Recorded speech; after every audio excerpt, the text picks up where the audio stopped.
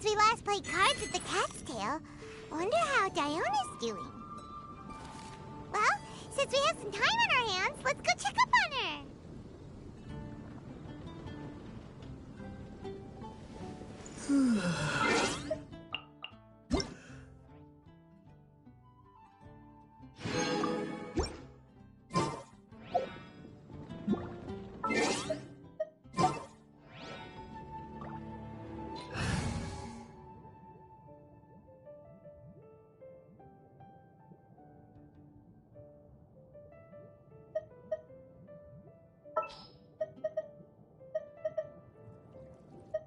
Here, let me help you.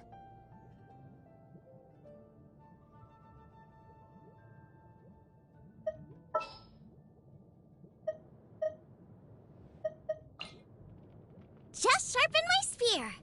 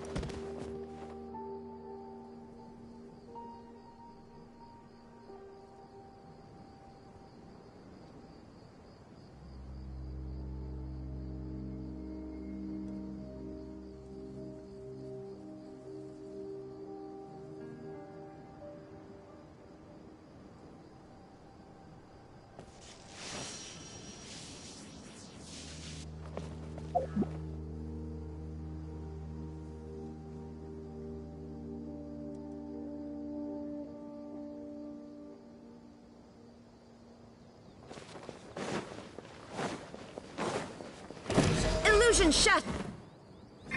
Out of the frying pan, into the fire!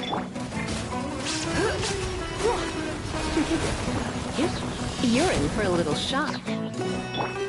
There is no escape! Race you!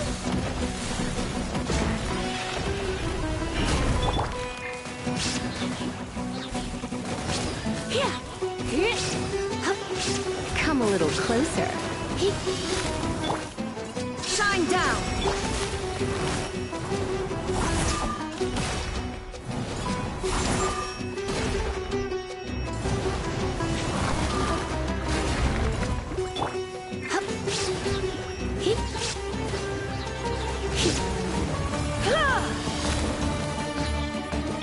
There is no escape!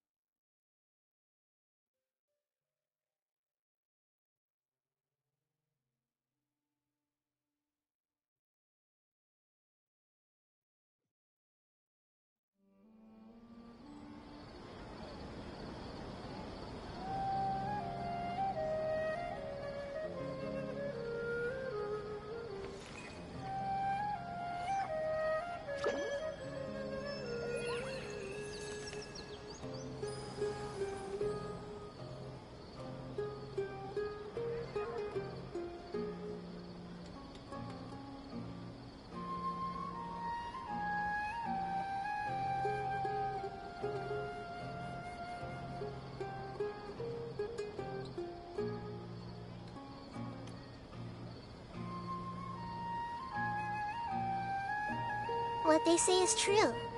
You have to see the world for yourself to appreciate how beautiful it is.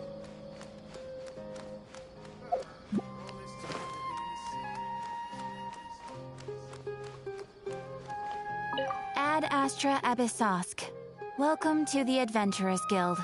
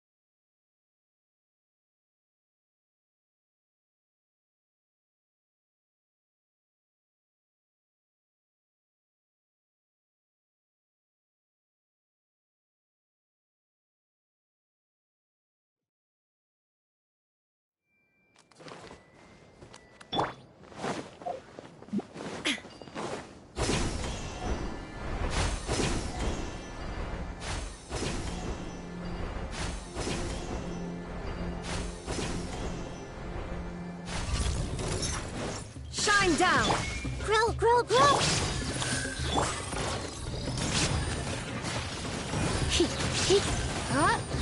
Come a little closer.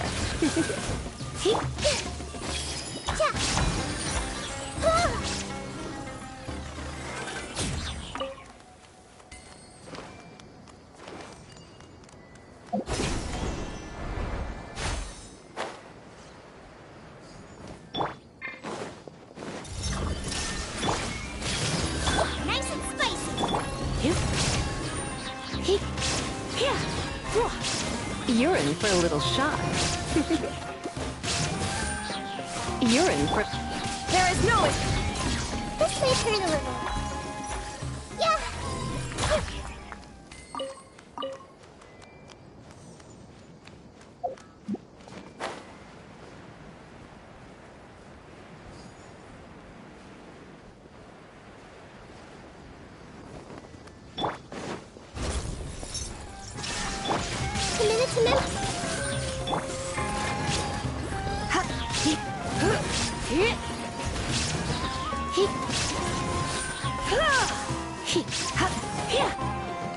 Grow, grow, grow!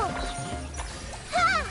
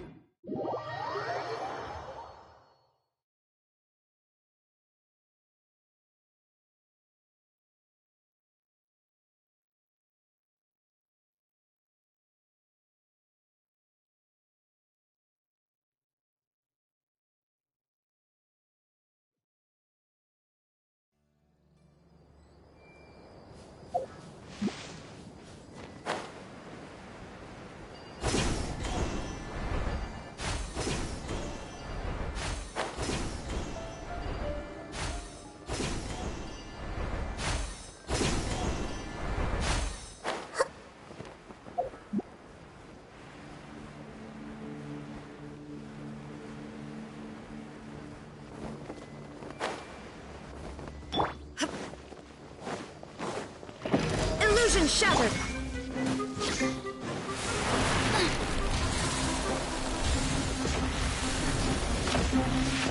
Race you!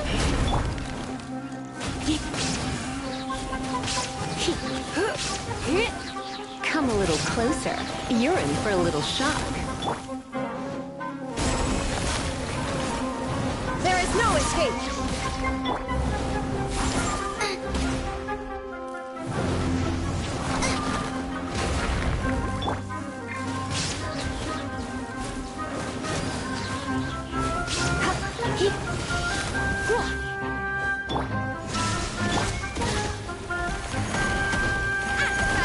It's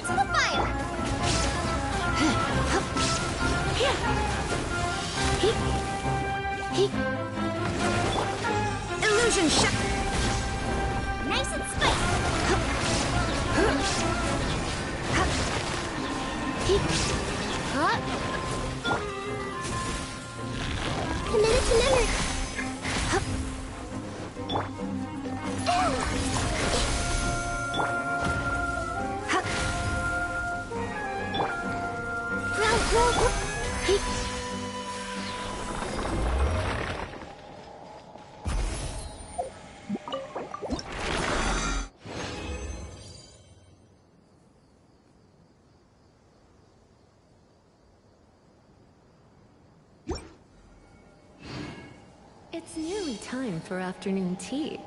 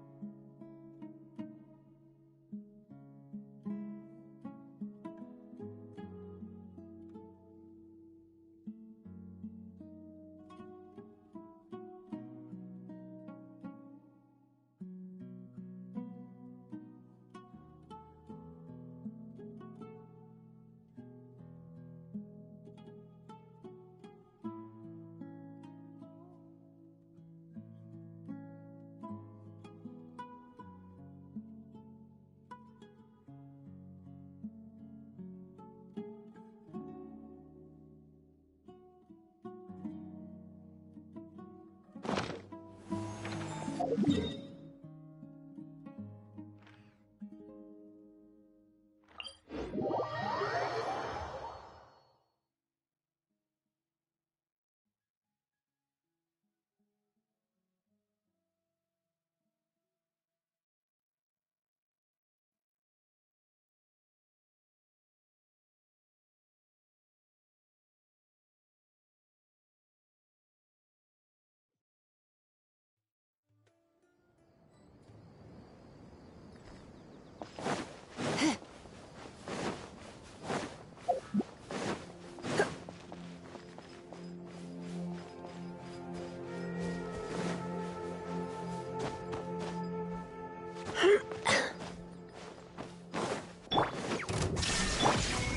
see everything. At the front hand. Hip. Hip. Hop. Hip.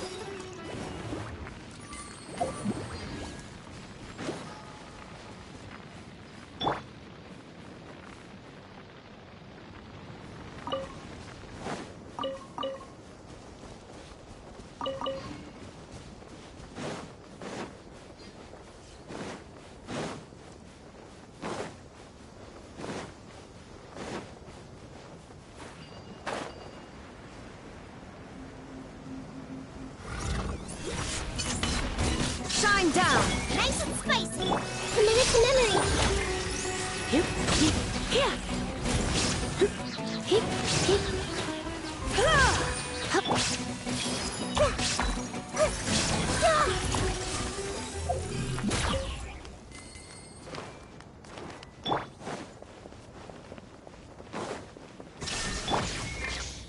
Hey.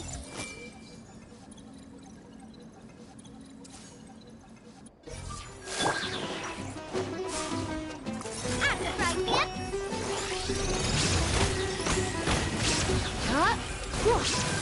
Hip. Here.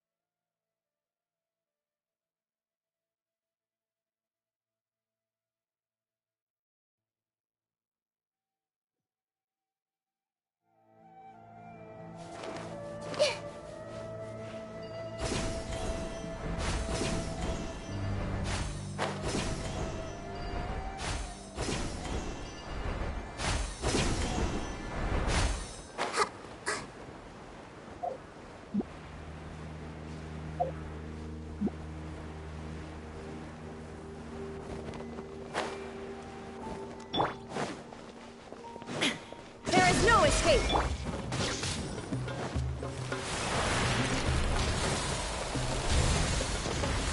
Race you. Boba, get. Hop. Hip. Hip. Hip. Here. Hip. Hip. Here. Hip. Hip. Shine down.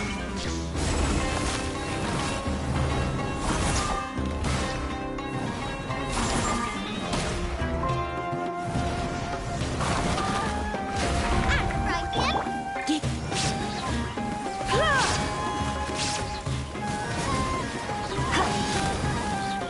There is no escape. Nice and spicy. Hip. Hip. Hip. Huh? Shine. Racing at the front hand. Hip. Hip. Hop. This sacred. Hop.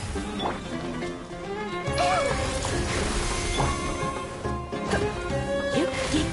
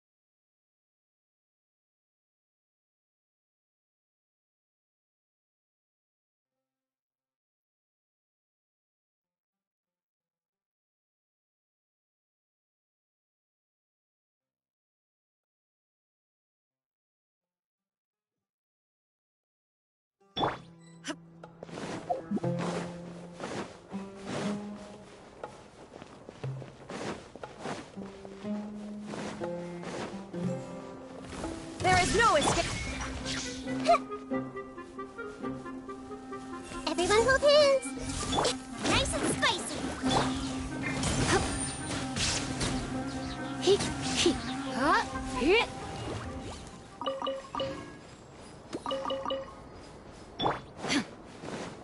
Illusion shut.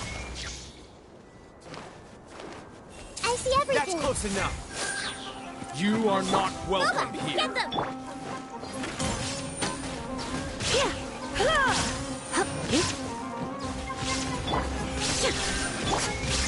Committed to memory. Nice and spicy.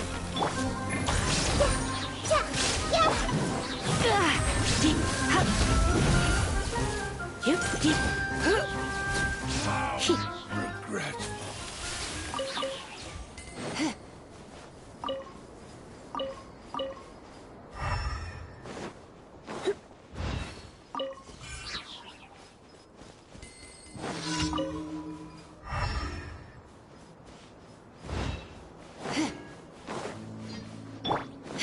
There is no. Hey. I'm the frying pan.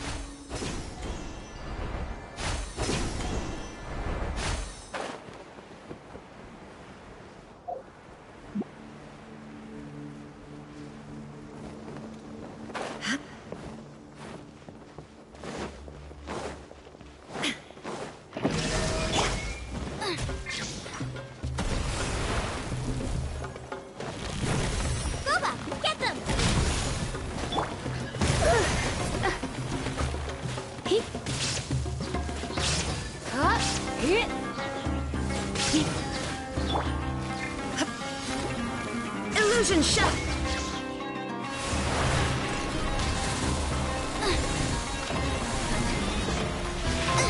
Nice and spicy.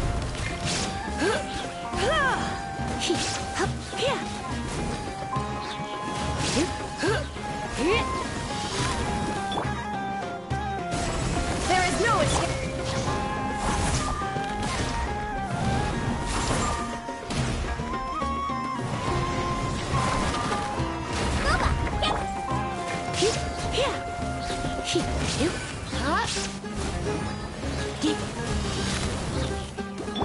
Illusion shut.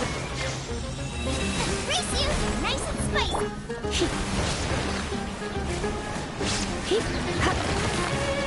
You come a little closer. Grow, grow.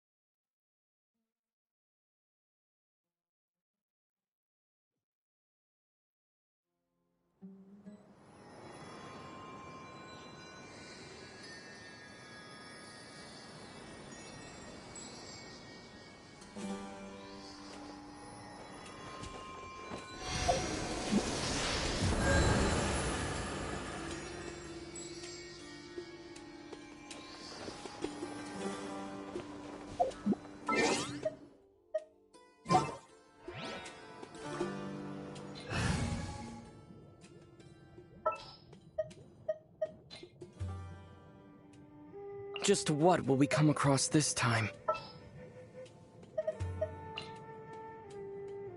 I'll take care of it. Inactivity serves no...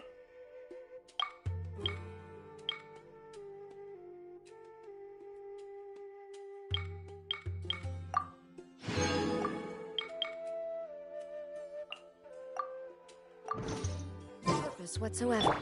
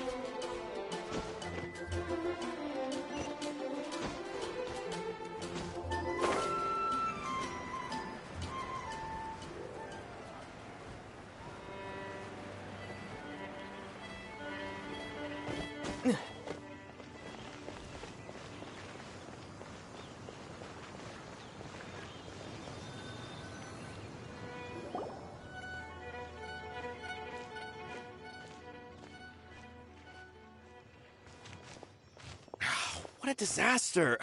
I didn't even make it through the qualifiers. How'd you do? I didn't do any better. I was beaten by that little Timmy kid. I've only ever seen him out there feeding pigeons. No clue how he got to be such a good card player. The next round's starting soon, right? Let's head over and watch the matches. I'm curious to see who'll win the grand prize. Did you hear that? A grand prize!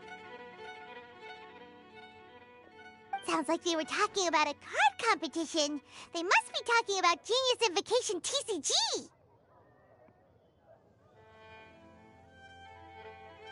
Should be, but let's go ask Diona for details.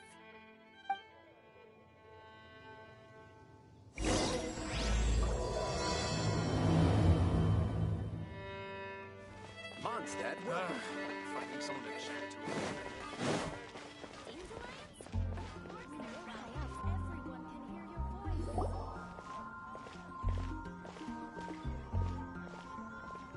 Wait, what? Am I seeing double? Do you have 2 tails? Your eyes are working just fine. Yes, I have 2 tails. You want to pet them? Wow, does it hurt when your tail splits into 2? Which one did you grow first? Oh, and what do you do when they start moving around while you're asleep? Oh, well, sorry if those were tricky questions. I've just never seen anyone with 2 tails before. Who's Diona chatting with? From her outfit, Paimon would guess she's probably from Inazuma. Oh, don't worry, kid. I'm sure you'll be growing a couple of tails of your own in no time. Huh? You think I could grow 2 tails as well? Sure, you're a yokai too, right? Your yokai power must be really strong if you can already take on human form. I was just climbing a tree one day when another tail popped out, just like that. People started calling me, Nekomata, I think? Yokai? Nekomata? No. You got it all wrong. My ears and tail are part of my cat's line bloodline. Oh, so you're not a Mondstadt yokai? Mondstadt doesn't have anything like yokai. Is this your first time here? Yep. Fortunately for me, the company I work for has been expanding, so I'm now getting the opportunity to travel to cities all over Teyvat. Oh, it's been such a pleasure chatting with you that I almost lost track of time. I'd better get going, or I'll be late for my next customer. Diona of the Quetzline clan, your pickup is complete. Thank you for choosing Komania Express. Great. Feel free to come hang out anytime.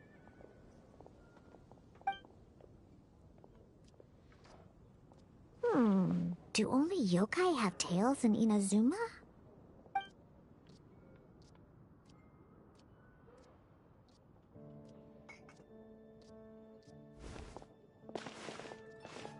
Hey, Diona! Oh, Traveler and Paimon! Hey, what brings you back to Mondstadt?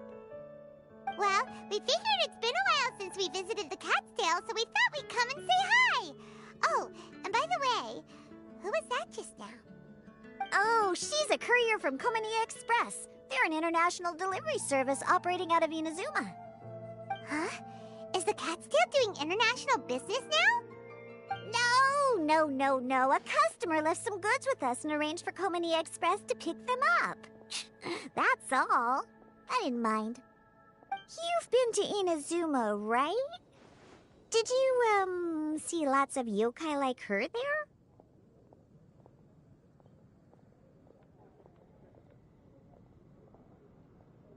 Right! But this is actually the first time we've ever seen one with 2 tails.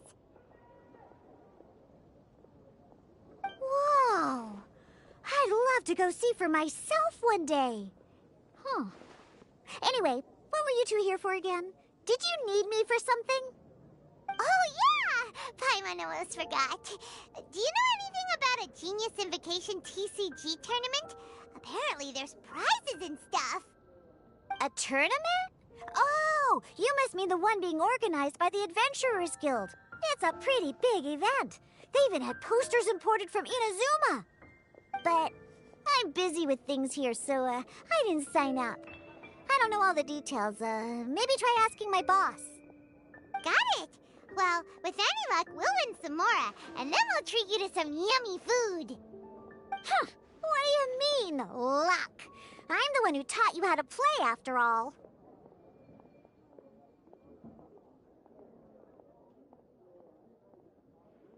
That's meow like it. Okay, you two should probably get going now. Head to the Fountain Plaza. My boss usually takes a walk around there at this time of day. All right, we'll go there right away.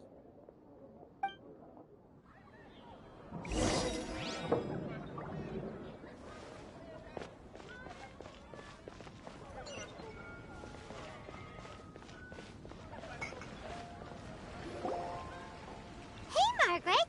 We thought we might find you here. Oh, if it isn't the Traveler and Paimon. It's been a while, hasn't it? Let me guess. Back to play some cards?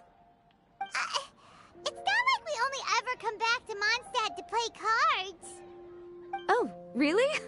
I just assumed you were here to take part in the King of Invocations Grand Prix. King of Invocations Grand Prix? Oh, that must be the Adventurers Guild one that Diana mentioned. That's the one. Genius Invocation TCG has been attracting more and more players lately. The Adventurers Guild arranged for venues in every city to hold a regional tournament for the King of Invocations Grand Prix. The rewards are quite substantial. Mondstadt is already at the final stage, so I'm afraid you might be a little too late to get that prize. Really? Oh, darn! We already promised Diana we'd treat her to some food with the moral we won. It's all right. There's bound to be a next time. This card game came out of nowhere and has already taken the world by storm. Who knows where it'll go next? The game's creators must be ecstatic with all this success, don't you think? It's unbelievably popular. Yeah, and it only gets more fun the more people there are to play it with. Well, you may have missed the boat on the official event, but there's also an unofficial tourney organized by some players. Would that interest you at all? Unofficial tourney? That's right. With all the excitement surrounding the main tournament, players can hardly contain their enthusiasm. So they've set up an unofficial tourney aimed at a larger player base.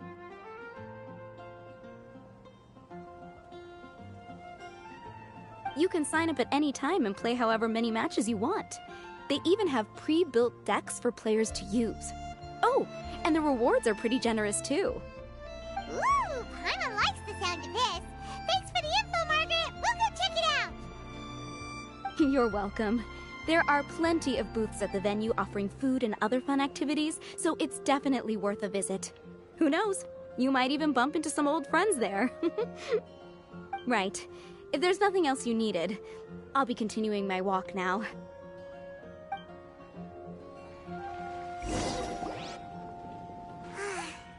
Paimon still thinks that with your abilities, winning the grand prize in the official tournament would have been as easy as pie.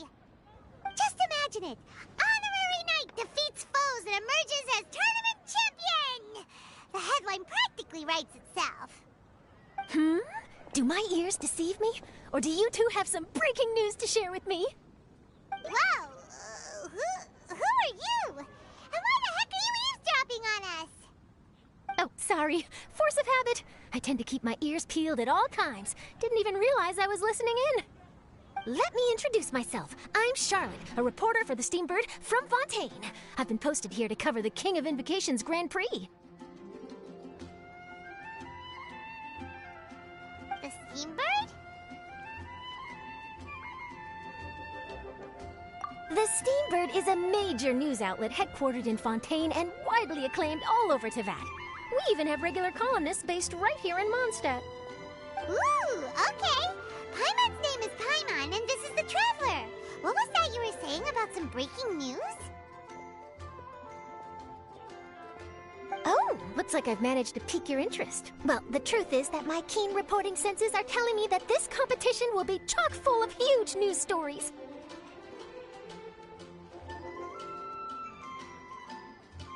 Huge news stories?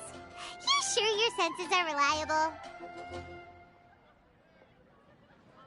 Absolutely! After all, I've seen it with my own eyes. There's a criminal who's been slinking around the competition venue, and his name is the Card Snatcher. Card Snatcher? Mm-hmm. He stole his opponent's cards when they weren't looking.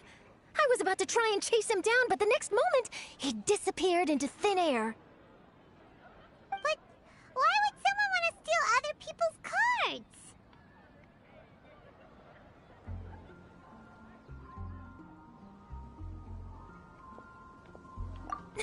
Whatever the truth of the matter, it's my job as a journalist to dig up all the gory details and turn them into my very own exclusive news piece. So, what do you think? Want to join me in my quest to uncover the sensational story that's hiding behind the scenes?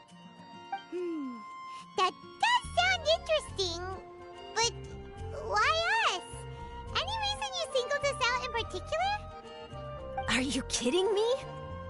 It's a no-brainer, considering you're the honorary knight who saved Mondstadt, the hero of Liyue who fought alongside the Adepti, a key player in the repealing of Inazuma's Sakoku decree, and the redeemer of the Sumeru Academia. Okay, point taken. Yeah, it seems like we've ended up making quite a big name for ourselves, huh?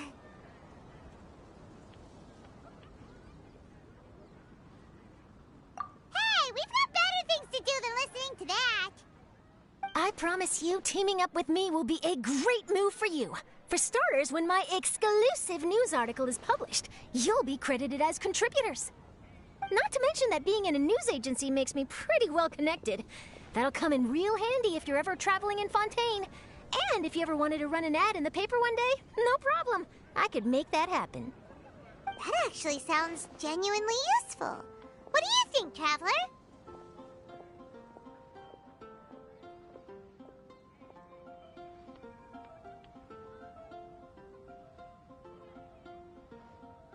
Great! Then welcome to the news crew. I've heard that the Traveler always lends a helping hand, so it's nice to know that you live up to your reputation, but even nicer to experience it for myself. Now then, before we start investigating our card snatcher, I have one other small task to take care of first. That Mondstadt columnist who I mentioned earlier is a longtime favorite of the Steambird's readership. Management thought that a cash bonus was in order, so I brought it along with me. Oh, so we're gonna go meet them now? Yep, I have the address right here. We just need to make a slight detour to drop off the Mora, then we'll be on our way. I thought you would have figured out who it is I'm talking about by now. From what I've heard, you're quite well acquainted. Oh, it's someone we know? That doesn't narrow it down much. We know lots of people in Mondstadt. Never mind, just lead the way, Charlotte.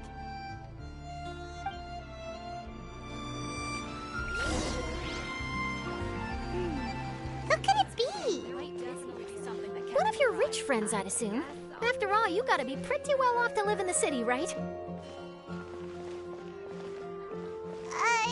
That still doesn't really narrow it down. We know lots of people with lots of Mora. Wow, I guess being a national hero earns you friends in high places.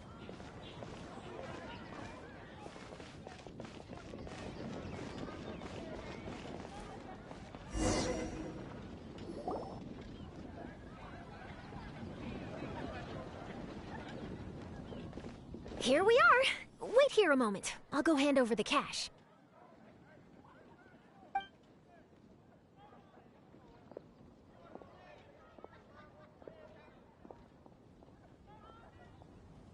Huh? Oh, so it's...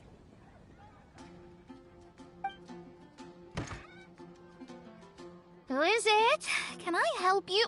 Oh, Traveler and Paimon, what brings you here? And I'm sorry, I don't believe we've...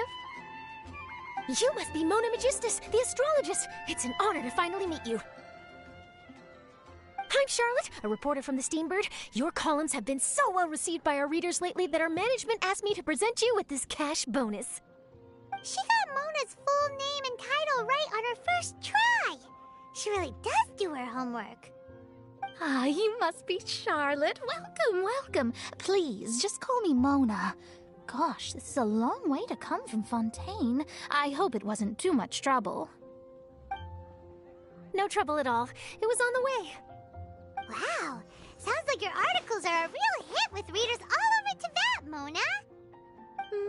Have I never told you? Well, I've been writing my column All Things Astrological for the Steambird for a long time now. The chief editor wrote to me a while ago about the bonus. Thank goodness it's finally here. I was wondering when it would arrive. Thank you, Charlotte. Huh. You make it sound like you really needed this. Are you pressed for money, Mona? What? No, of course not. It's just that once I knew the bonus was coming, I reallocated some funds that I'd previously set aside for daily necessities and purchased some expensive equipment. That's all. Classic Mona. Aha! Perfect! Renowned astrologist broken starving. Do the stars really have all the answers? The article practically writes itself.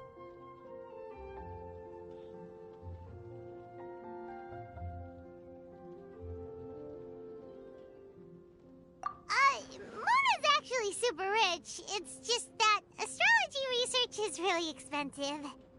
Super rich is a bit of a stretch. Anyway, enough about that. What brings you back to Mondstadt this time, Traveler in Paimon? Originally, we just came to catch up with a friend of ours. But some things have come up, and now we're helping Charlotte investigate the case of the Card Snatcher. Speaking of which, will you be competing in the King of Invocations Grand Prix? Where it is that the prizes are pretty stellar. I'm much too busy with my research these days to dedicate time to a competition. Besides, even if I did enter, there's no guarantee I'd actually win a prize, is there? Isn't there? I'd have thought you'd be certain to win with astrology on your side. You'd know all of your opponent's cards ahead of time. What do you take me for? No self-respecting astrologist would dream of abusing their beloved art for such crude purposes. Besides, it wouldn't be fair to the other contestants. Well said. Spoken like an accomplished academic and a conscientious citizen. Well, yes, obviously. Anyway, if past precedent is anything to go by, you're the ones who ought to be wary of what's around the corner. Especially if you're chasing after this card snatcher, was it? Sounds like bad news. Shall I take a glance at what you're up against? Thanks for the offer, but there's no need. Relying on your astrological skills for all the juicy details would make this story a Mona exclusive. But that's not quite the kind of exclusive report I'm going for here. But don't you worry. They call it investigative journalism for a reason. We journos have our ways. All right, well, best of luck with your investigation, then. Thanks again for bringing the bonus, Charlotte. Do give my regards to the chief editor.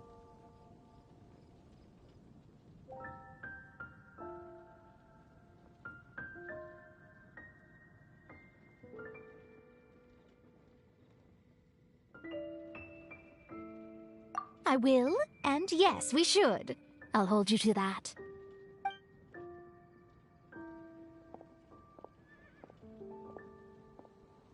I think it's about time we started heading to the competition venue. The Mondstadt Regional Final should be starting shortly. All right! Paimon can't wait to find out who the finalists are!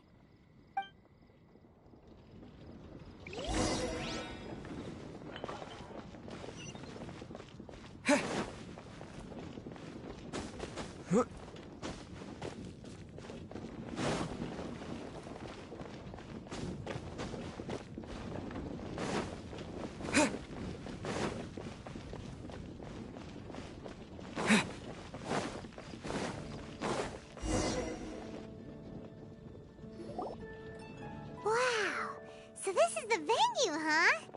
Seems pretty lively here.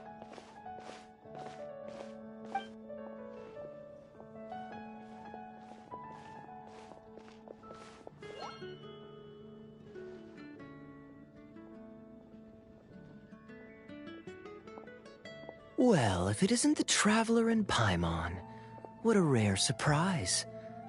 Did you really come all this way just to watch Timmy and me in the final? Kaya? You made it to the finals? Wait, what about your work with the Knights of Favonius? You better not be slacking off again. Hey, come on now. That's no way to talk to a friend. Naturally, I wouldn't have considered entering the competition were I not already on top of my work. Enjoying a drink while playing a few rounds of cards. I can't think of a better way to relax outside of work, can you? Oh, just be sure not to tell Diona I said that. Well, since you're in the competition, have you noticed anything suspicious going on so far? You know, like people stealing other players' cards and that kind of thing. Stealing cards, you say? I'm afraid I haven't seen anything of that sort. Not while I've been playing, anyway. Why do you ask? Well, we just ran into this journalist from Fontaine and she... Huh? Where'd Charlotte go? She was right here, wasn't she?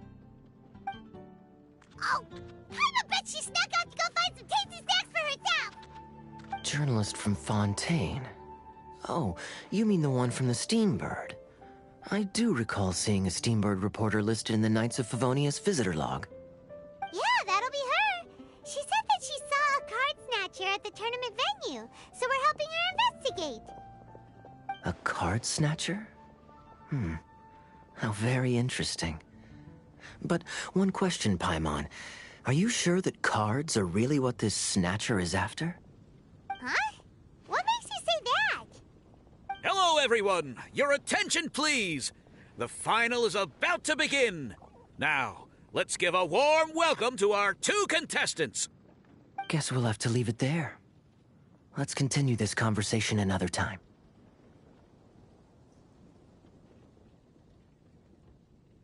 Thanks, Traveler. Go get him, Kaya! We'll see you in a bit!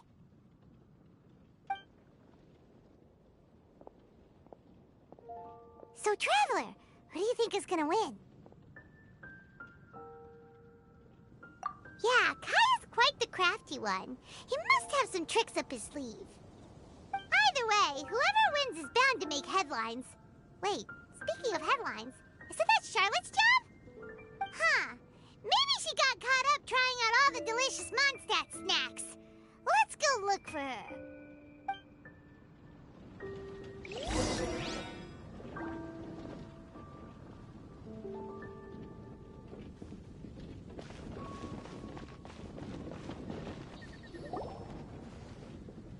Charlotte! What happened? You just disappeared without saying anything. Oh, I just didn't want to bother you while you were catching up with your friend. But Kaya's one of the finalists. Don't you want to interview him or something? You did say you were supposed to be covering the competition. I could churn out that kind of soft news piece in 5 minutes if I had to. Personally, I'm more interested in those 2. From the moment things kicked off, they've been acting very strangely, like they're trying to stay out of sight. I'm sure they must be plotting something. You mean there are 2 card snatchers? Shh! Keep your voice down! We don't want to scare them off. We need to wait until we've got something concrete. Then we can use my camera to catch them in the act. Huh? Wait! Where'd the other guy go? He's on the run! After him!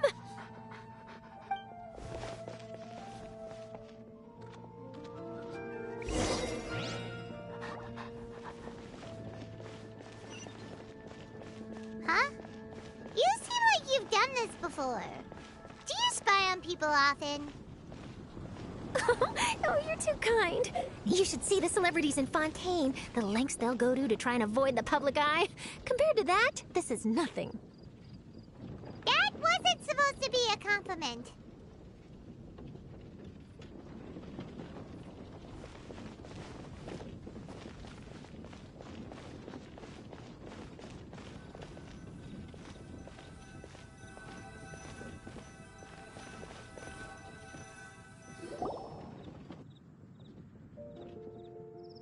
He's heading toward Mondstadt's side gate. Let's follow him, but quietly. We mustn't let him spot us.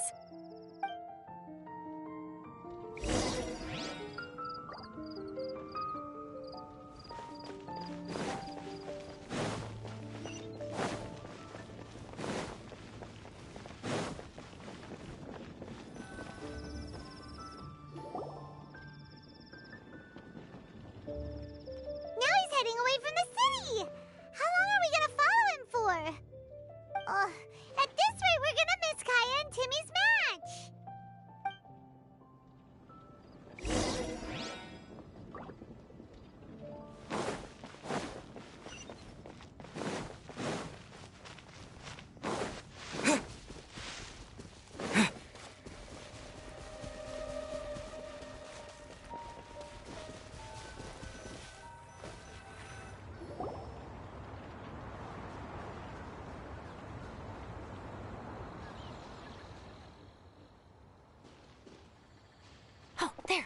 Looks like he stopped. Let's sit tight and see what happens. Why'd he come all the way out here? Is he gonna hide something? And now he's crouching down with his hands above his head. Wait! Treasure hoarders! He's in trouble!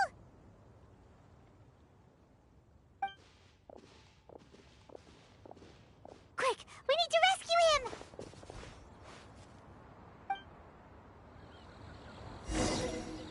Help! Someone save me! What are the treasure hoarders doing so close to the city?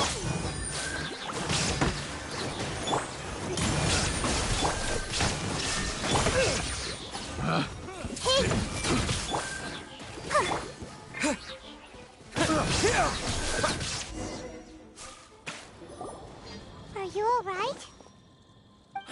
Oh, thank goodness. I thought it was all over for me. Those treasure hoarders, did you know them? It sure looked like they were here just for you. Why would I know them? I was just out for a walk, minding my own business, and then the next thing I knew, I was surrounded. Oh, really? Then why did they target you? It wouldn't be because of some dubious deal you were involved in at the tournament, would it?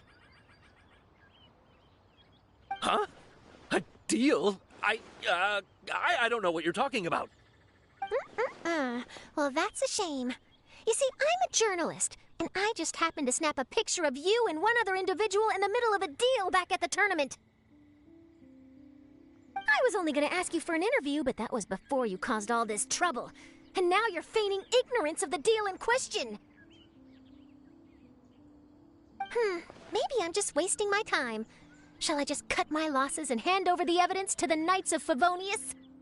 Whoa! No, please. I'll talk. But you gotta believe me, there's nothing shady going on, I swear.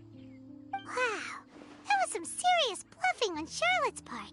She didn't take any pictures at all.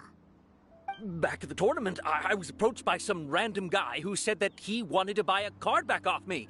I said, okay, how much are you offering? And when he told me the amount, well, my jaw practically hit the floor. Really? What kind of card back was it?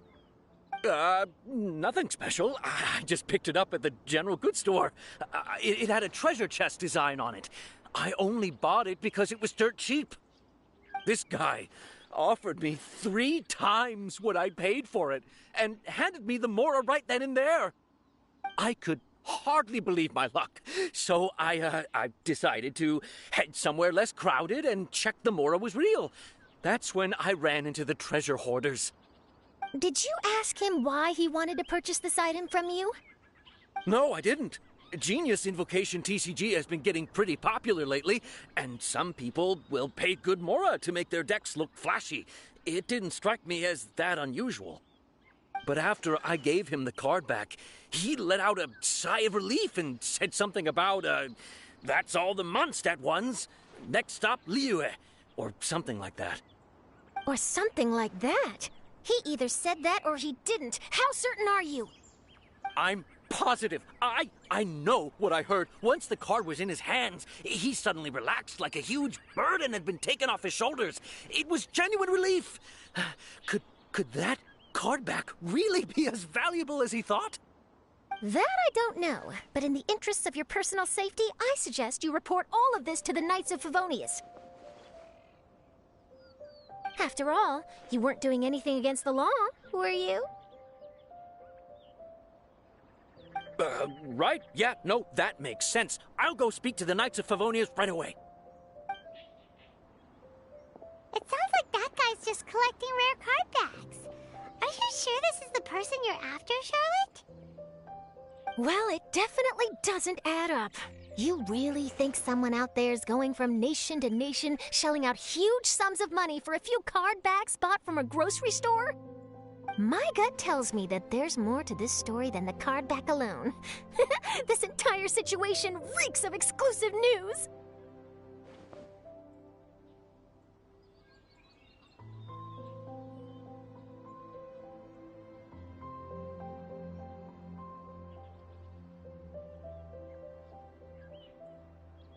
Ooh, you mean someone like Albedo?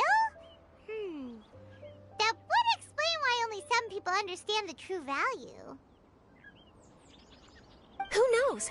But wherever this leads, we're definitely onto something. Even though I didn't manage to get a good look at his face, his physique and the way he moved were identical to the card snatcher I saw last time. I'm sure it's the same guy. He was much more discreet this time, though. I guess he didn't want to risk trying anything with so many potential witnesses around. From the sounds of it, we need to head to Liyue next, right? Paimon can't wait! We have tons of friends in Liyue, too. But shouldn't we check in with Kaya before we leave? Paimon at least wants to find out who won the final. Good idea. Let's go.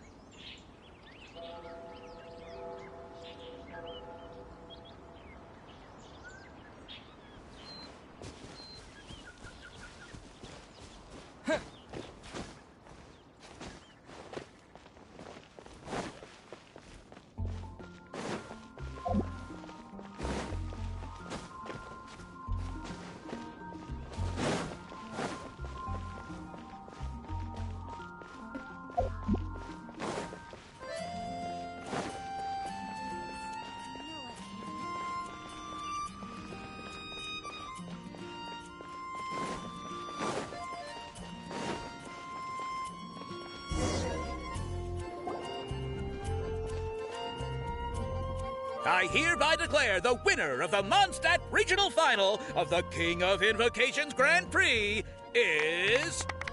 Timmy! Wow! Timmy won! That's amazing!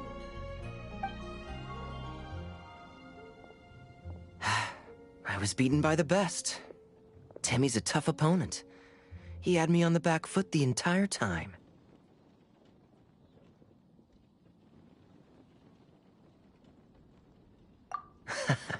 It's all right. You don't need to comfort me. This must be the journalist from Fontaine you mentioned earlier. Charlotte, was it? Enchanté. I'm Kaya, cavalry captain of the Knights of Favonius. I trust you're enjoying your time in Mondstadt? The pleasure is all mine. Mondstadt's reputation as the city of song and freedom is truly deserved. The mood here is simply delightful. I'm glad you're liking it. Oh, by the way, I couldn't help but notice you all rushing towards the city's side gate earlier. Did you find something? I couldn't get it off my mind, even during the competition.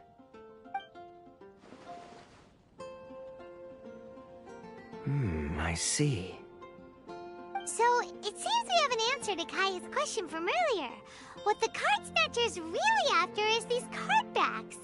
But we still haven't figured out why he cares so much about them. Well, while I'd love to accompany you all to Liyue Harbor, I'm afraid I still have my Knights of Favonius duties to attend to. In fact, our top priority right now is strengthening Mondstadt's defenses. Treasure hoarder activity has been increasingly rampant lately. Don't worry, we'll keep you in the loop if we find anything. In fact, if Charlotte's journalistic instinct is on point, you'll probably be reading her exclusive report in the Steambird before long. Wonderful. Then I look forward to reading all about it. Thanks for supporting quality journalism. Okay, let's take tonight off and head to Liyue Harbor tomorrow. It'll give me a chance to write down everything that's happened today. Oh, Paimon wanted to ask. See the two people on this poster? Are they the inventors of Genius Invocation TCG? They look so young. Maybe, but very little is known about either of them. Whether they've been living under a rock this whole time or just aren't interested in fame, I don't know. But hardly anybody has ever seen them. The poster's probably just an artist's impression to capture the general look and feel of the duo. Beyond that, I doubt it's very true to life. Sounds like they're a couple of socially reclusive scholars. If Paimon were in their shoes, she'd be showing up to all the events, signing autographs, selling cards, and probably getting complimentary food and drink. I approve. And to top it off, you could play a few rounds of Genius Invocation with everyone. I was reading up on the game's inventors before I came to Mondstadt. I was originally hoping to arrange an interview with them. But I soon discovered that there's no mention anywhere of where they live or of any Genius Invocation events that they've attended. It's as if they've designed the game and then never played it again.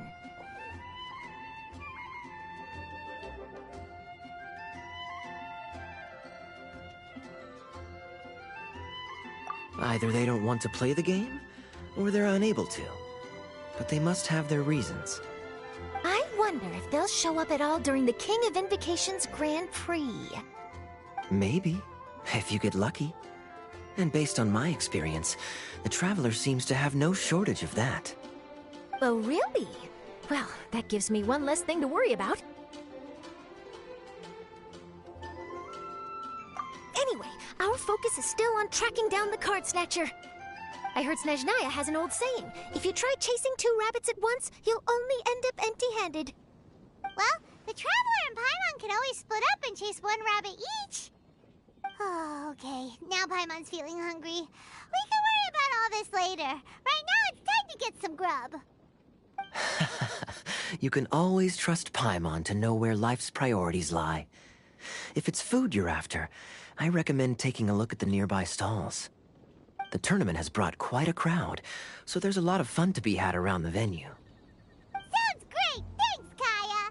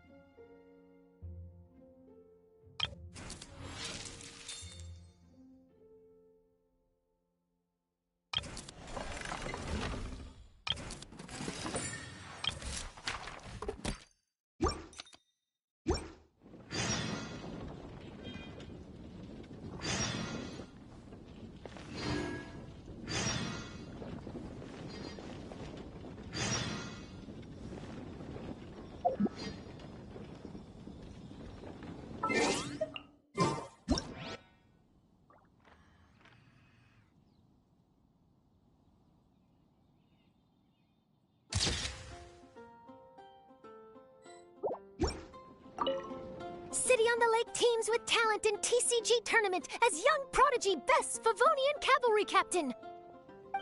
This title saves face for the Knights, but lacks a little oomph. Top strategic mind of the Knights of Favonius outsmarted by Bridge Boy in 5-round failure. Captain's championship hopes crushed in dazzling Dark Horse defeat? Maybe I should stick with my first draft.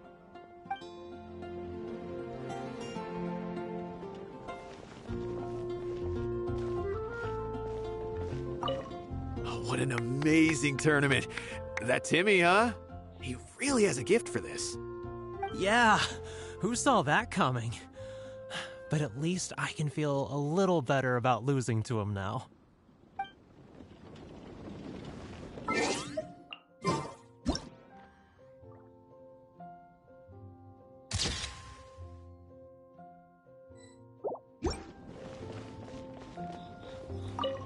I won!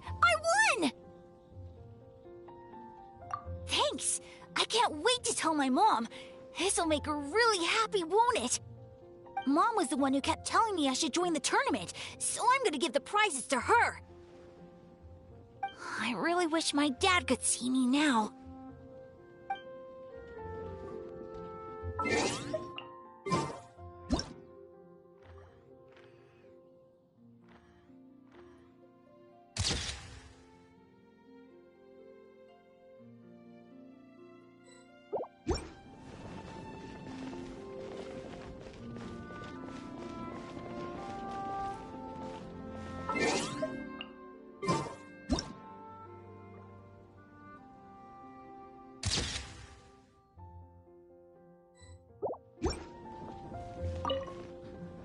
Hey there. Something else you wanted to discuss? The game's really caught on lately. It's a part of everyday life now. Everywhere you go, you see people playing it. In fact, some people have even given up drinking in order to keep a clear head during the game. I'm sure Diona will be happy to hear that.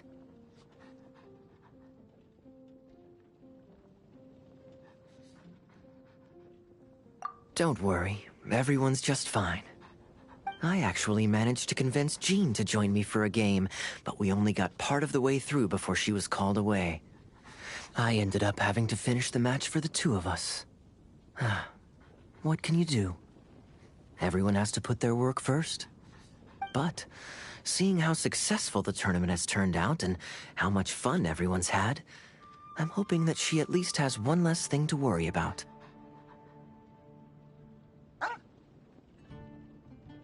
Sure. We should have a game of Genius Invocation TCG when you get the chance.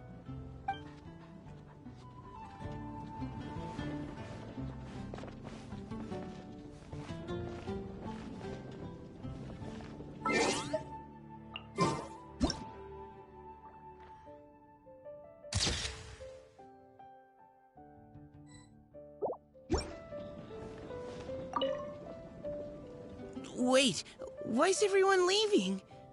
Did I miss it? Ah, Mika, too bad you weren't here to see it. I'm afraid that Captain Kaya lost. What? Tell me everything. What happened?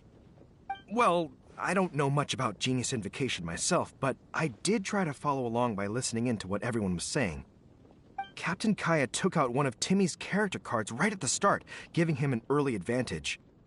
But I guess that was all part of his opponent's strategy?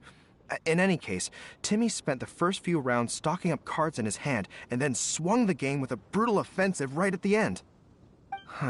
But, you know, maybe the match was already over from the moment they flipped the coin and determined that Kaya would go second. Whew, I need a drink. Calm down, bro.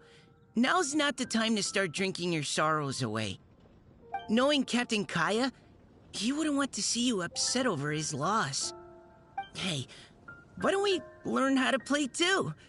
Maybe then, we'll get to play against Captain Kaya someday. Though, I'm sure we'd lose pretty badly to him. Yeah, you're right, Mika. Not a bad plan.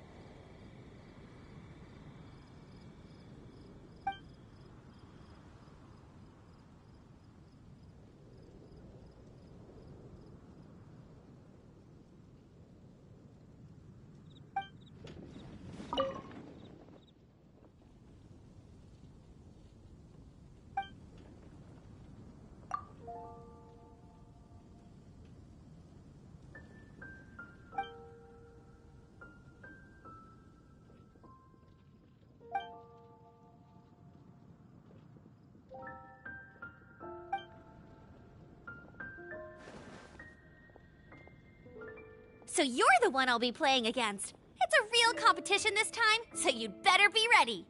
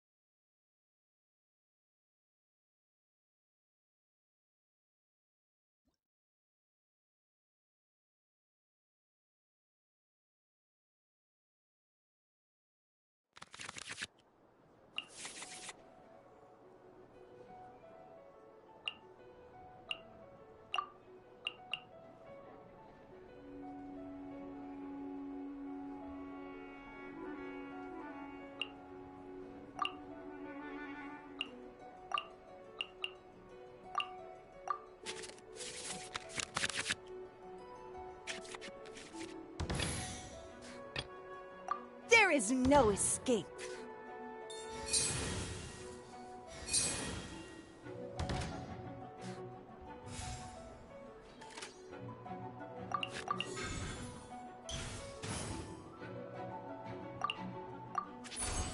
Water's form is ever-changing!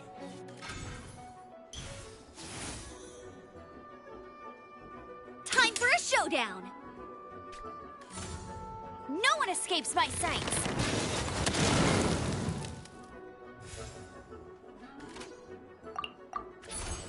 In the image of the wilderness.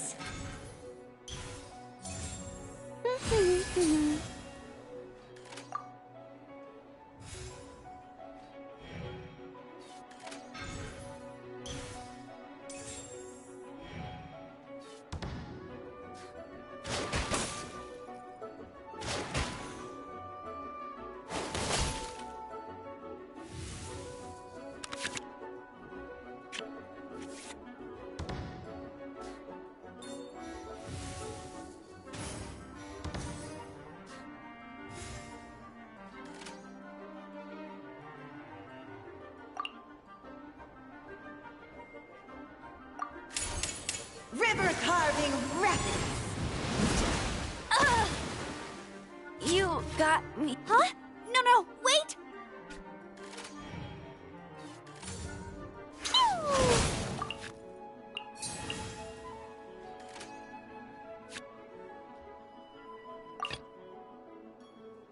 The threads of your fate lie in my hands.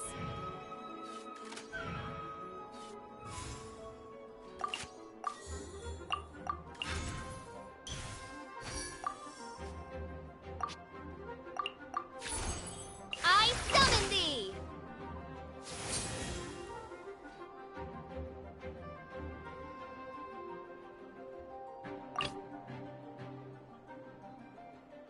Didn't keep you waiting, did I?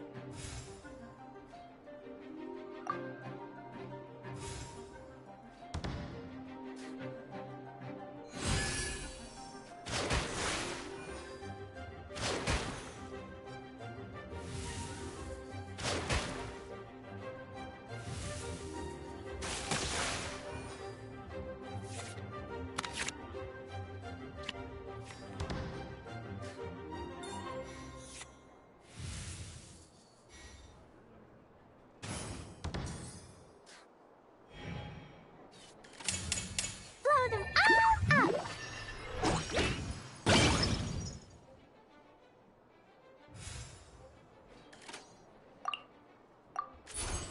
Yahoo! Yay, I did it! Oh no, now my thoughts are all jumbled up.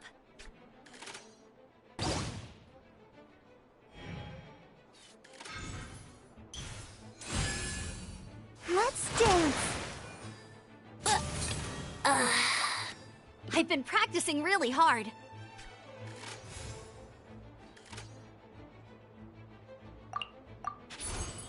Water's form is ever-changing!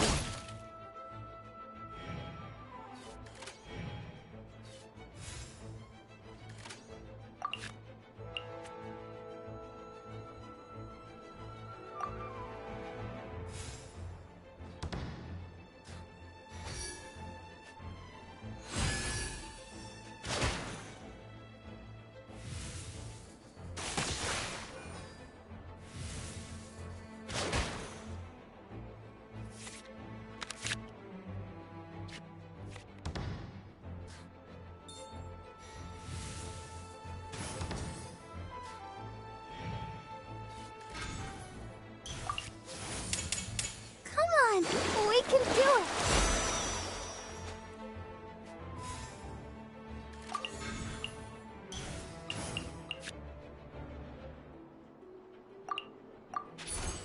In the image of the wilderness.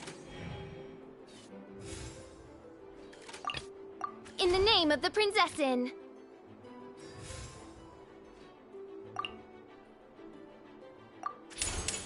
Wings of darkness, come, sever night from day.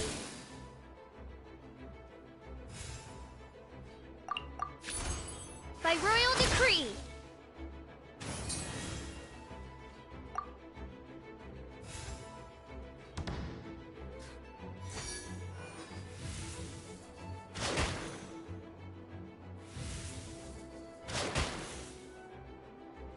Has everyone stopped singing?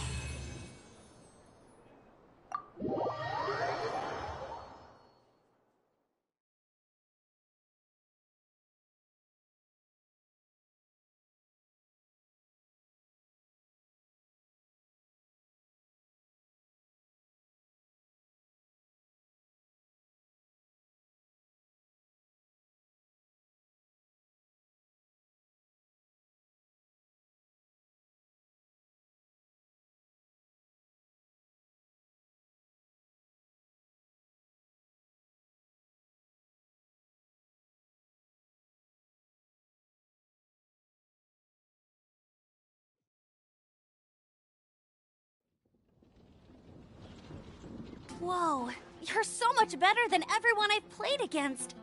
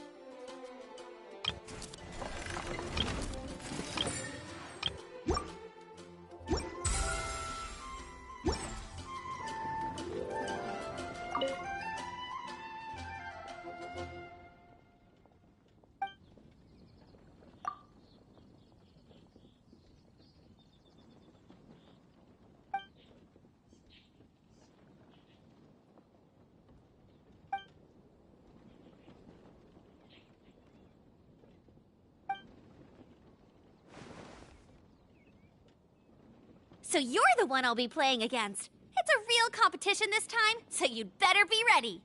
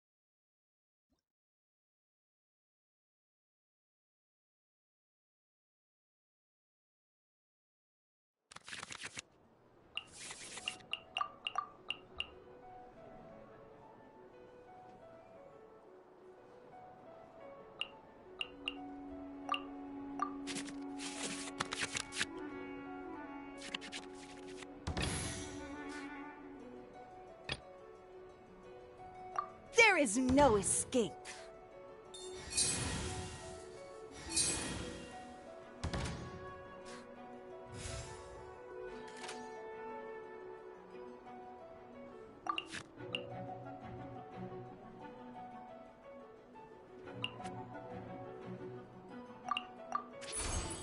Water's form is ever changing. Time for a showdown. No one escapes my sights.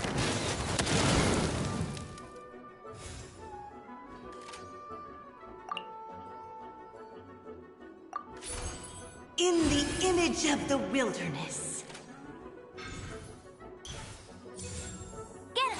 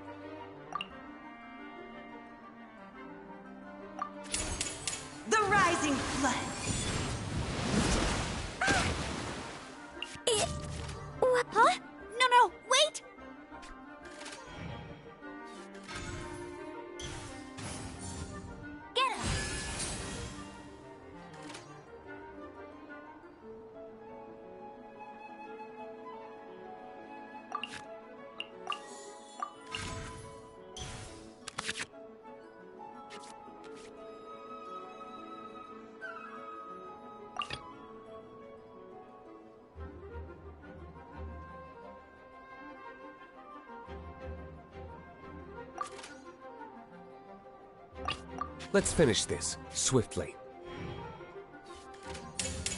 No one escapes my sights!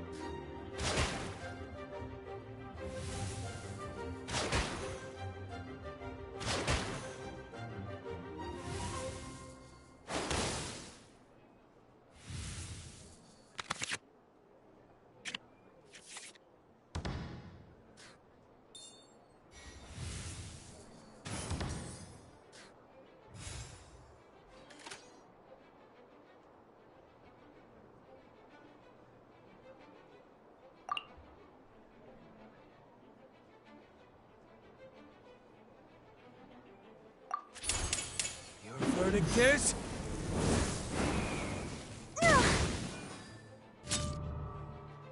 Is every... Oh no, now my thoughts are all jumbled up.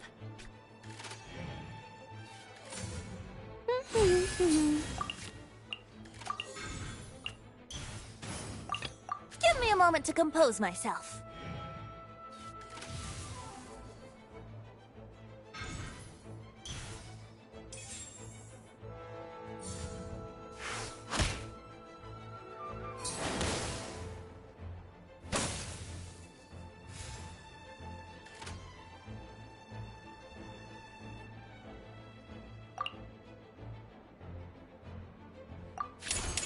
Time for takeoff.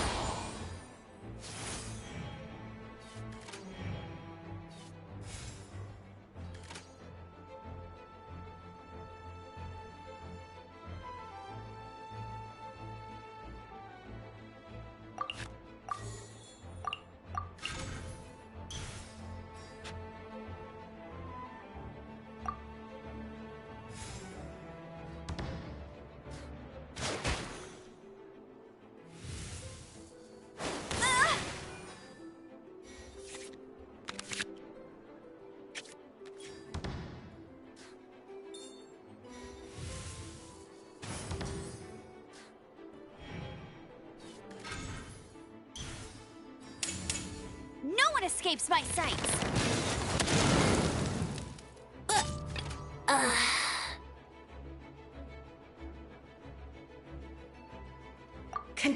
I've been practicing really hard.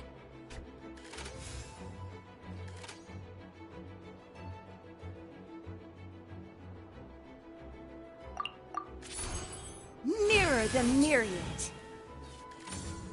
Go, go, Baron Bunny! In the image of the wilderness.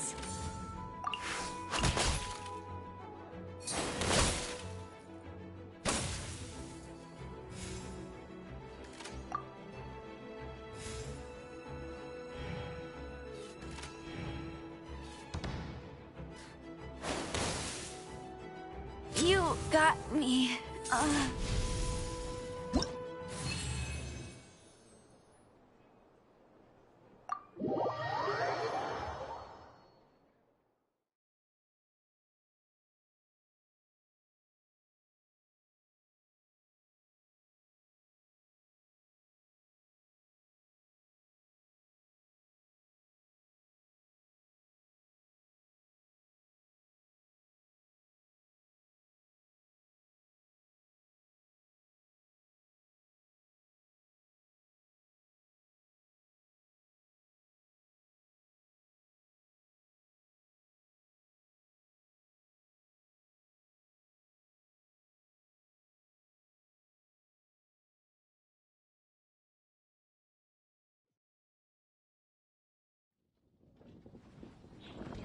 Whoa, you're so much better than everyone I've played against.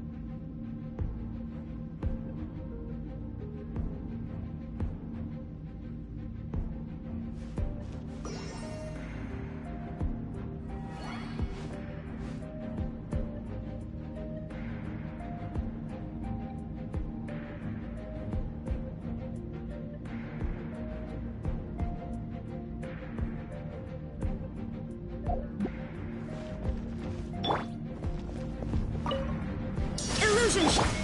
Let's dance. One with nature. Propagate! Germinate! Time to get clouds high. The birds... There is no escape! The wind knows me.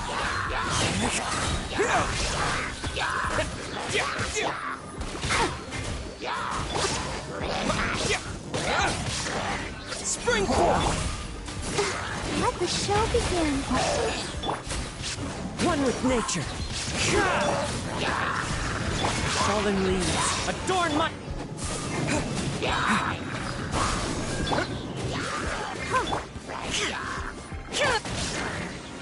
The wind knows me.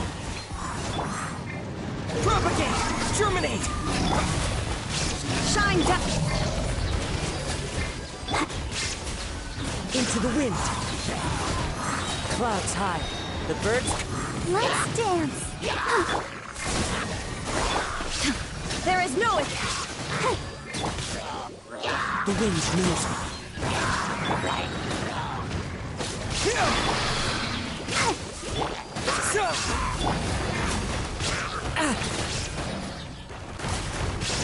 One with nature.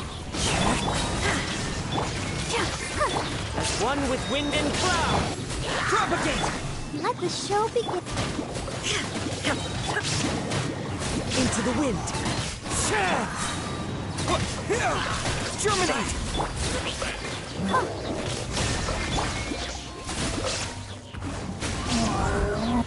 Fallen leaves adorn my... Scatter! Illusion shot! The wind knows me.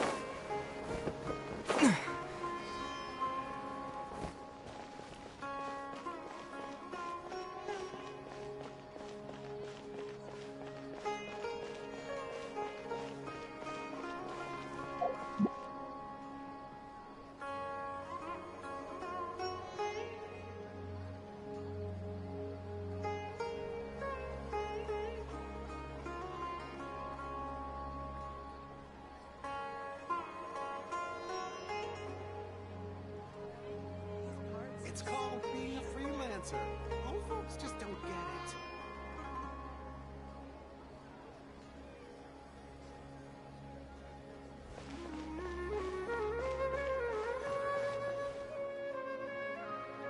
I've taken a look at your proposal.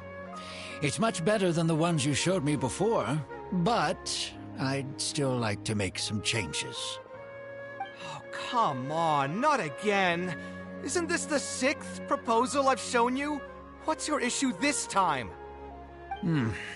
It's a bit hard to put into words, but the design still doesn't look quite right to me. I have to say, that's a terribly vague and unconvincing explanation. Please enlighten me. What would feel more right to you? For starters, don't you think this roof is jutting out a bit too far from the top? It looks almost like the head of a fungus. This door, too. I don't think it needs to be nearly this large.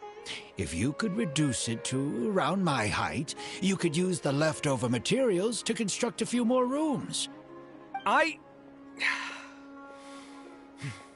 roof and the door are the most fundamental parts of a building. If we were to change them, then what would be left of the design?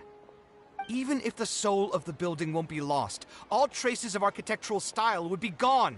Anyone with the slightest inkling of architectural knowledge would know to leave them alone. Oh, I understand the principles of what you are saying, of course, but the truth remains that I'm still a bit unhappy with the design as is. Is there anything else that you can do? Oh, actually, I just got an idea. Can we get rid of all the extraneous sections on the roof, so the whole design will just be one vertical structure, similar to that of a tree trunk? What? Don't architects often say that symmetry makes everything more balanced and pleasing to the eye? This way, the proportions will be completely balanced. I really don't know how you managed to come up with such a ridiculous idea. Wait, don't tell me. Someone hired you specifically to commission me and put me through the ringer? Come to think of it, though, I really don't think I've gotten on anyone's bad side recently. Anyway, that's it. I will not be working on this commission anymore. Goodbye. Maybe you can find yourself some other genius who'll be able to satisfy your demands. Hey, young man, please wait!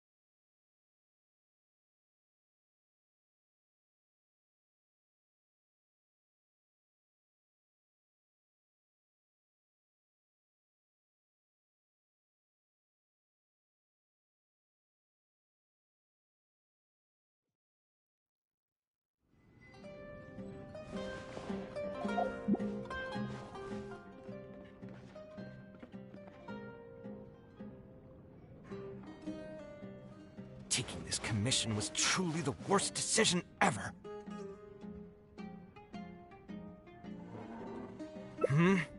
Oh, hey, I wasn't expecting to run into you here. Actually, while we're on that, what are you doing here at the tavern? Don't listen to anyone who says that drinking is an elegant pastime. It's no good for your health.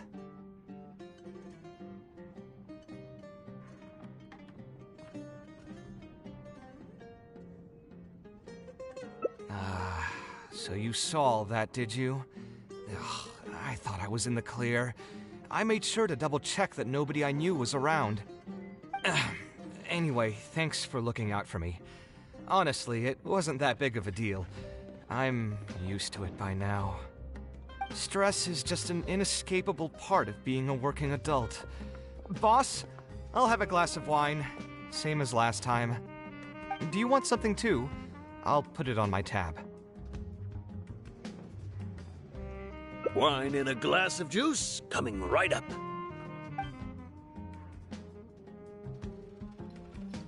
I know you're already keeping a secret from me, but if you could add this one to the list as well, I'd really appreciate it. Arguing with a client is not a good look for me. If word gets out, other potential clients might be afraid to work with me. That guy, though, what was he even going on about? All those ridiculous demands of his? He's just a blabbering fool trying to act like a know-it-all.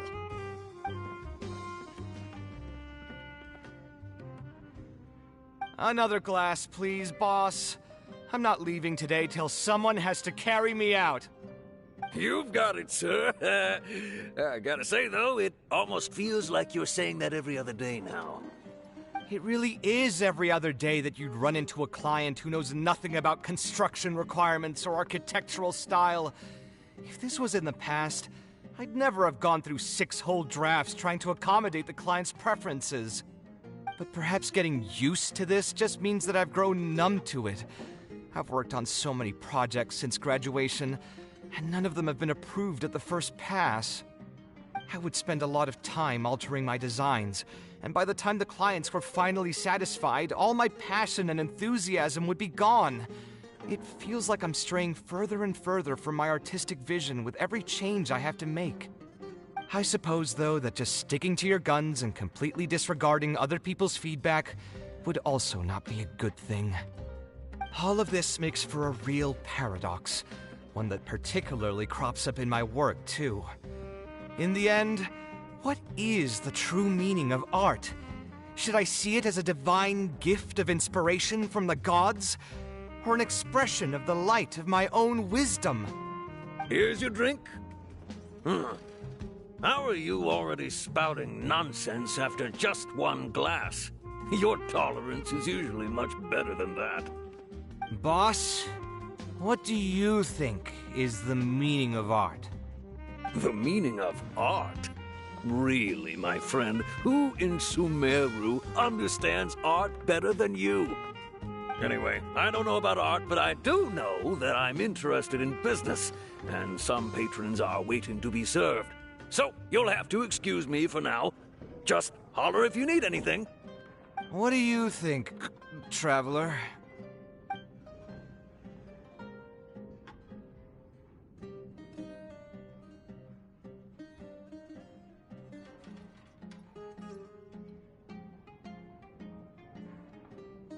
Yes, art shouldn't be self-indulgent entertainment saved for the elite. Let's say that I built a house for someone. If they don't like how it looks, then no matter how brilliant it may appear to me, they won't be happy with it. The problem is that it can be very difficult to get validated by others. I could compromise my personal standards to accommodate my clients, but often that just means creating a final product that I would struggle to look at.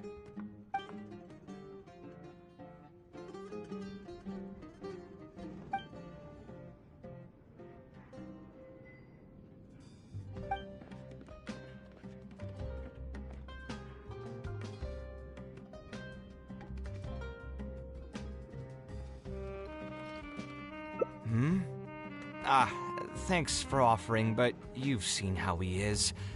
He's not going to listen to anything I say. He understands nothing about my design, and all the suggestions he made were as if he just wanted to mock me.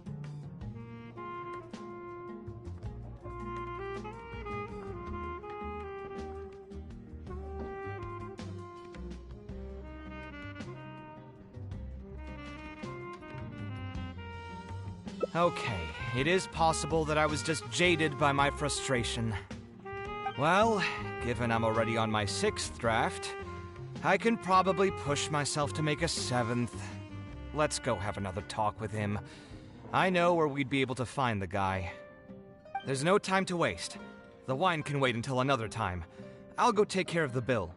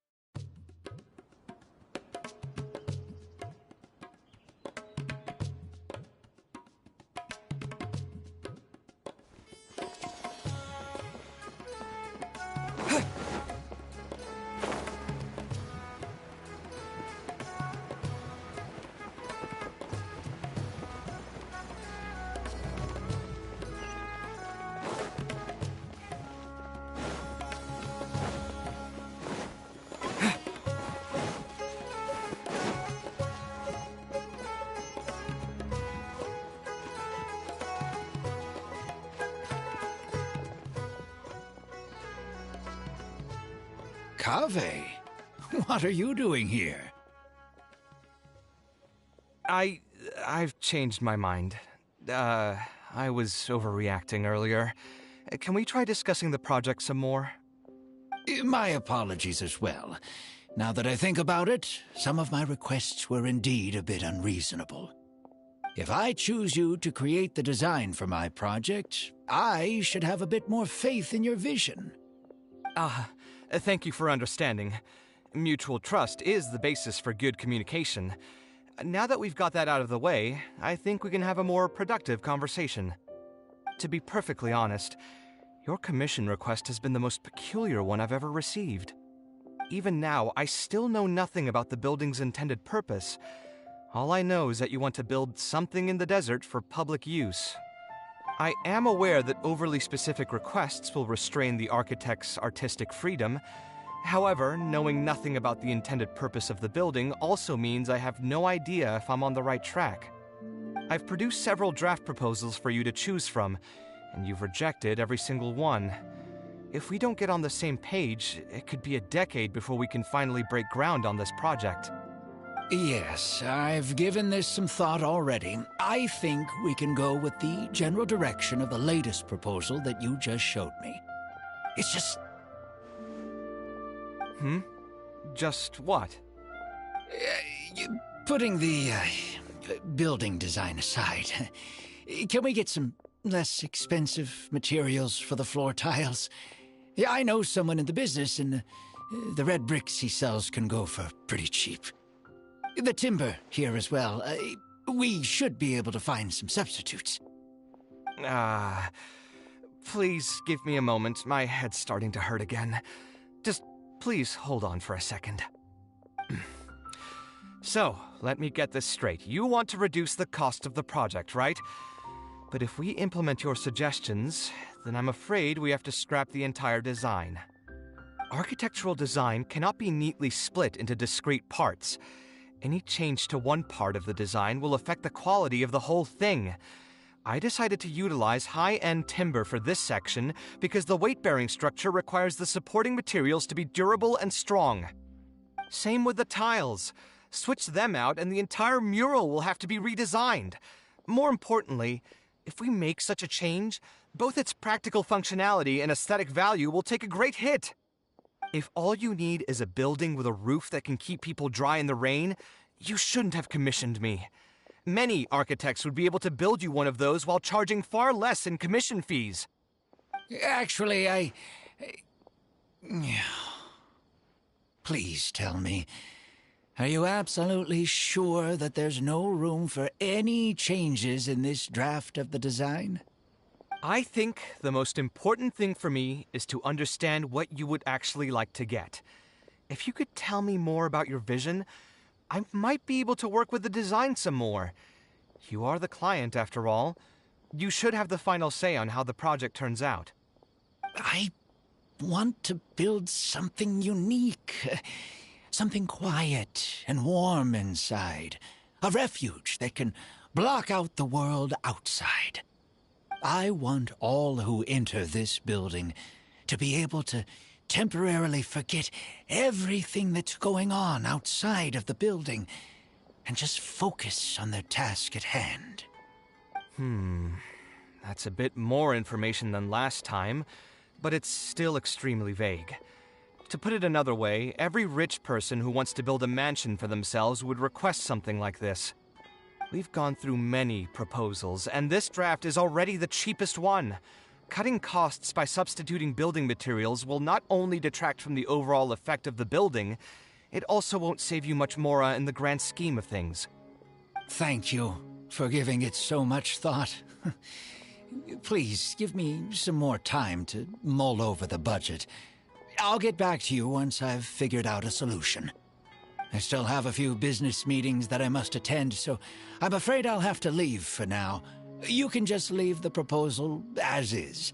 I'll get in touch once I've given it some more thought.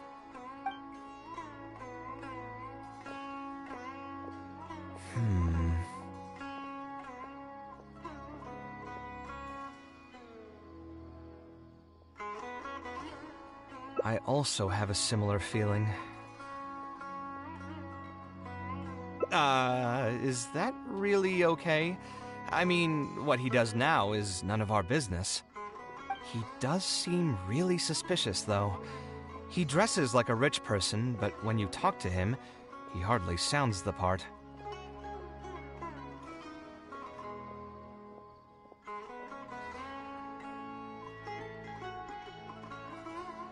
That's actually pretty common.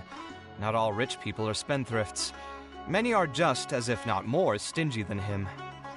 The more mora some people have, the more they love interfering with people's lives, like constantly reminding you to pay back your debts, or hinting every other day that it's time for you to pay rent. Actually, now that I think about it, I'm not even sure this person really wants to work on this project with me. Putting his vague requests aside, he's still finding excuses to procrastinate even when we've decided on a plan. Who knows how long construction will take if he keeps delaying things like this? We should find him again and get some clearer answers. The sooner we can break ground on this, the better.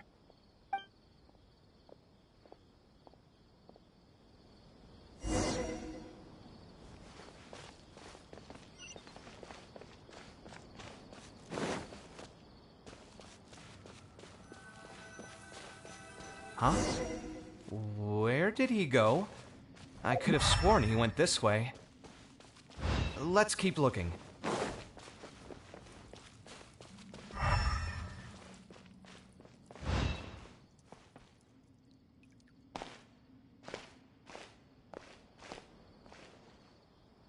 Oh, hey, look! Isn't that Badawi? It sure looks like him, but he's dressed completely different now. What is he up to? Didn't I tell you before? I'm not looking for more workers. Plus, aren't you a bit old for physical labor? If something happens to you, I won't be able to pay for it. Oh, you won't have to worry about that. I grew up as an Eremite mercenary and worked in the desert my entire life. My body's still in great shape. I don't have many talents, but I still have my muscle.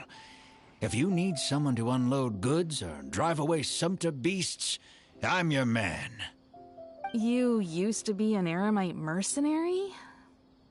I know there are a lot of bad apples in our ranks, but most are just trying to make a living. We're not that greedy by nature, and we'll do our best when given a job. Let me think. I'm sorry, but I still can't take you in. I don't have any open positions right now, and don't have the mora for anything more. How about this? Why don't you try your luck somewhere else? Okay. He used to be a member of the Eremites? Huh. From the way he was dressed, I would have thought he was a merchant from the rainforest. Let's ask him about it.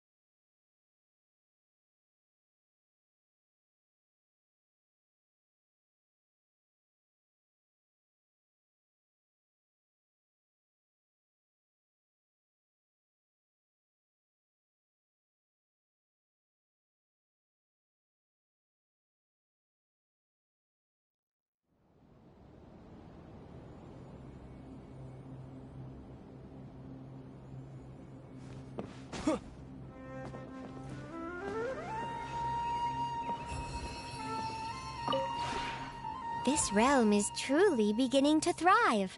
I cannot help but be stirred.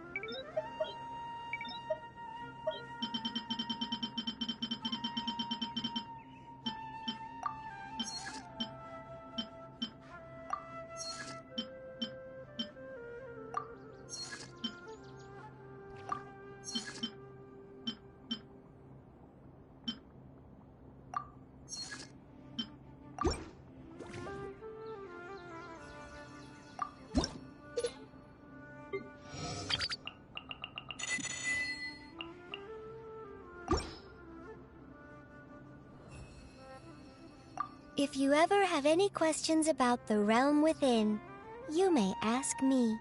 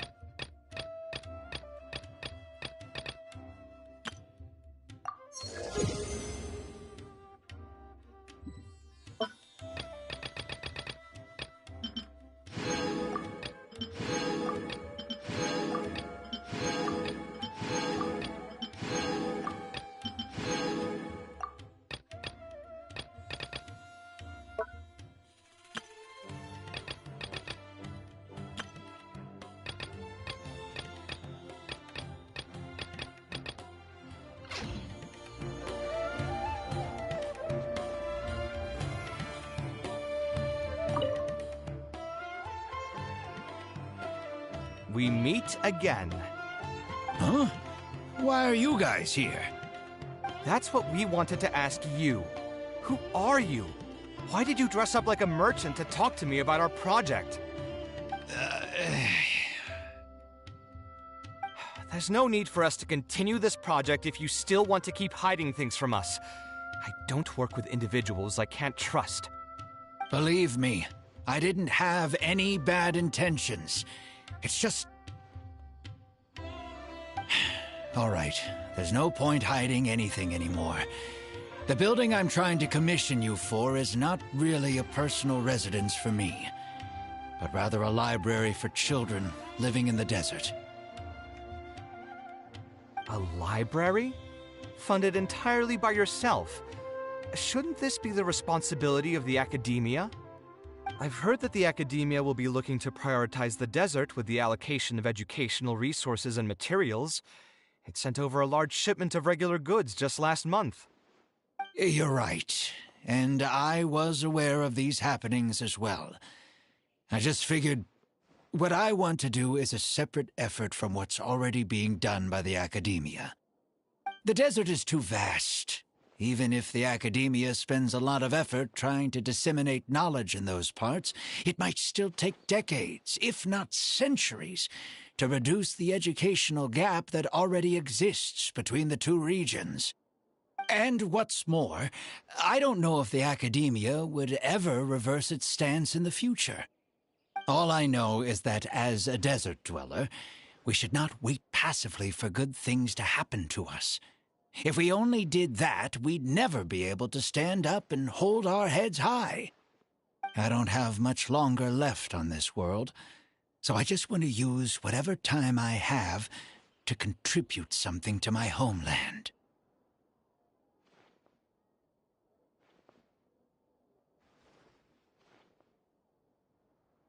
I didn't want you to know that I came from the desert. I've lived in the desert my entire life, and there wasn't anyone here that I could trust. I figured I needed as much safety as I could get. To the point that you even disguised your identity? That's certainly taking playing it safe to the next level. Hold on. Don't tell me you've also been scammed before. When I first came to Sumeru City, I brought a lot of Mora, hoping to find an architect that I could work with.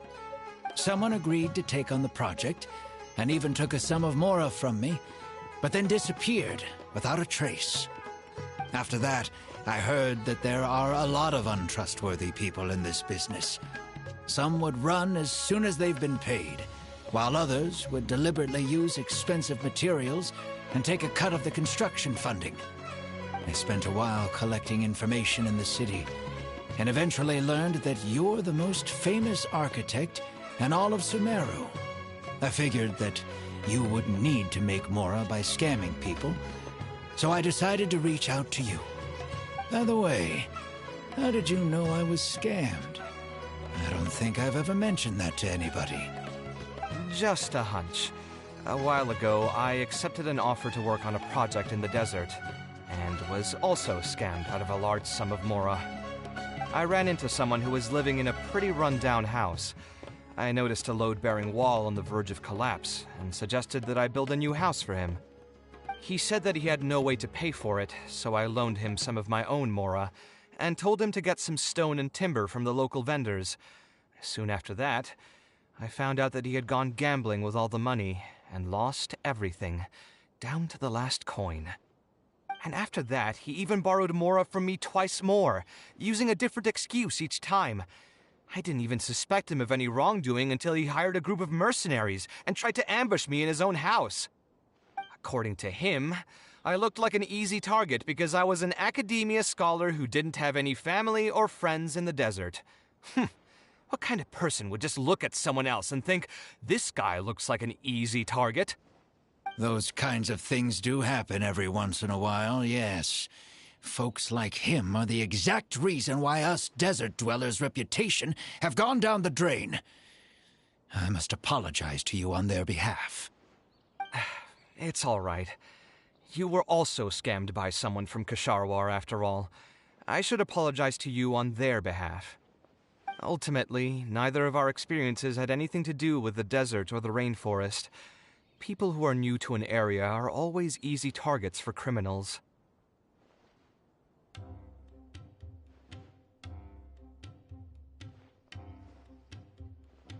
Yeah, you'll find both good and bad people everywhere. I can't understand the logic of those who like to take advantage of others, but I have to accept their existence as a fact of life. Anyway, I digress. Let's return to the topic at hand. Did you keep rejecting my designs because you thought I was deliberately using expensive materials to take a cut as a middleman? That's what I was afraid of initially, yes. I eventually understood that you weren't out to cheat me.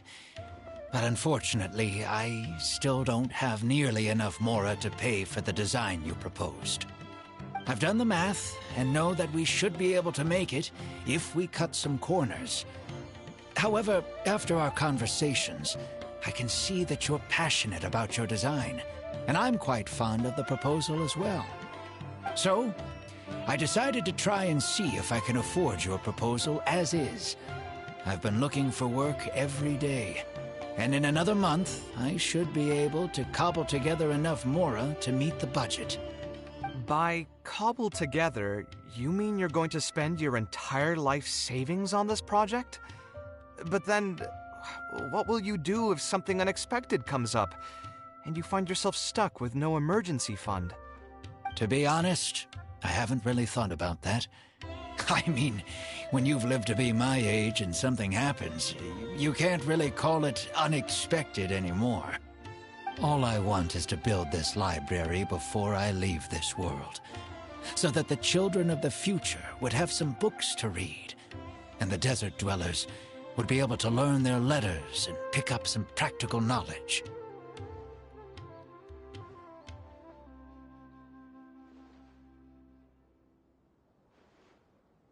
A while ago, I heard that the academia had decided to recruit a number of exceptional children from the desert. Of course, this is welcomed news. But as someone who spent their entire life in the desert, I still have a few concerns. I know the desert life and can predict what the problems will be. Many children from the desert have had neither the interest nor the proper environment to learn. So even if the academia would take them in, once they enter the halls, they might find themselves surrounded by other children who look and act very differently from them. And as a result, they might become socially isolated. Yes, I can imagine that. My father passed away at an early age. Even though I had a good number of friends during my years at the academia, for some time I still sensed many critical looks in my direction. I'm sure a child coming all the way from the desert will have an even harder time. But let's bring this back to the building itself. I think you said that you want this building to be quiet and warm, with its doors serving as a solid barrier to block out the sound and fury outside, and allow one to focus on the book in their hands. Building it according to the current plan will be quite costly. Even if I don't charge you any commission fees, I don't think we'd be able to keep it under your budget. Any ideas on what we can do?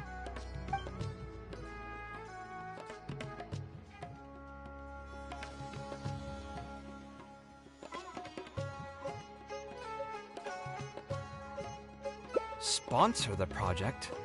You mean convince wealthy merchants to join our cause and pool their money together to build the library? That does make sense. A library is a big project, and it's going to be hard to fund it with just a single person's mora. What do you think? If we can find others to sponsor the project, we could potentially increase the size of the building 2- or 3-fold. It's all fine with me, but where do you think we'll be able to find these sponsors? Well, you're right. If I really think about it, I'm not too familiar with many big-name merchants.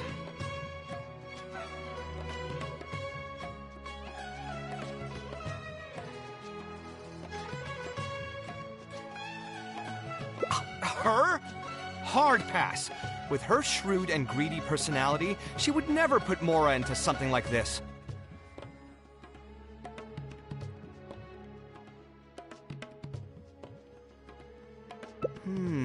Now there's an idea. She probably won't say no if all she'll need to do is to make some introductions instead of spending Mora. Let's go and pay her a visit.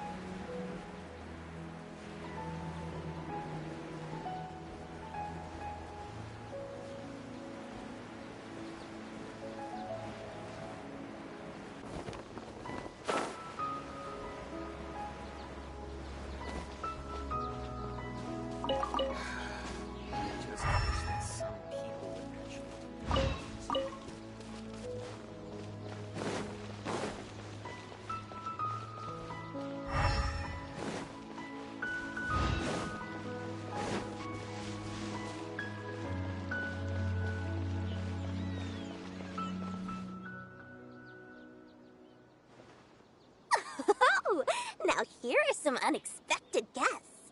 What brings you to the Palace of Alcazar's Ray? When I saw Kaveh, I almost thought it must be that time of month again. Sadly for me, I must wait a few more days before I can collect my shiny Mora. Hey, can't you think of something else for a change?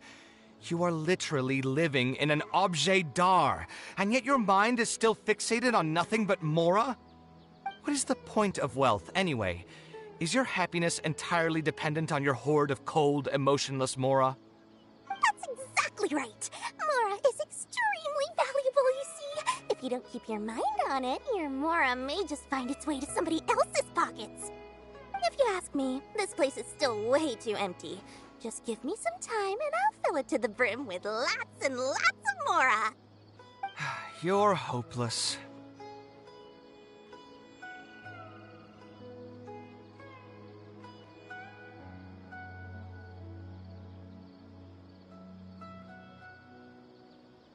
Oh, so you have an actual reason to visit me? All right, let's hear it.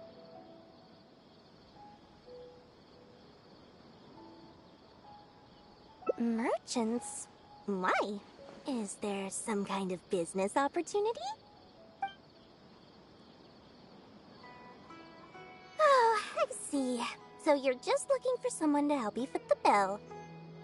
I knew you wouldn't be interested in something like this. Still, you wouldn't refuse just making some introductions for us, would you? Sure, I can connect you with some folks, but with every service comes a fee, you know. A fee? You mean just for introductions? Of course! Making introductions means using my connections and putting my reputation on the line. Why wouldn't I charge a fee for something so important? Since we've known each other for so long, though, I'll give you a huge returning customer discount. How about 500,000 Mora?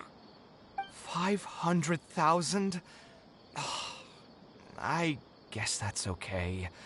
But why are you charging a fee before we've even secured any funding? That just doesn't seem right. Besides, by helping us out, you'd be doing a great service to the public. Can't you take your mind off your Mora even for just 1 second and focus on something far more important?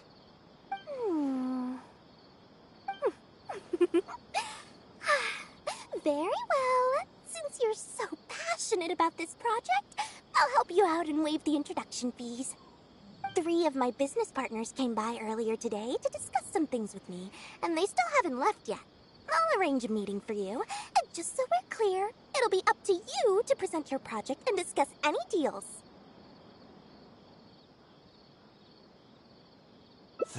Thank you so much. You can wait here. I'll bring them over to you.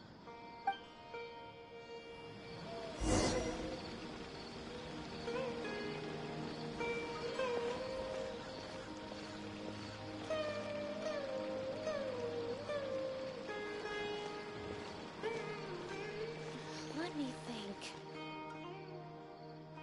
Dory gave us a brief introduction about the two of you. You are Kaveh, the renowned architect, and you are the traveler. Practically all of Teyvat has heard of you by now. To be frank, I don't feel like there's an obvious business opportunity here, but since Dory took the time to introduce you, we can spend some time to have a conversation. So, let's hear your idea.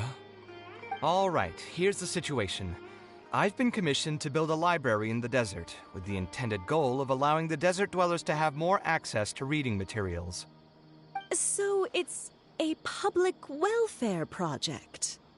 Correct. Then the commission fees will likely be very low. You should be careful. I'm not too concerned about how much I'll get for the commission fees, actually. I'm fine with doing it for free. I just want to get this project rolling as soon as possible. We're just a little short on funding. So what?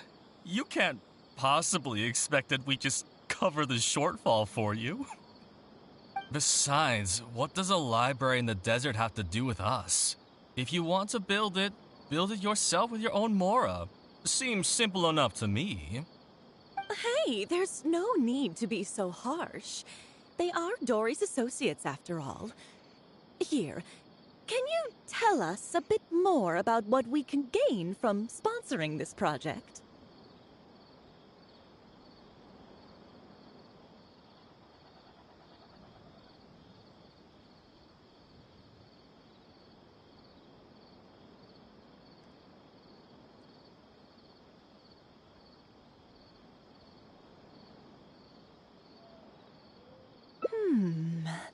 So we'd mostly be doing it for reputation and exposure? There is some value to that. It could make doing business in the desert a bit easier. Well, just speaking for myself, I've got nothing in the desert.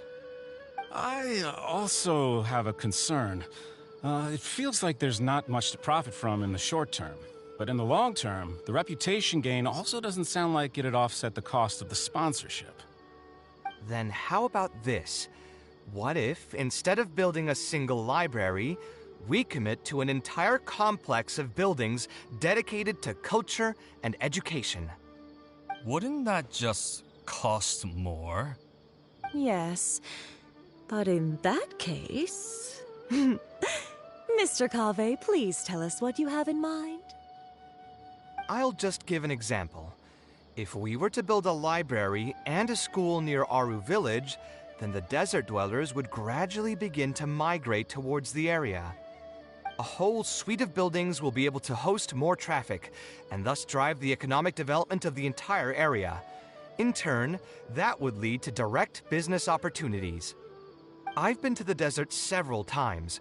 Although there are still many lingering tensions between the two regions, the amount of interaction has been steadily increasing, and in the long term, the desert will only become more and more important to Sumeru. You do have a point. Education in the desert is indeed an industry that has not been tapped into. If we can be the first to place stakes in the area. And you just believe anything he tells you? Even the greenest amateurs know that urban planning will affect population flow. If you don't believe me, you can ask anyone on the street to confirm it to you. You...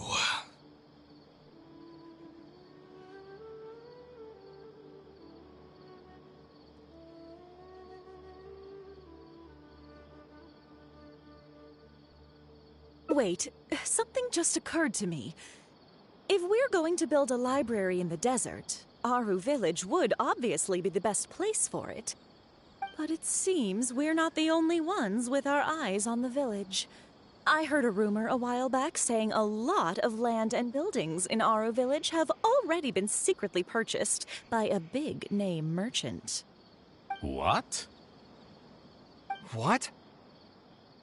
In other words, if we try to join the fray now, there won't be much left for us.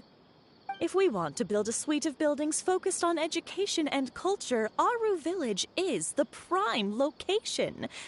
If we want to build it anywhere else, we'll have to deal with a far larger list of problems. It's not impossible, I suppose, but... Then there's no hurry. We can wait for Aru Village to develop more first and get into the market for expansion to other areas. But if you were to do that... Is there nothing else to discuss? Great timing! I pretty much heard all I want to hear. If there are no other urgent matters, I'll be on my way. I'll be off as well. If you have any new ideas, please feel free to reach out. It seems like the others are not interested in funding this, so no point in me doing this on my own. Let's revisit this another time. Hey, guys, wait! Well, what can I say? I guess it went somewhat as expected. They are Dory's friends, after all. As soon as they heard that there's not much more in this for them, they lost all interest.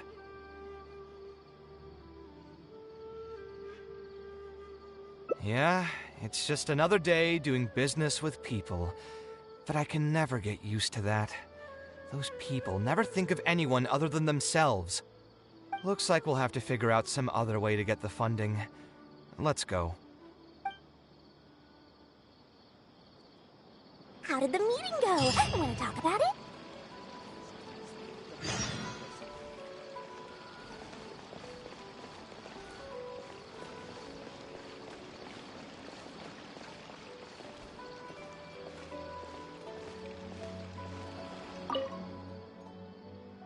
Oh, where did all that passion go from earlier, I take it you weren't able to find a sponsor for your project? Please don't tell me that you're here to mock us. What kind of person do you take me for? Would the kind and generous Lord Sakama Bay really do such a thing? I will say, though, I more or less expected this outcome even before I introduced them to you. You can try to talk up the project all you want, but the facts will remain the same. This project is high investment with slow returns. No sane person would put their money into this. But this isn't just a business project, right? Also, if you already knew no one would want to partner with us, why did you still try to charge me 500,000 mora? You scammer! You might want to remember who your creditor is before you start talking like that, Kaveh.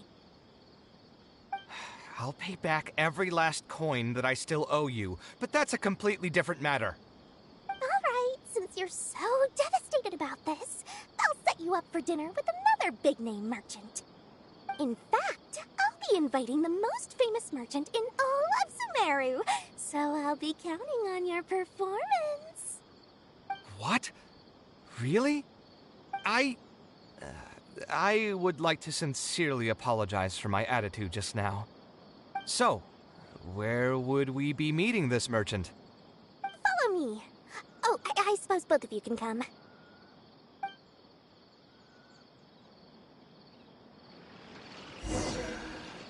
Just wish that some people would actually do their jobs.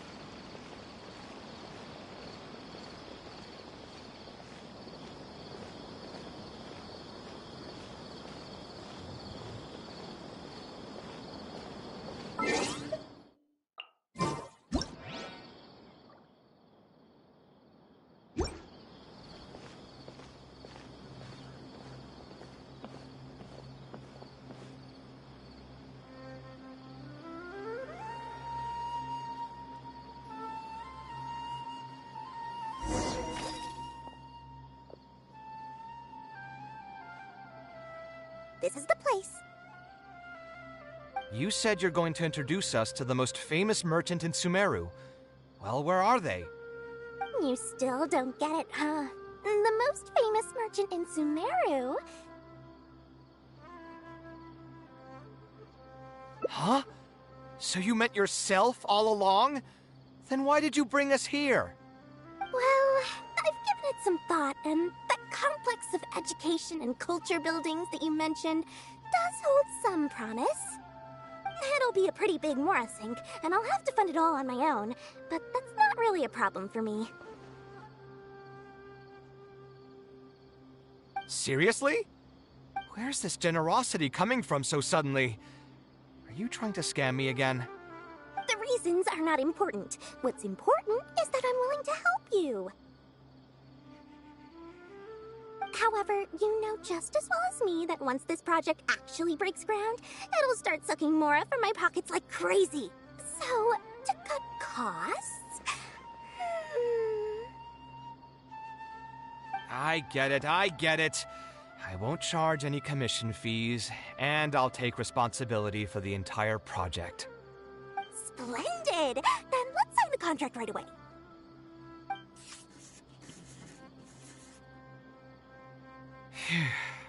This way, the children of the desert will have some books to read.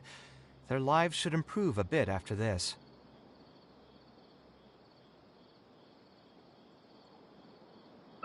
Of course, there are a few things better than using my knowledge to help other people change their fates. I must thank you as well, Dory. I used to say you only cared about Mora, which might have been some prejudice on my part. Sorry for that. I will also try to pay back my debts as soon as possible. Now, let's have a quick discussion. Where would you want the library to be built? That will be the most important building. There's no rush. I'll provide you with a copy of the deed when we get back. You can just use the address on the document to find the lot. Huh? The deed? So hold on a sec. The person who has been buying up everything around Aru Village was you all along? Oh my, did I not tell you about that? Yep, yours truly has been buying up all the land.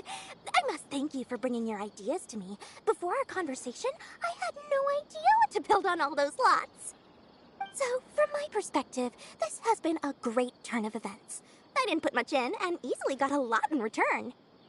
But what about my commission fees? Huh? Didn't you waive those yourself? I was just gonna say that to cut costs. We mustn't procrastinate and should start construction as soon as possible. But before I could finish my sentence, you volunteered to waive your commission fees and even promised to take responsibility for the whole project from start to finish. I'm so touched, really. It's obvious that you used every trick in the book to deceive me. You deliberately paused for a long time while talking about the project and kept glancing at me with that menacing look in your eyes. Huh? You really think so? Well, the contract's already been signed, so there's no point in dwelling on the details. You know what? I'll pay for tonight's dinner.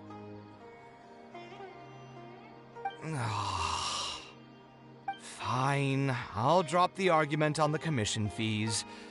But since you said you're paying for dinner, I'm going to order the best dishes and booze this place has to offer, and lots of it. Tonight, we're feasting until I've recouped my full commission fees.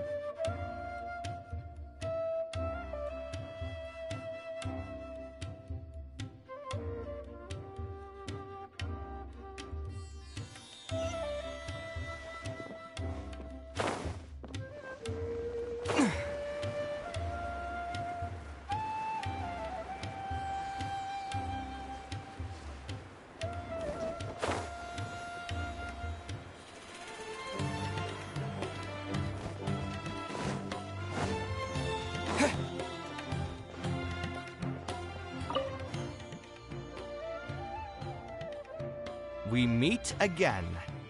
Huh? Why are you guys here? That's what we wanted to ask you. Who are you? Why did you dress up like a merchant to talk to me about our project?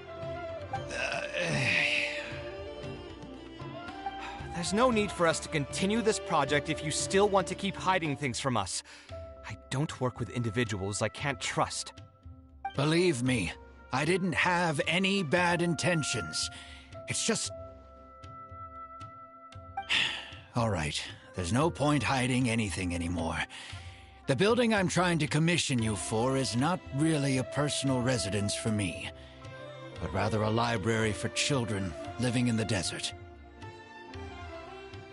A library? Funded entirely by yourself? Shouldn't this be the responsibility of the academia?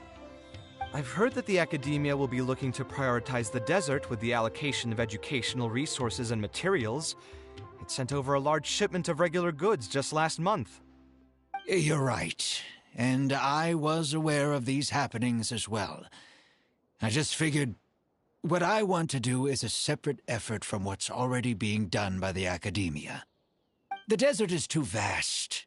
Even if the academia spends a lot of effort trying to disseminate knowledge in those parts, it might still take decades, if not centuries, to reduce the educational gap that already exists between the two regions.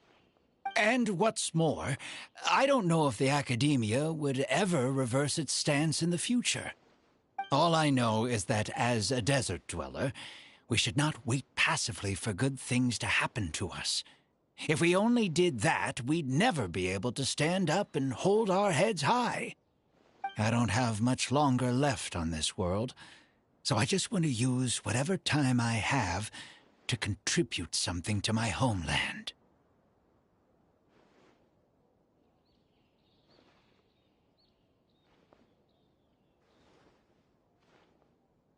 I didn't want you to know that I came from the desert. I've lived in the desert my entire life, and there wasn't anyone here that I could trust. I figured I needed as much safety as I could get. To the point that you even disguised your identity? That's certainly taking playing it safe to the next level. Hold on. Don't tell me you've also been scammed before.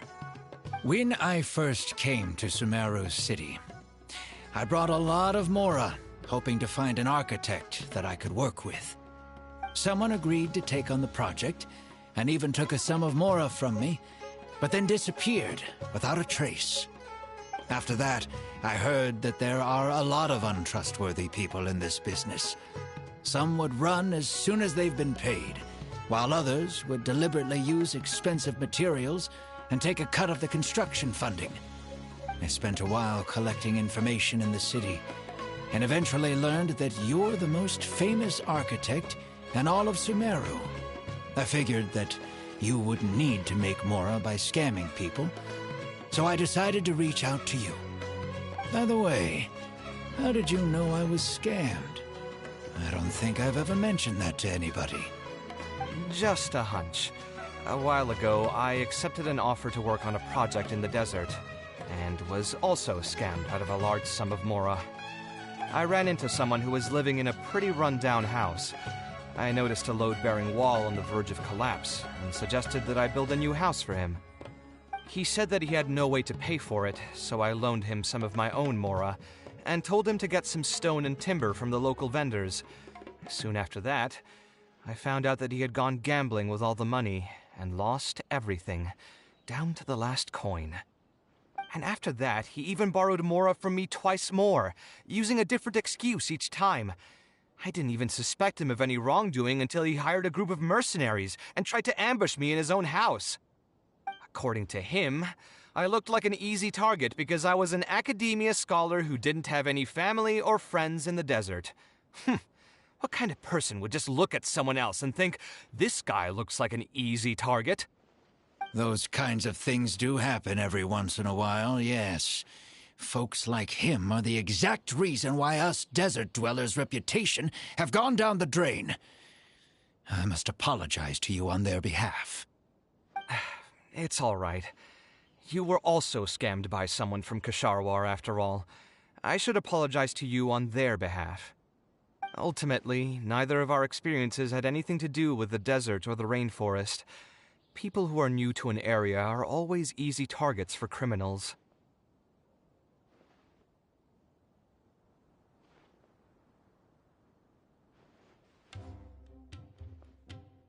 Yeah, you'll find both good and bad people everywhere.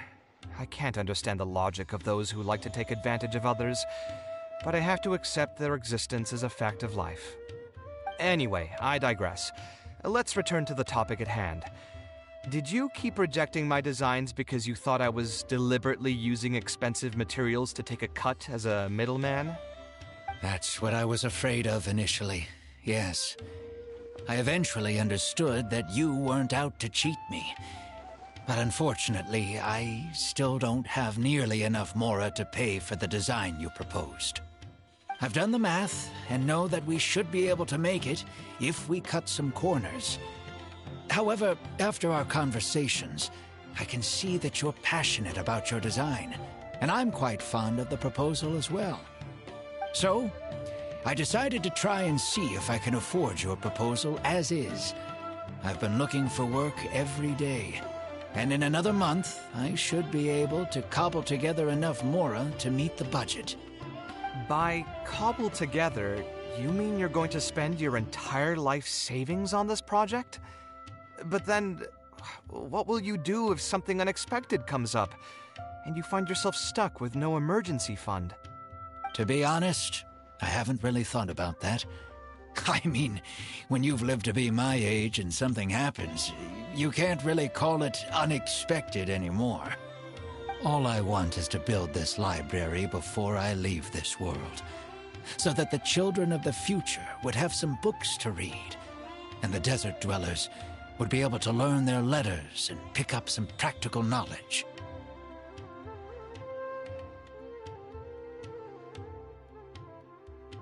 A while ago, I heard that the academia had decided to recruit a number of exceptional children from the desert.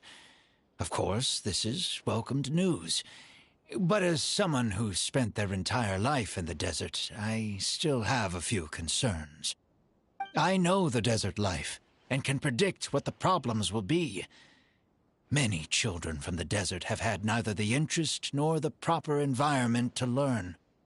So even if the academia would take them in, once they enter the halls, they might find themselves surrounded by other children who look and act very differently from them. And as a result, they might become socially isolated. Yes, I can imagine that. My father passed away at an early age. Even though I had a good number of friends during my years at the academia, for some time I still sensed many critical looks in my direction. I'm sure a child coming all the way from the desert will have an even harder time. But let's bring this back to the building itself. I think you said that you want this building to be quiet and warm, with its doors serving as a solid barrier to block out the sound and fury outside, and allow one to focus on the book in their hands. Building it according to the current plan will be quite costly. Even if I don't charge you any commission fees, I don't think we'd be able to keep it under your budget. Any ideas on what we can do?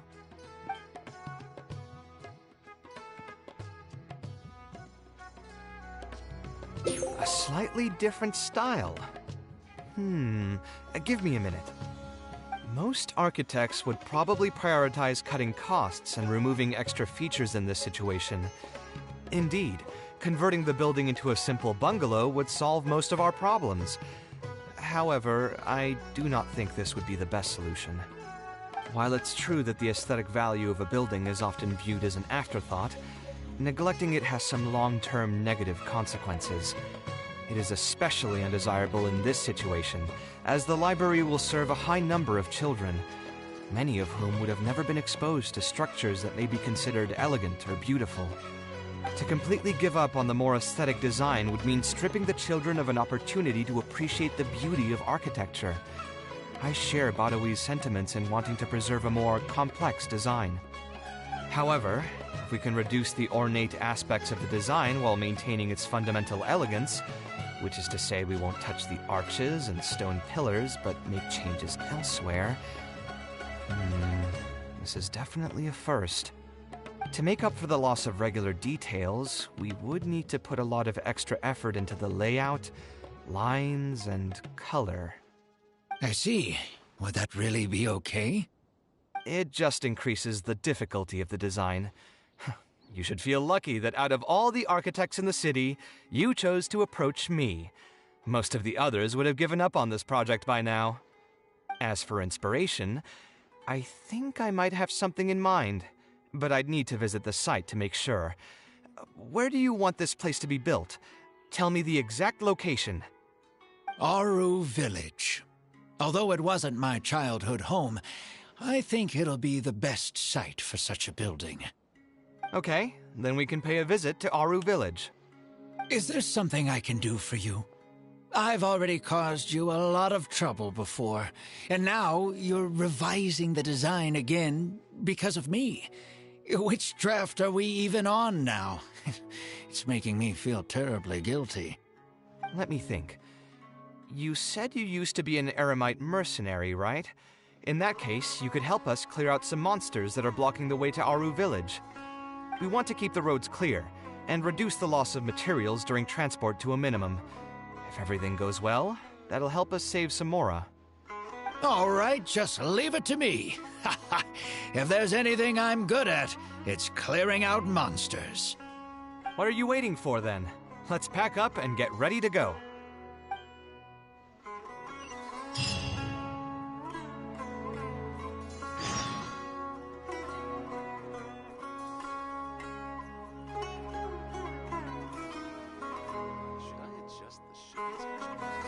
Fresh fruits and veggies, both quantity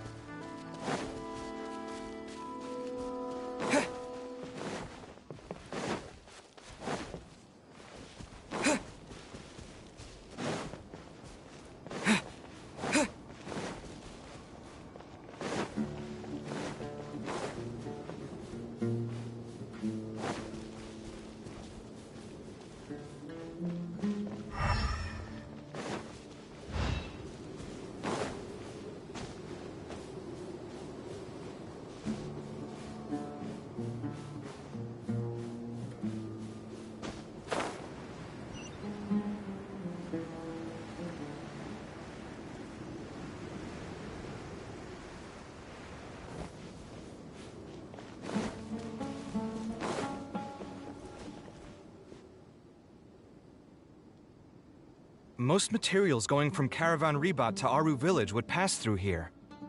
There are a lot of monsters out here today. If you find it hard to keep up, just let us know. Oh, don't worry about me. This is nothing. I'll be careful, though, and you should do the same.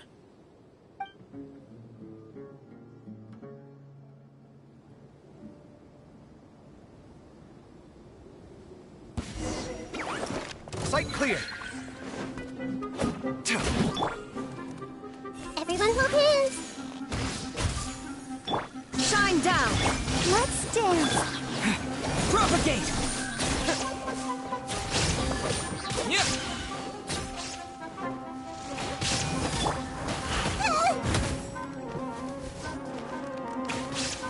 Hey. There is no escape. Scanning. Scatter!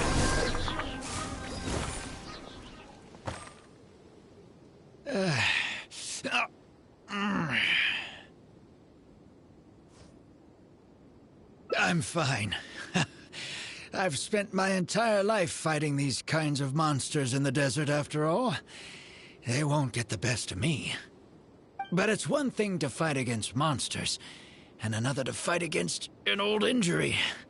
It's something I picked up when I was young. There were many fights between mercenary brigades back then, and one day someone stabbed me in the back. I don't think much of it back then, but with age, it's caught up to me. Few mercenaries get to enjoy their later years. Failing health tends to take the joy out of reputation and wealth, and many mercenaries never even made much of the latter to begin with. Is there someone you know who can help to look after you? Unfortunately, no. My wife passed away at an early age, and I don't have any children. Sometimes I'd close my eyes and realize most of my life story has already been written. I have many regrets about my past, but at the same time I also know that there were never many options for me in the first place. I joined the Eremites when I was young, and won many battles with them. My survival was more a matter of luck than actual ability. If at all possible, I want future children of the desert to have some more options in life. I don't want them to turn out like me. My apologies. The older we get, the more we tend to ramble. Seems like we've already cleared out most of the monsters. Let's hurry over to Aru village.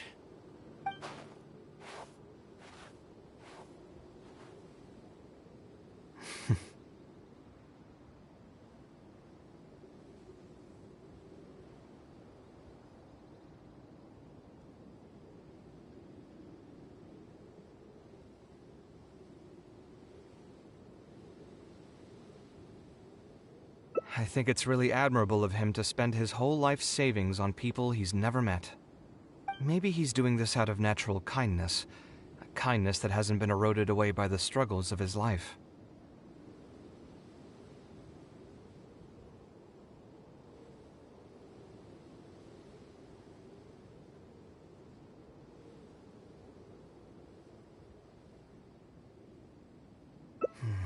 Perhaps.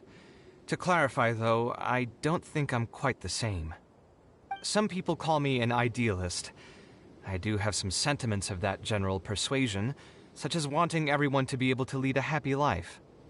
But my situation is more complex than that. In the beginning, what drove me to harbor those thoughts was less idealism and more a desire to make up for a sense of guilt. When I was young, I impulsively encouraged my father to take part in the first Inter-Darshan Championship hosted by the Academia. He set off confidently hoping to win something for me, but failed to clinch the title. What's more, he fell into depression after the competition and requested to join an investigative research project in the desert. I never saw him again. Word has it that he got caught in quicksand. Even if other factors may have contributed to his death, the fundamental cause still circles back to me. I started doing many things in life because I wanted to make amends. Even in cases where I couldn't do something for a specific person, I still did whatever I could. I think I just wanted to make myself feel a little better.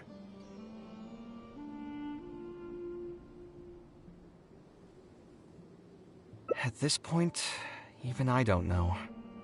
I've tried self-reflection, but it didn't help.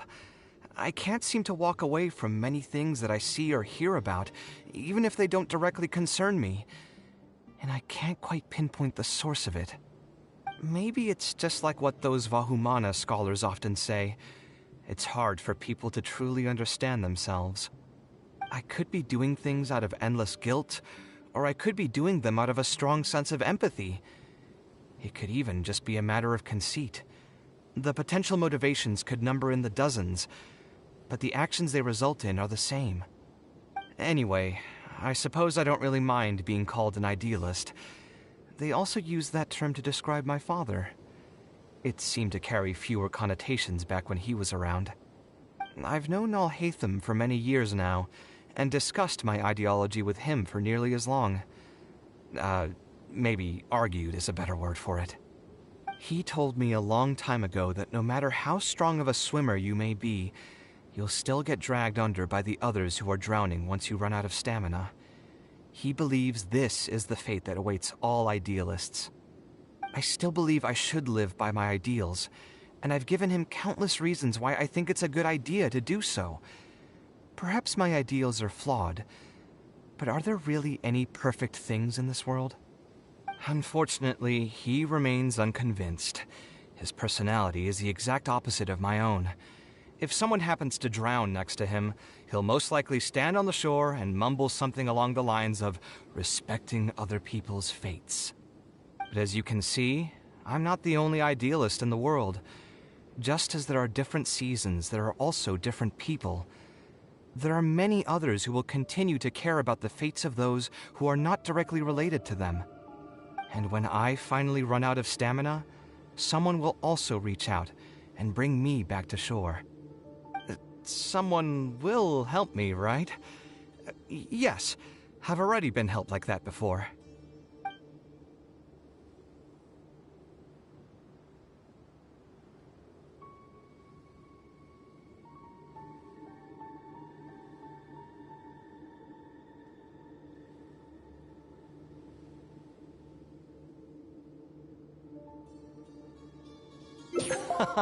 But you've helped me plenty already.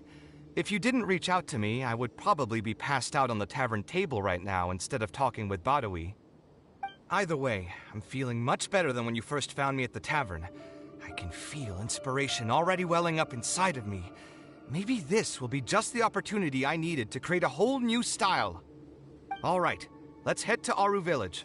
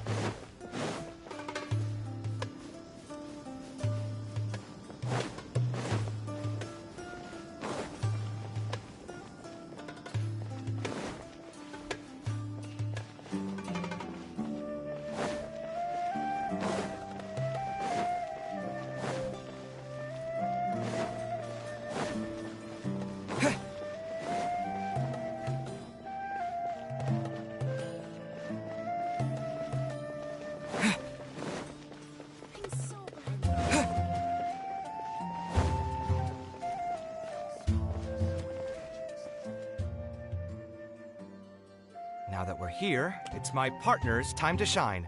Marak!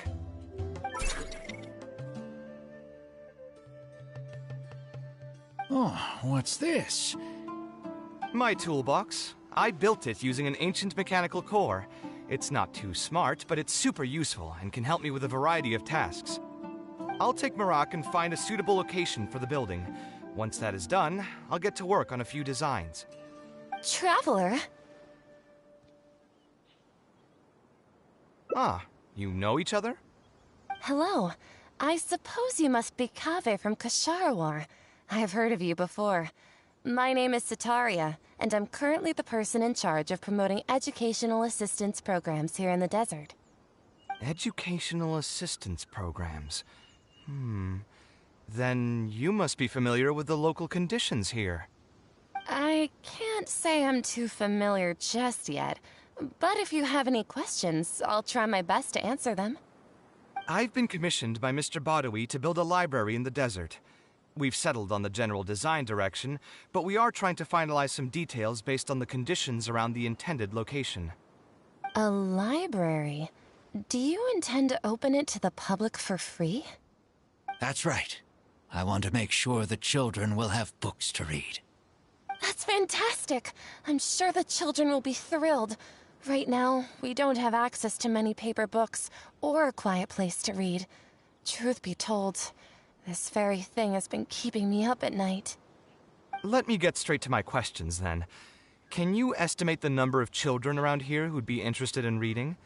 Besides the usual noise of village pedestrians, are there any other sources of noise in the village? Oh, and have any landslides occurred here recently? And also, where are the spots around the village that have been most affected by wind and erosion?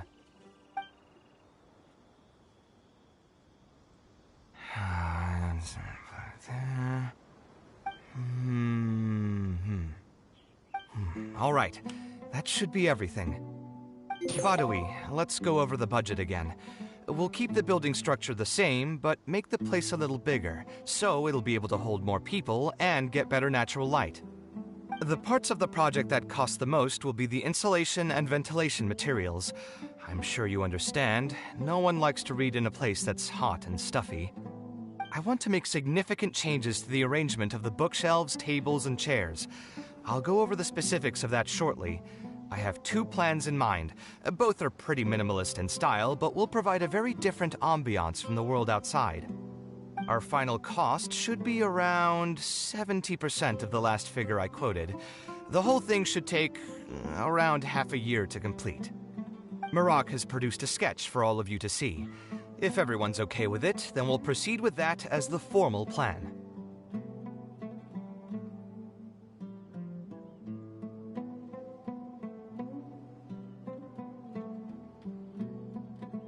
The inspiration just came to me naturally. All I did was put thoughts to paper. I must give you credit, though. If it weren't for your advice and suggestions, I probably wouldn't have landed on this new style so quickly. According to the traditions of my profession, I should probably name this style after you. Let's call it the Traveler style. In the meantime, let's look forward to the day when this building is completed and can finally open its doors.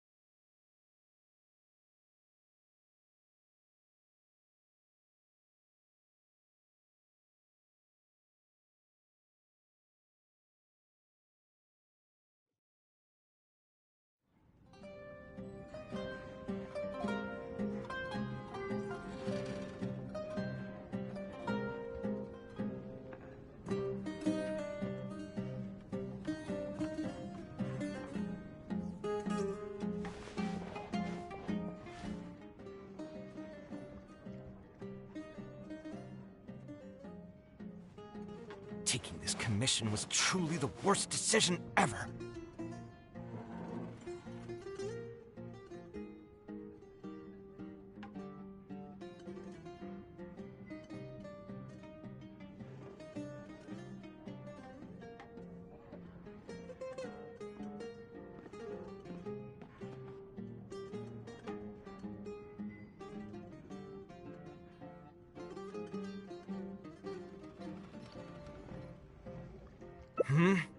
Oh, hey.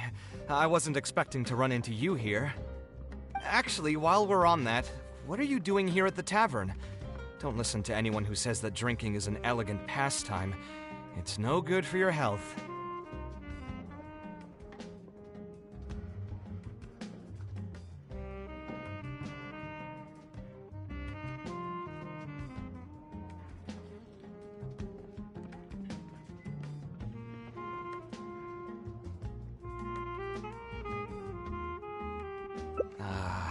So you saw all that, did you?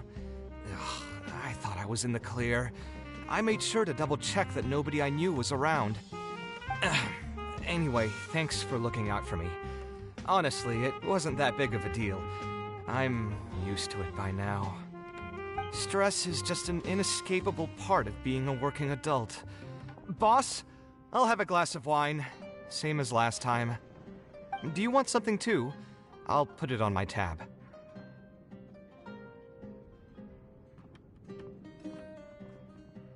Wine in a glass of juice, coming right up.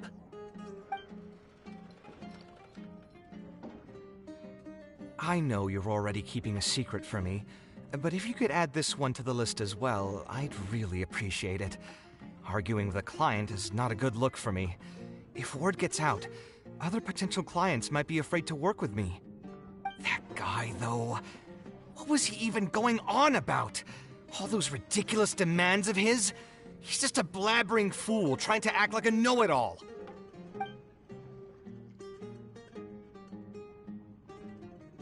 Another glass, please, boss. I'm not leaving today till someone has to carry me out. You've got it, sir. I gotta say, though, it almost feels like you're saying that every other day now. It really is every other day that you'd run into a client who knows nothing about construction requirements or architectural style. If this was in the past, I'd never have gone through 6 whole drafts trying to accommodate the client's preferences. But perhaps getting used to this just means that I've grown numb to it. I've worked on so many projects since graduation, and none of them have been approved at the first pass. I would spend a lot of time altering my designs, and by the time the clients were finally satisfied, all my passion and enthusiasm would be gone. It feels like I'm straying further and further from my artistic vision with every change I have to make. I suppose, though, that just sticking to your guns and completely disregarding other people's feedback would also not be a good thing. All of this makes for a real paradox, one that particularly crops up in my work, too. In the end, what is the true meaning of art? Should I see it as a divine gift of inspiration from the gods? Or an expression of the light of my own wisdom? Here's your drink. How are you already spouting nonsense after just one glass? Your tolerance is usually much better than that. Boss, what do you think is the meaning of art? The meaning of art? Really, my friend, who in Sumeru understands art better than you? Anyway, I don't know about art, but I do know that I'm interested in business, and some patrons are waiting to be served. So, you'll have to excuse me for now. Just holler if you need anything. What do you think, traveler?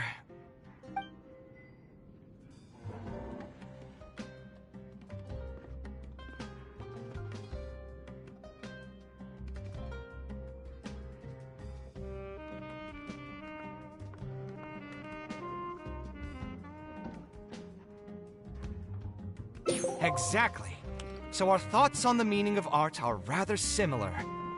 In Sumeru, and especially Sumeru of the past, the arts are not a popular discussion topic.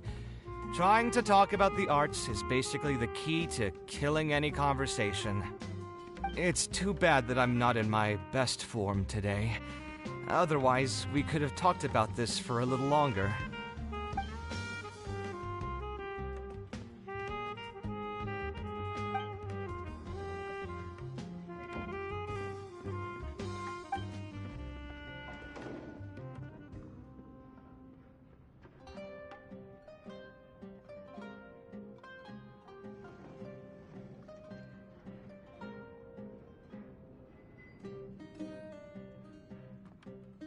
Sounds great to me. I don't even want to think about this project anymore. But what should we do? It's probably not a good idea to just drink until I pass out here.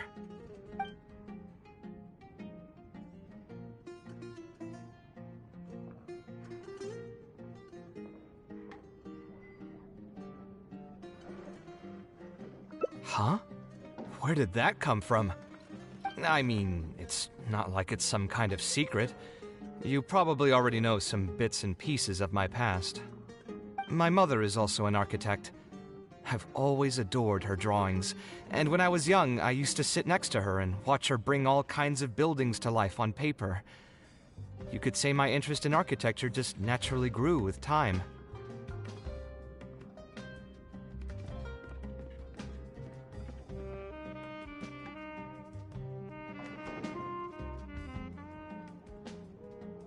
Perhaps.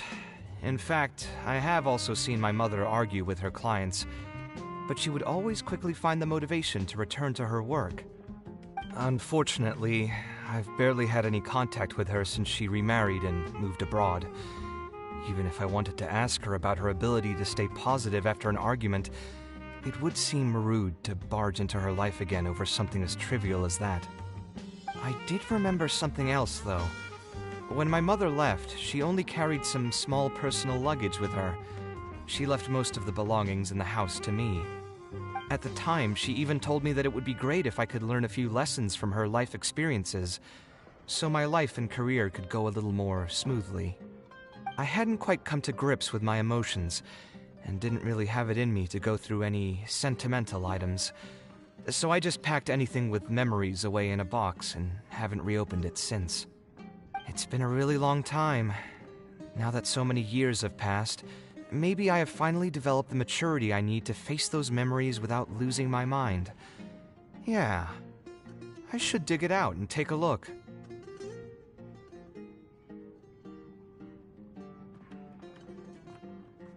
Huh?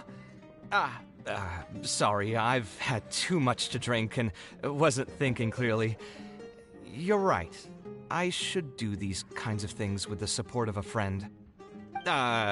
Speaking of that, I can call you a friend now, right?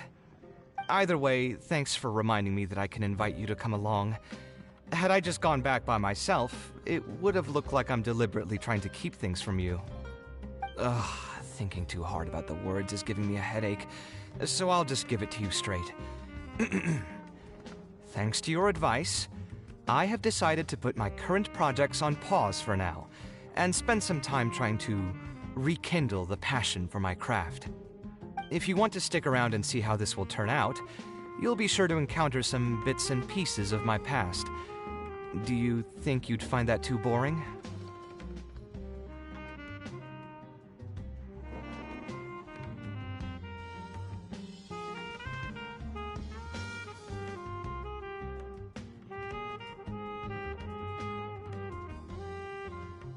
All right, then let's head back together. I mean, you already know where I live. Who knew that the day would come when I, too, would have some friends over? Let me see. I should have tidied up the place before I left the house this morning. Hatham shouldn't be home now either. He's usually in the records room at this time of the day. Anyway, there's no more time for drinks. I'll go take care of the bill.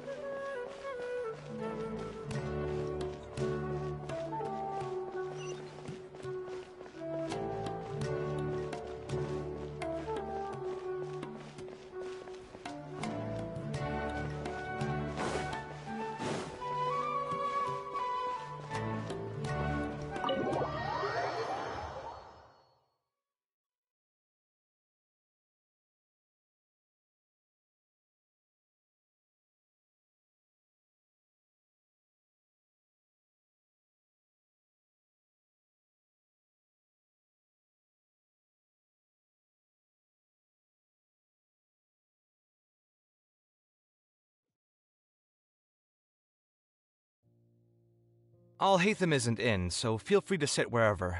I'll bring out the box.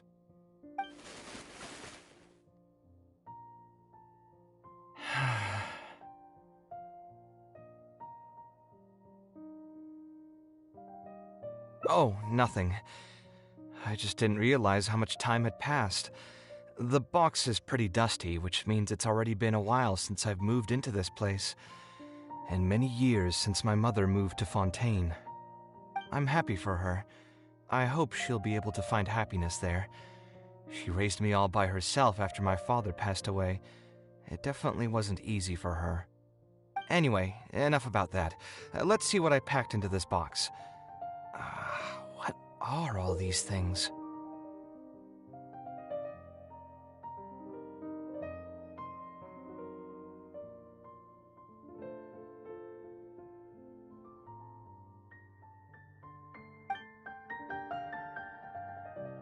Oh, I remember now. This is a drawing I made in Port Ormos. Obviously, I wouldn't call it anything special now, but I was less than 5 years old when I made this drawing. That's more than 20 years ago. You could say it's pretty good for a child of that age. Now that I've said that out loud, I suppose I do have some level of artistic talent, right?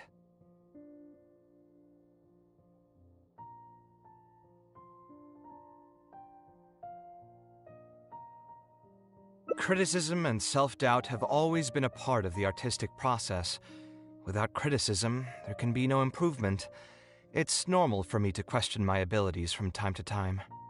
I admit that I may have spent a little too long questioning myself this time around, but as you know, the heart tends to dwell on whatever it pleases.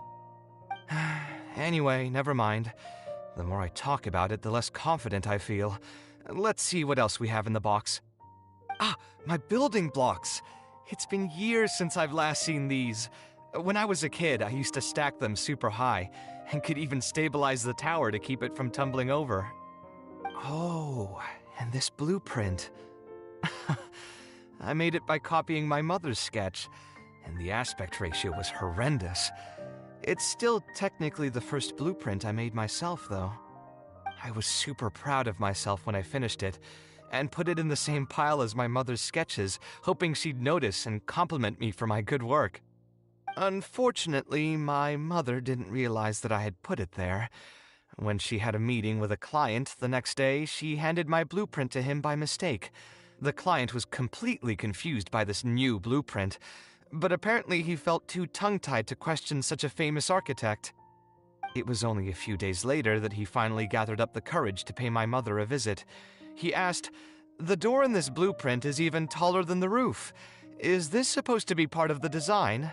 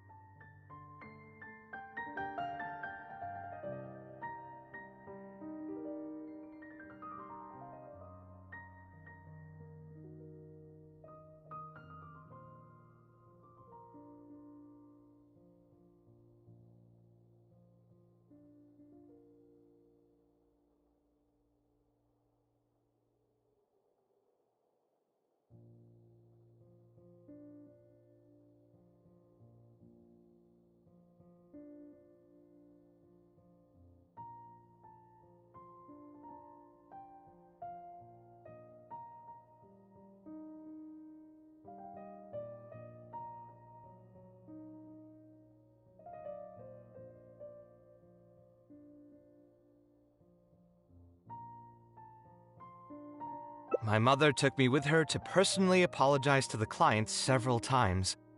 She didn't scold me about it in private, though. Instead, she went over all the steps required to draw a good blueprint, and was very patient throughout the whole process. I still remember it like it was yesterday. Let's see. Is there anything else left in this box? Huh. What was this again?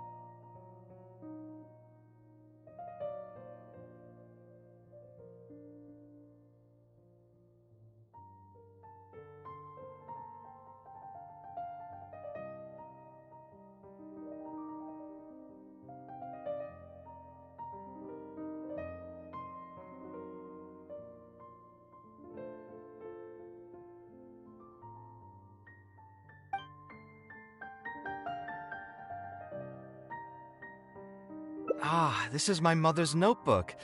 She used to write and sketch in it all the time.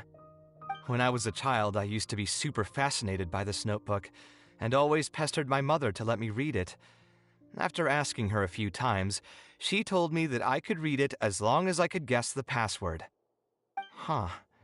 Wonder why she didn't take this notebook with her. Did she leave it to me on purpose?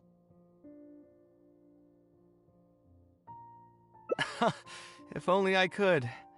I never managed to guess the password.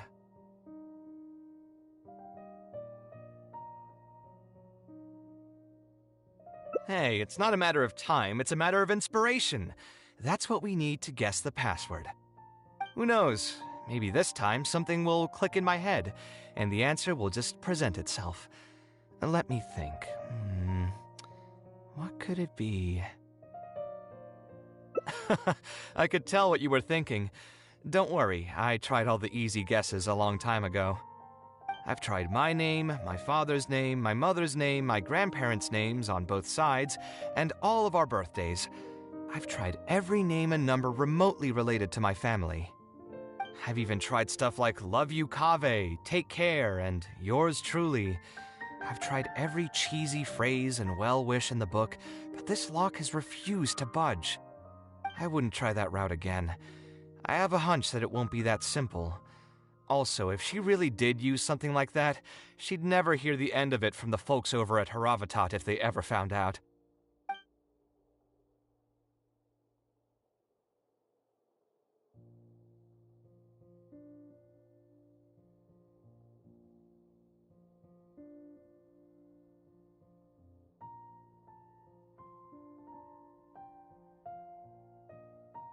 So we could find someone who was close to my mother and see if they might know anything? I see what you're saying, but who should we talk to for that? My mother was never really the one to be social. My father was the one with more friends, but all those connections were severed when he died. Let me think. Is there still someone at the academia who would know my mother? Ah, actually, there is someone. Professor Zaha Hadi. Huh, you've never really heard of her? She's a famous Kasharwar scholar and leading expert in formal garden design. My mother studied under her as a student many years ago. Professor Zaha Hadi published many works during her career, so I was able to learn a lot by studying her essays. If there's anyone who still remembers my mom, it'd be her. She's older now and is no longer teaching at the academia. But if I remember correctly, she spends most of her time around the Bimarstan area. Let's go take a look. We might run into her if we're lucky.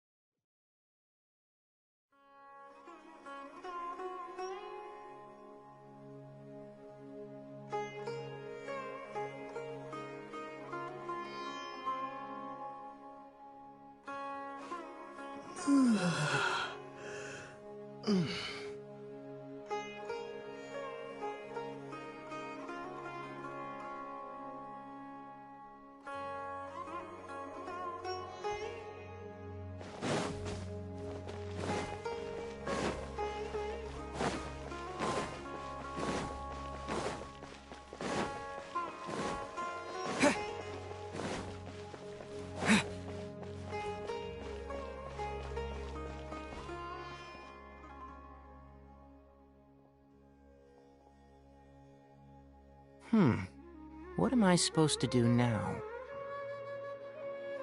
Forget it. I'll just head back. Tainari, what are you doing here? Oh, it's you. Good to finally see you again. I came into the city to buy some experiment reagents, hoping to bring them back with me to Gandharvaville. But as soon as I got here, I noticed someone banging on Cyrus's door. You've all heard of Cyrus, right? He's an ex-sage and Sino's adoptive father. I was thinking about going over to ask what's happening. That granny over there may appear old and frail, but her vocal cords certainly sound loud and healthy as ever. Granny? Yeah, she's just over there. You can go check out the situation yourselves in a moment. Kaveh, were you at the tavern? I had a quick drink or two. Can you still smell the alcohol? Drinking in broad daylight. Really? You want to pass out by the road and get run over by a sumpter beast like some mindless fungus, huh? And you, traveler? You didn't try to stop him?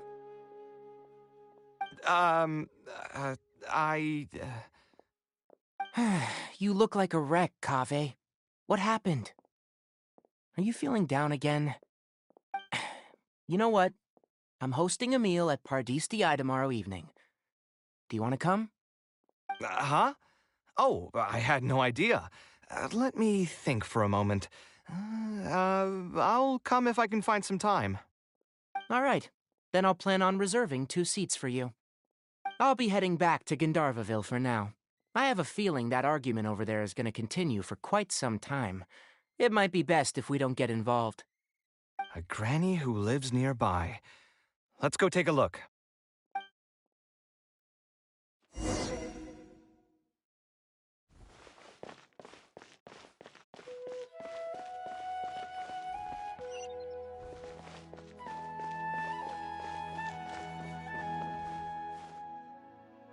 Ha!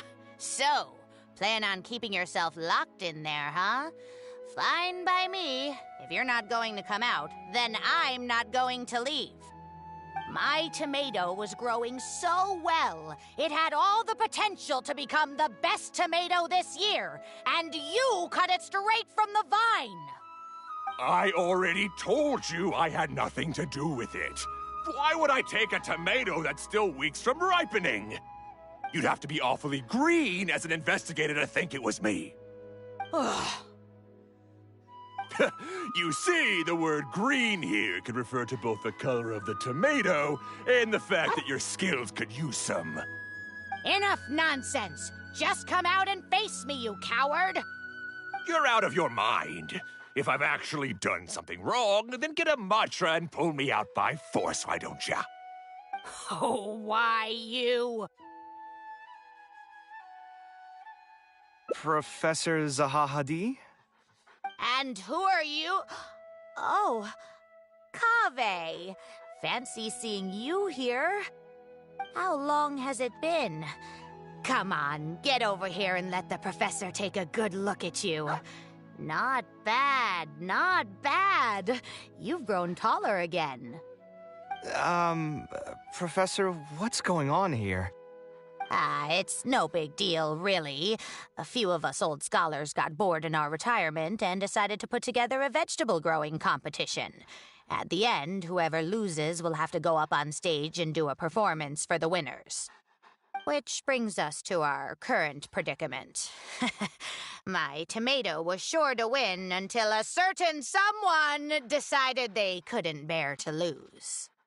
Hey, don't try to defame me in front of the kids. If we're airing out each other's dirty laundry now, then why don't we talk about you sneaking into Janat's garden the other night? Ahem! Lucky for you, seeing these youngsters come to pay their respects today has put me in a better mood. I'll let you off the hook, for now. Come on, let's go. We'll take our conversation elsewhere. He doesn't need to be a part of it. Yes, of course.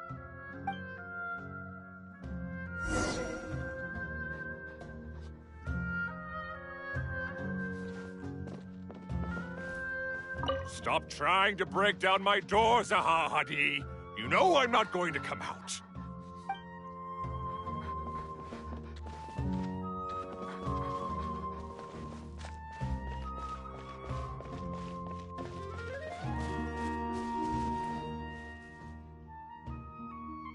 Is Faranak still doing well? Yes, as far as I know. She left for Fontaine some time ago and started a new life for herself. She's still doing work related to architecture, though. Ah, yes. I did hear about that. Did that upset you at all? No, not at all. She's already sacrificed a lot raising me as a single mother. That's good to hear. Your mother did struggle quite a bit those few years. It's probably a good thing that she found a new place to call home. Sometimes I wonder if things were harder for her because she was so beautiful. People were always drawn to her beauty first, only to realize she had a sensitive and vulnerable heart underneath.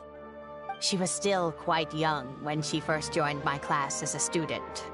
Beautiful and radiant with her golden hair, yet quiet and single-minded. She seemed like a lass from some aristocratic house who was seeing the outside world for the first time. She had to make a lot of drastic changes in her life to raise you on her own. Even during her time in the academia, she was a thorough perfectionist. If she was unsatisfied with something she had made, she'd insist on redoing it, even if I was perfectly happy with it. She had many admirers, and they'd always fill up the first few rows of seats, hoping they could get closer to her sitting in the first row. If it were any of my other classes, you'd have found nobody sitting in the front.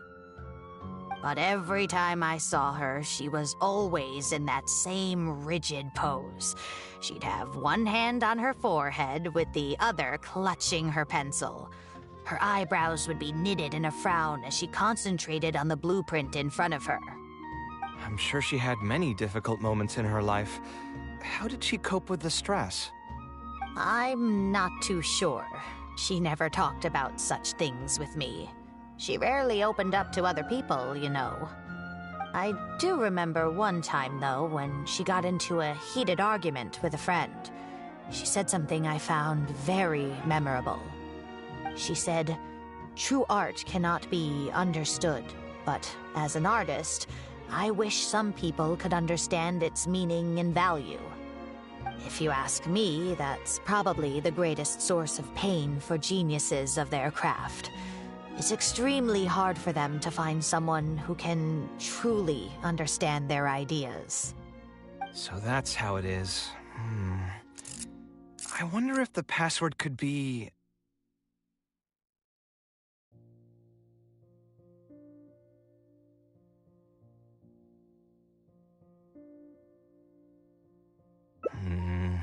I tried both just now. Seems those aren't it either. What are you trying to do? My mother left her notebook to me, but it has a password and I haven't figured out what it is yet. I'm trying to learn more about her so I'd have a better chance at cracking the code. Thank you for all that you told us. It's the least I can do. Talking to youngsters like yourself makes me feel younger too. Honestly, looking at you now, I can see how much you resemble her. It's almost as if she's standing right in front of me again. Your personalities are quite alike, too. You're both stubborn and both a little awkward. Of course, I'm sure the similarities are mostly superficial. But so long as you continue to harbor those traits, you'll find a lot of difficulties in your work. I've taught a lot of students over my career, and in my experience, very few genius architects of Ksharawar ever found happiness for themselves. They would know exactly what they want to express and fight for it tooth and nail, which inevitably led to arguments with their clients. Some clients would choose to respect the architect's vision or just let the argument go because of the architect's reputation, but those are the rare ones. When Faranak first graduated, she was getting into arguments with her clients nearly every single day. I think it only got a little better when she met your father. I see. But could he understand the designs my mother made? No, I think they were probably beyond him, too. But despite that, he still stayed next to her, listening to her joys and sharing in her sorrows. Faranek had many admirers, but she ended up choosing your father. His support probably played a part in that decision. So instead of understanding, perhaps all we need is just companionship.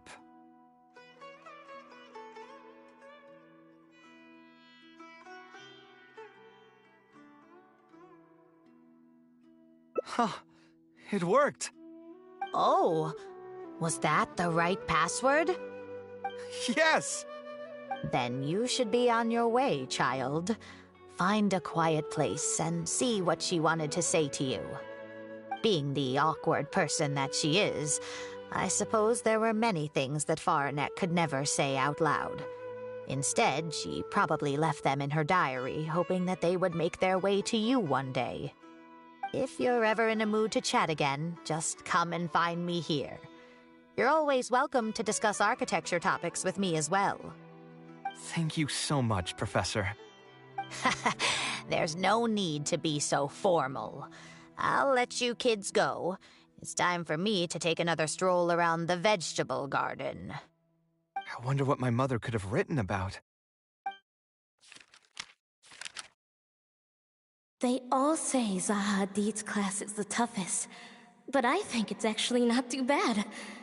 On the other hand, though, structural mechanics is definitely a pain, no matter how you try to approach it. I doubled down and managed to get through it in the end. I met someone special. At first, I didn't think much of him, but now, I feel very happy whenever I get to spend time with him. We decided to name our son Kaveh. I don't think a younger me would have ever imagined forming such an intimate bond with another person. Back then, I lived only in the shadow of myself, as well as that of the dream in my heart. The bad news came. And even though it's been several days now, I still can't bring myself to come to terms with what happened. My eyes are so swollen it's hard to see. What if they're all lying to me? And this is just a long, cruel dream. But I have to face reality. I still have someone to take care of. No matter what happens, I'll do my best to raise my son on my own. Huh? Is this a drawing? Seems like it was done by my mother.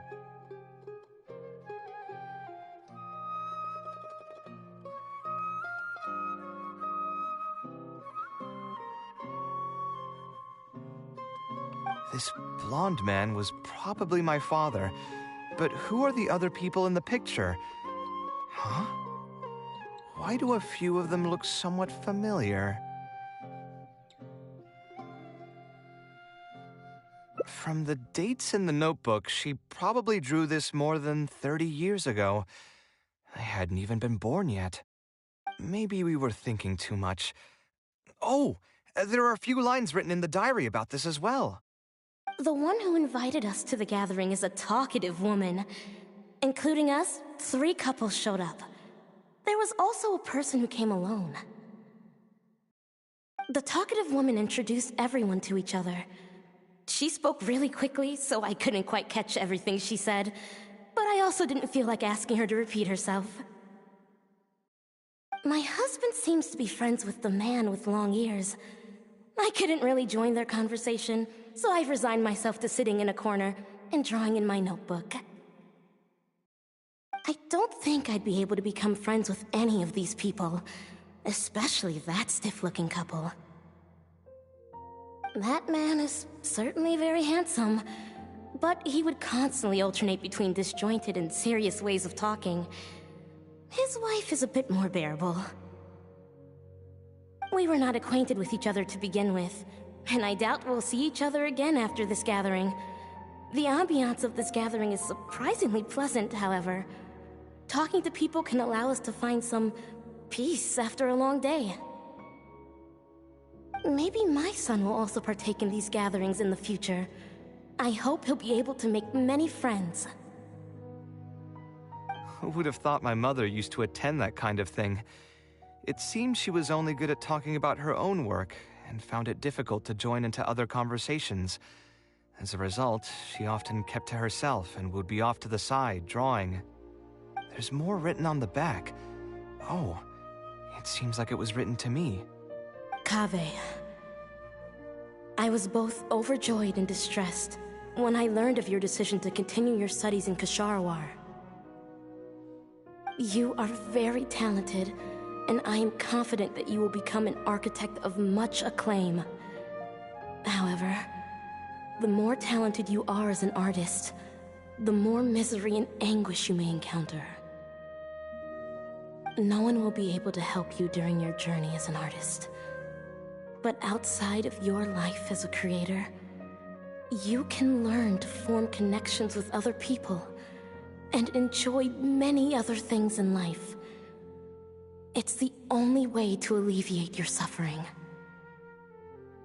Whenever you feel down, seek out a friend to sit and have a chat. You can accumulate joy and fulfillment by spending time with them. The positive feelings you gain will get you through the long and difficult years. Never forget that companionship is the most important thing of all. So that's the answer she prepared for me.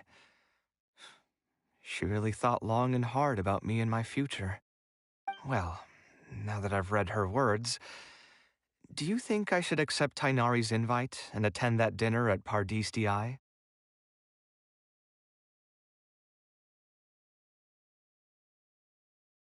The thought definitely crossed my mind. Although it'd be nice to get together with friends and chat the night away, I don't want to bring down other people's moods because I'm sad. Besides, don't most people hate the feeling of seeing their friends troubled and being unable to help? And what's worse, nearly all of my problems can't be easily resolved with some encouraging words or gesture. And don't forget, I'm also older than all of them. As their senior, I should appear to be a bit more responsible.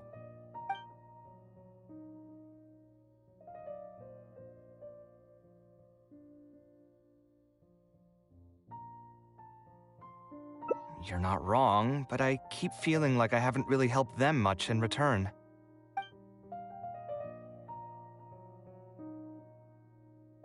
Wait, do you mean it? You're not making fun of me, are you? I've gotten so used to sarcasm that I can't tell what's genuinely a compliment anymore.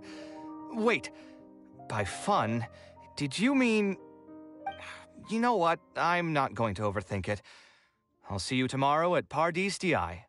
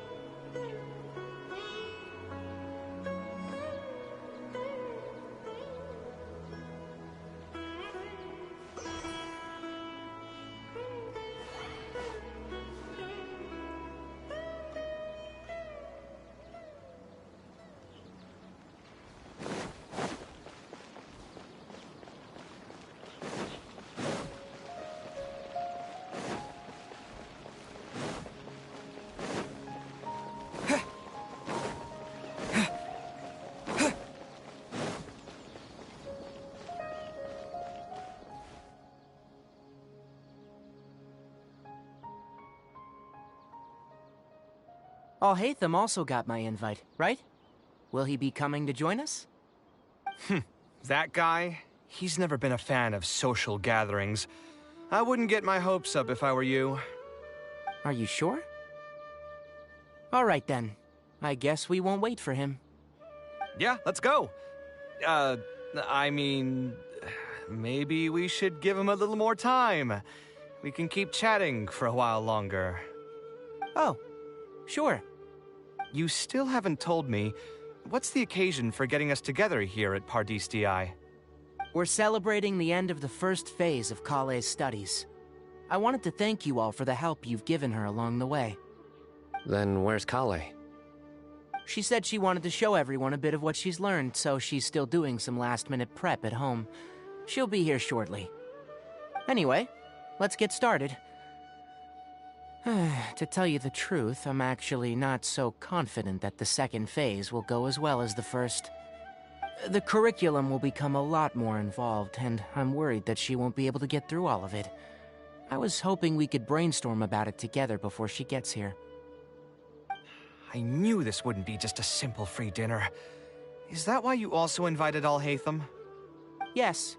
I thought it would be good if we could all put our heads together about this. Anyway, let's take a quick trip down memory lane. What did you guys do when you ran into a problem that you didn't know how to solve? Or got assigned a project that you knew you weren't going to finish on time? Never happened to me. I'd just pull another all-nighter. You two are hopeless. Does anyone have a more useful answer to the question? Ooh, that's a good point. Confidence is the most important thing. Once you lose your sense of confidence, it'll become all but impossible to find the motivation to study. This could be a potential direction.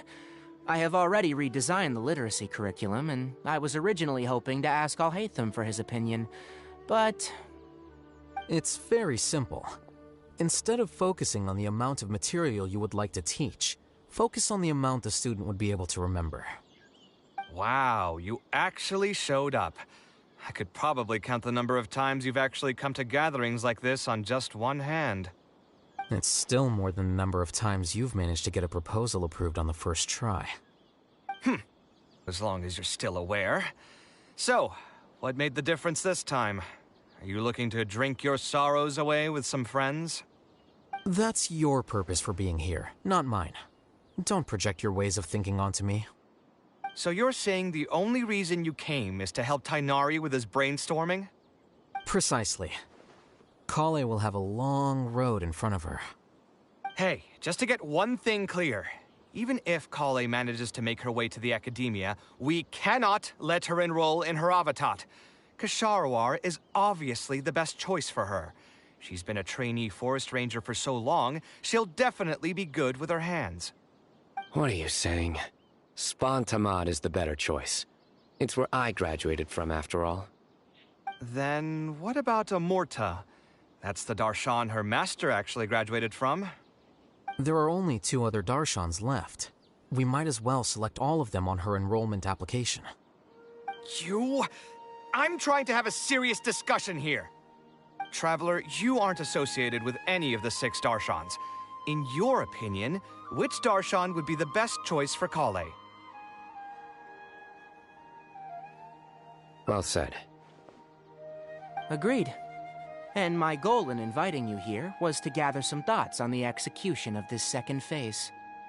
Phase 2 far exceeds Phase 1 in both curriculum complexity and the speed of instruction. I hope Kaveh has prepared herself for what is coming. Hey, what are you thinking now? Please don't tell me you're planning on lending her those abstruse books from your home library. Actually, I was thinking about lending her a professions guide. I'll make sure to write, "Don't become an architect" on the front page of that.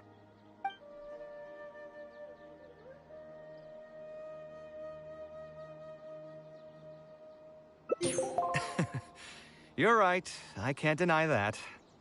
Is there another phase after Phase 2? What's the ultimate goal of all of this? Are we trying to prepare her for a job in the academia?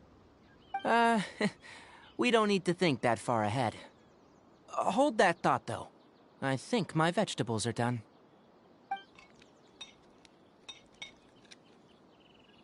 I'm telling you, that client had no idea what he was talking about. No matter what I did, he had something bad to say about it. Have you considered finding another client? They're all the same. I haven't had a good night's sleep for months now. Who do they think they are, ordering me to alter my design over and over again just because they have some mora? It's too late now to change careers. You might as well try to find some joy in the pain. Besides, you'll be getting up in the middle of the night to make edits to your own design even when the client doesn't request it. No. That's not true. Cheer up, Kaveh. I'll tell you a new joke. We'll save that for the end, Sino. You can keep it to yourself until then. Whatever. I'm not going to use my brain anymore. Let's drink tonight to our heart's content.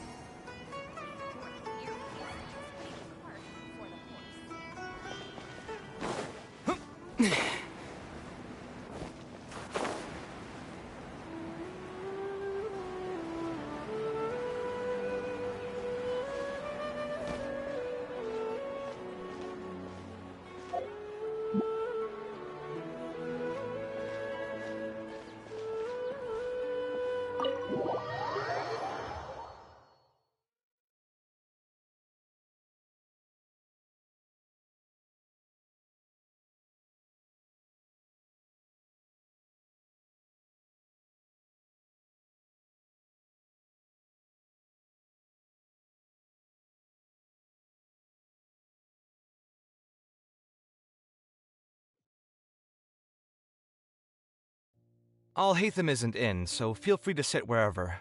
I'll bring out the box.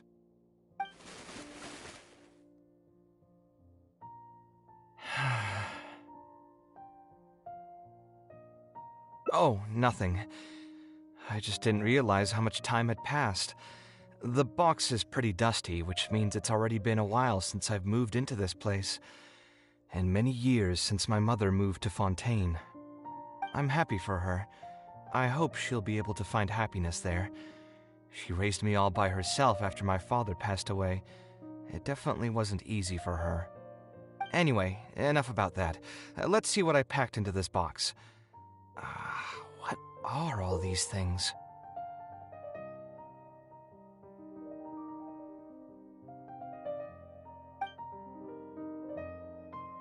Oh, I remember now. This is a drawing I made in Port Ormos. Obviously, I wouldn't call it anything special now, but I was less than 5 years old when I made this drawing. That's more than 20 years ago. You could say it's pretty good for a child of that age. Now that I've said that out loud, I suppose I do have some level of artistic talent, right?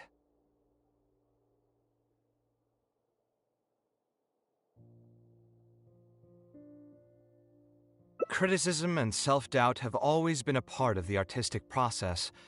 Without criticism, there can be no improvement.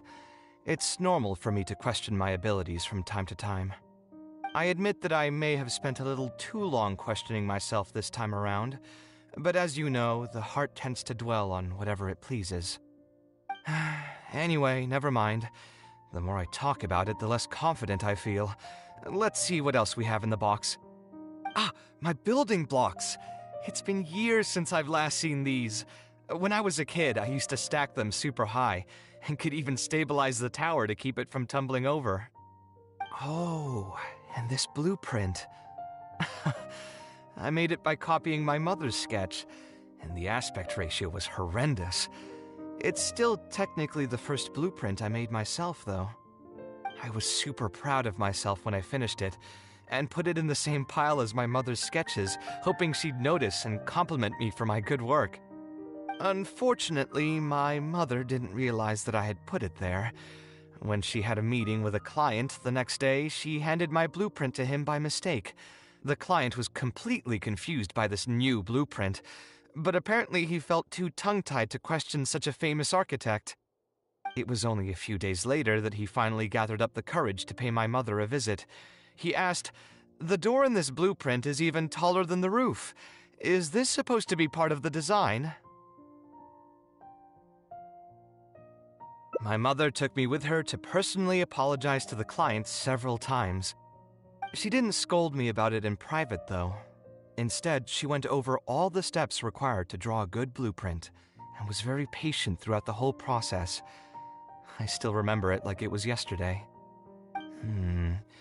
Let's see, is there anything else left in this box? What was this again?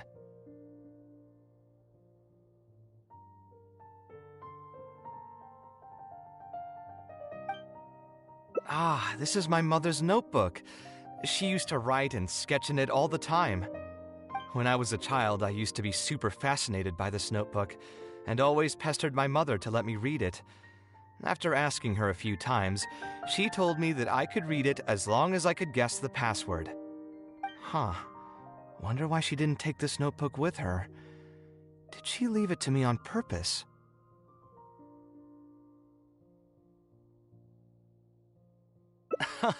If only I could. I never managed to guess the password. Hey, it's not a matter of time, it's a matter of inspiration. That's what we need to guess the password. Who knows? Maybe this time something will click in my head, and the answer will just present itself. Let me think. What could it be?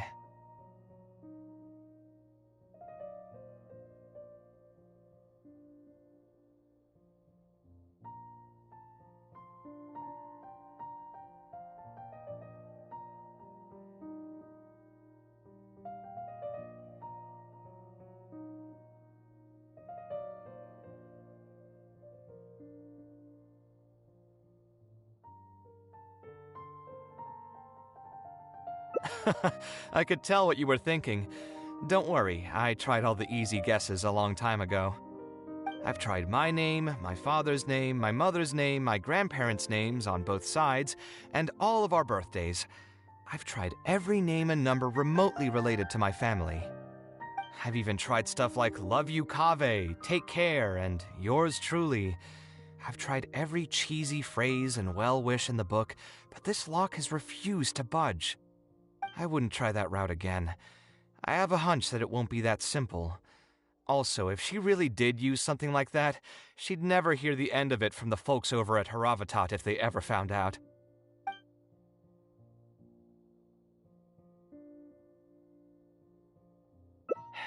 Yeah, you're right. Although I was hoping to find some words of wisdom from my mother, if I stop and think about it, her words may not be the advice that I need to hear right at this moment. Everyone's life journey is different. Traveler, you've visited many lands and met many people, so I'm sure you've run into situations where some advice wasn't exactly suitable for the situation at hand. I just got an idea though.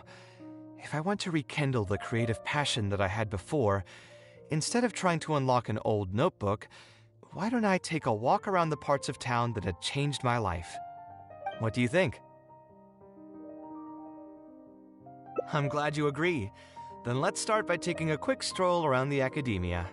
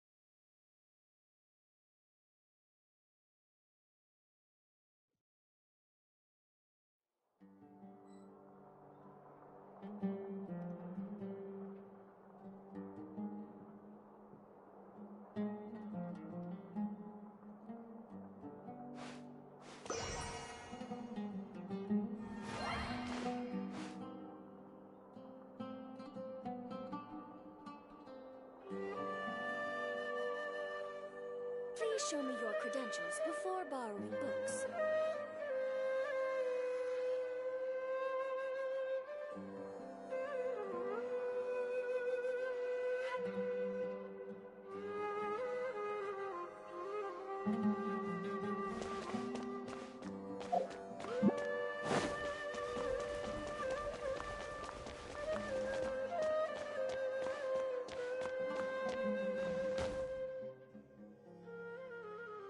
Of all the places in the academia, I remember this one most. When my studies got busy, I used to pull all-nighters here trying to finish my blueprints.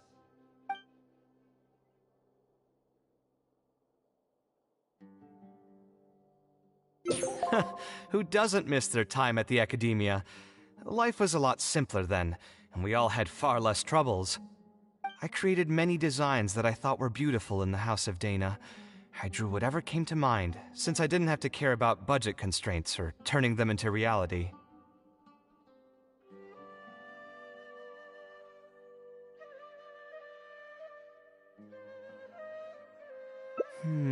If I had to give a reason, it'd probably be because I like the ambiance here.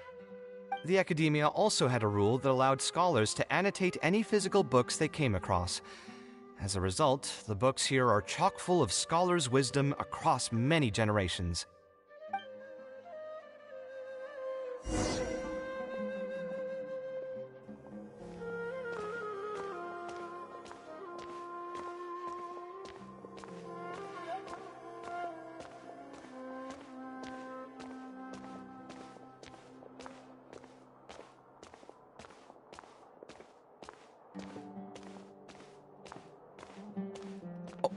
Here, this is a great example. This book, History of Ancient Sumeru Architecture, contains some analysis that I did many years ago. Huh? Why is Alhatham's handwriting also in here? When did he ever read this book? I guess it's probably from when we worked on that research project together.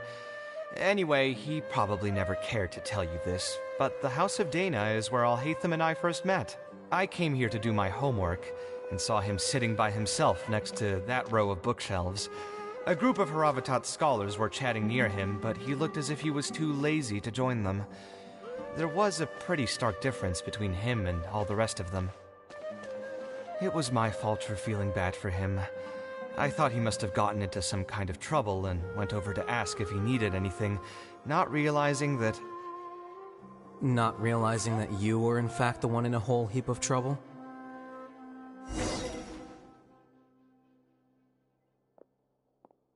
Alhatham? Why are you here?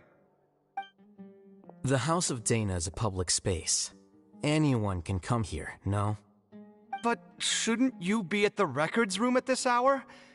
You're not here to watch me make a fool of myself, are you?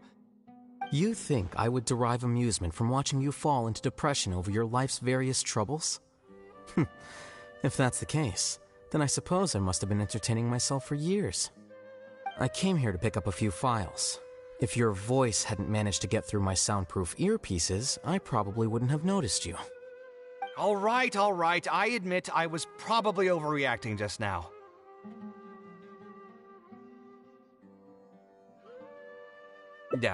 Probably not when he's right here with us.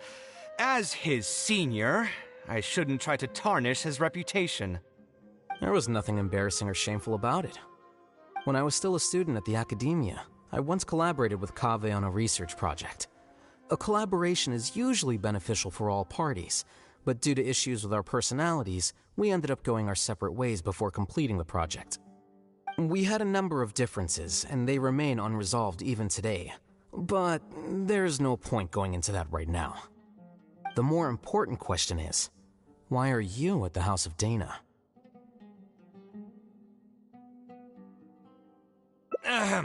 As a senior scholar, isn't it my responsibility to offer my friend a quick tour and explanation of the Academia's architecture?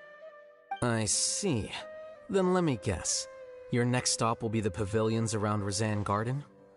Our famed architect sure loves showing off that corner to all his friends. Oh, and Kaveh, a lot of the books you annotated have been moved to the innermost section of that bookshelf over there. You'll have to dig them out yourself if you need to find them. Huh? But why would you know that? Don't tell me you finally had an epiphany and realized that there's great virtue in respecting your elder's work. Sure, if that will give you some self-confidence. Leave any words of thanks you may have to the ex-Grand Conservator. The last time he was here, he was complaining that he had received reports from current students. The main grievance being that the annotations are too long and difficult to read. As a result, the books you annotated have been moved to the back shelves. What? But all of my annotations were extremely important. Instead of reporting me, they should have been thanking me for my service. The notes that I took, they couldn't have asked for a better analysis of those books. Okay, just you wait. I'm going to fix this right now. I'll dig all the books out and return them to the proper shelves. Oh, we'll wait.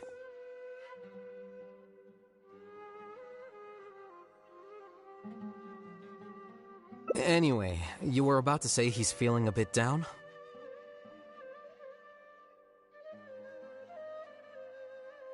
Put through the ringer. What an interesting phrase. I assume he used those exact words himself. He probably did suffer quite a bit, that's true. He always spends a lot of time editing his proposals, with the goal of satisfying as many of the client's preferences as possible. But the satisfaction of one client will not translate to general satisfaction with his work. Many problems in life can only be solved by a fundamental change of attitude. As the leading genius of Kshahrewar, Kaveh should have both the right and the confidence to reject any unreasonable demands. There are plenty of architects in Sumeru who are inferior to him in skill, yet far more irascible in temperament. What's more, there are plenty of people who look up to such individuals as paragons of staying true to one's principles.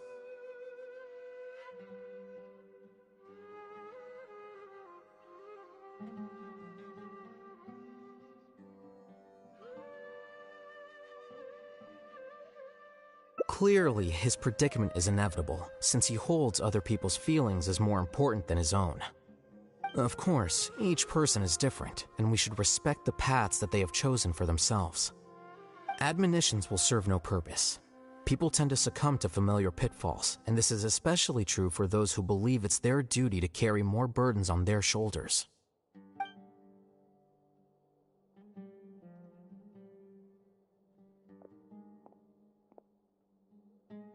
Looks like you were having an enjoyable chat while I was gone. Were you talking about me by any chance? What do you think? What else is there to talk about? Surely no one would be interested in talking about the files that you were browsing through earlier. Anyway, you should take a look at this. Look at this comment on page 82. Dear Kaveh, thank you so much for annotating this book in such detail. It was a great help to me. See that? Now that's how a student should treat their seniors. And it looks like you're already in a much better mood now. It really doesn't take much to make you happy, huh? Me? Happy? I'm mocking that retired blockhead for being so full of himself. He understands nothing about the true beauty of architecture. When I can find some time, I'll have a serious talk with him about making sure these books are put where they belong. Why don't you just move all the books yourself? It's not like he hasn't cursed you out before. What was that nickname he gave you while you were in the academia? The Urchin of Kshahrewar?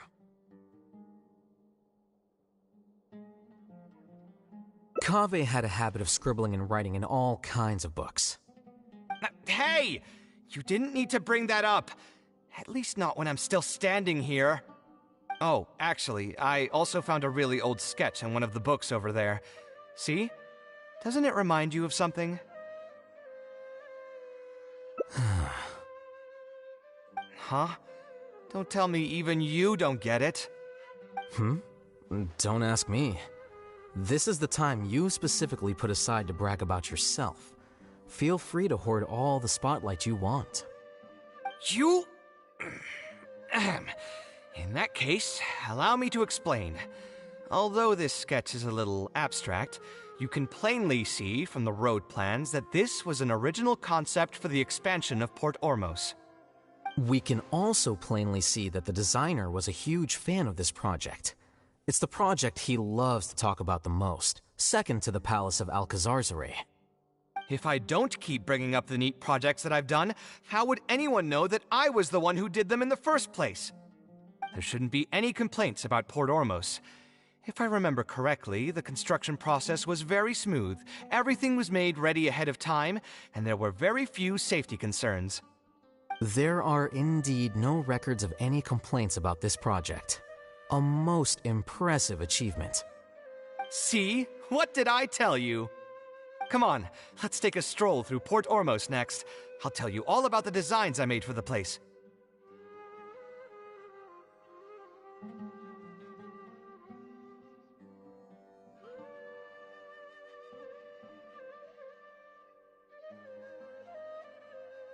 No need. It's almost time to clock out for the day, and I don't intend on bringing any unfinished work home. Suit yourself. It's not like you know how to appreciate artistry anyway. Let's go, traveler. I'll take you to Port Ormos.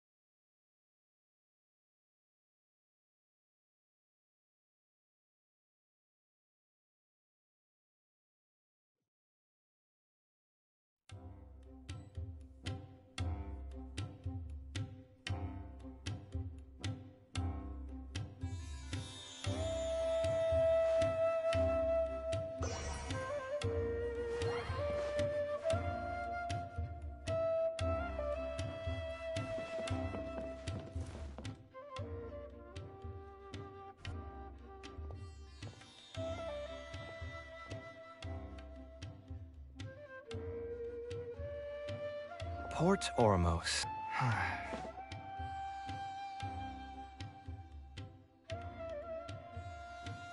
No, I didn't design any one specific building. Most of my work here concerned structural renovation. Port Ormos had already existed since I was still a young child. It wasn't as large as it is now, though. It only came to its current size after a sizable expansion. I was part of that project. The arch bridge over there, for example, that was one of my designs.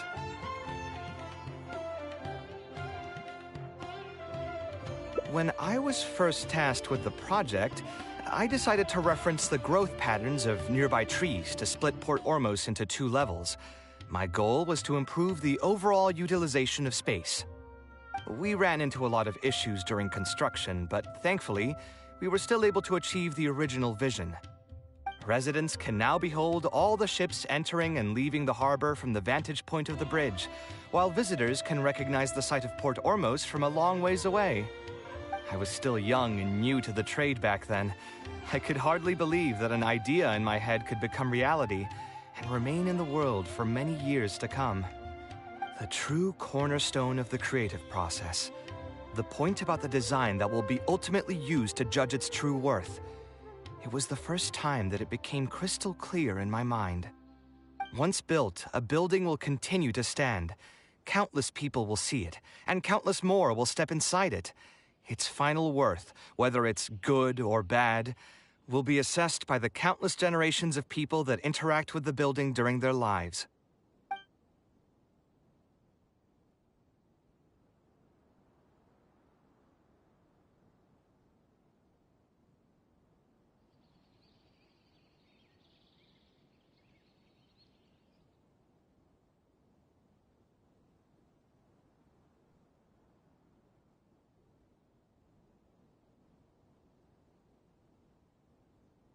You think so?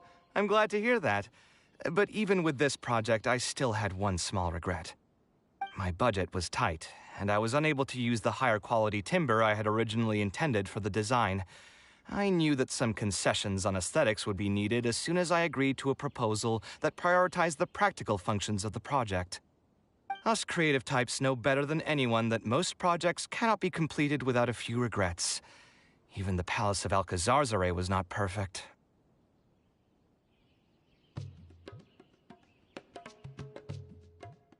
Yeah, you're right. I should learn to look toward future opportunities and believe that any regrets I have can be overcome in time. We've spent long enough here. There's still one last place I want to go, but it's a little far. Would you be interested in a quick trip to the desert? Great. Most of my projects over the last few years have had something to do with the desert, partially because there's a special place there that I often visit. This is a rare opportunity, so why don't you come along and see it for yourself? If you ever feel down, maybe you'll be able to go there and feel better too.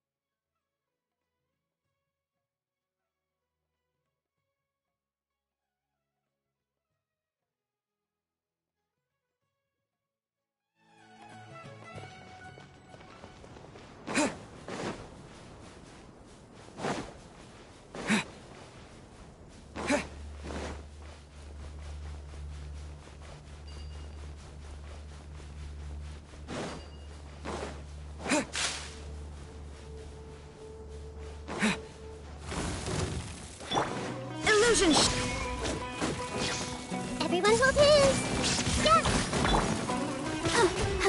Hi. Oh.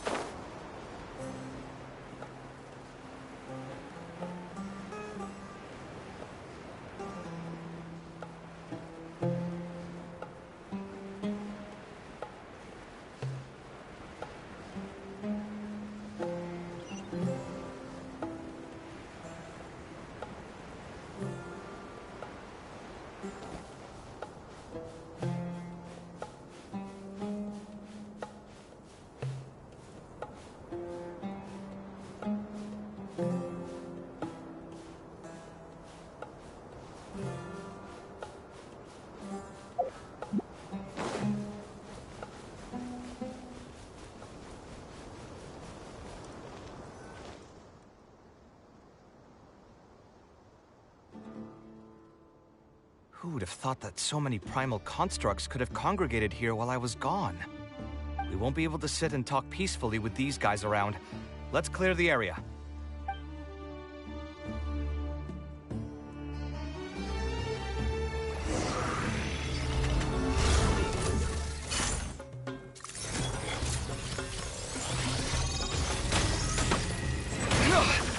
I've been through worse.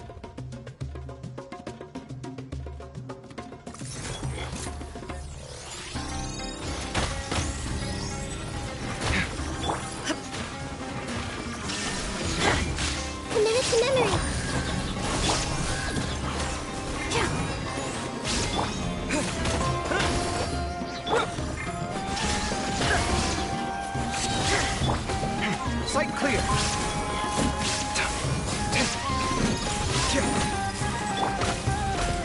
I see everything. Propagate! Shine down!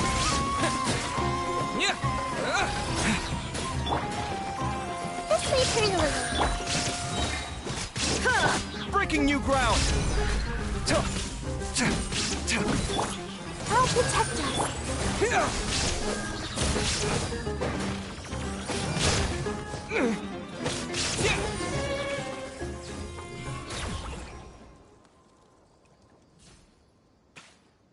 Isn't this place great?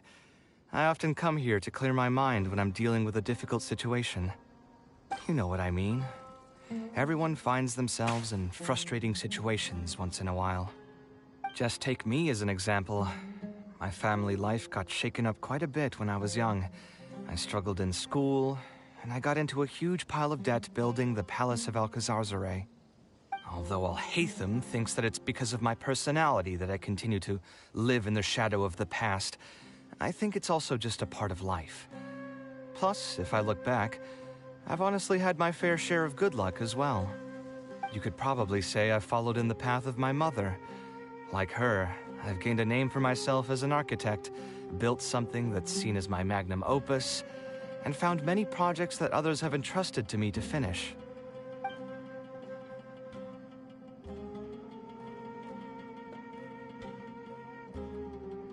Life is too boring when you live with no enthusiasm and passion. Only those who believe in the inherent meaning of it can capture the small nuances of everyday life and turn them into inspiration for beautiful designs. Of course, I will concede that loving something also means taking it to heart. So to an extent, caring is also a source of pain. If I didn't love my work, I wouldn't be so torn up about it all the time. But still, isn't this place beautiful? Despite the erosion from the winds and changing seasons, you can still perceive its past beauty and glory. With different landforms come different architectural styles. The desert's history has left it with few records regarding its buildings, so I often visit the desert to investigate things in person. The sight here has moved me ever since the first time I laid my eyes on it. I told myself that one day, I would also be able to create buildings that move others. My pain will one day fade into nothing, just as I've reached the end of my life. But buildings are different. They are far more valuable than most materialistic things, and far more durable than human flesh. As long as there remain souls in the world who can decipher the meaning behind them, they will also have acknowledged me across the vast stream of time.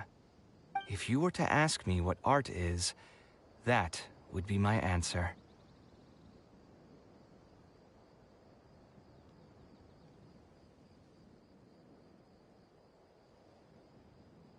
You think so? But I feel I've always been like this. Remember that question I brought up before? The one about whether I should see art as a divine gift of inspiration from the gods, or as a product of my own existential struggle. I still haven't found an answer to that yet. But if art wasn't inherently paradoxical and enigmatic, then people probably wouldn't be drawn to it. Those who pursue art will be unable to avoid the pain that it naturally brings. Will often be floating on cloud 9 one second and sinking in a mire the next. I'll try gathering my thoughts again once I've found a way to define art in the first place. In any case, thank you so much for listening to everything I had to say.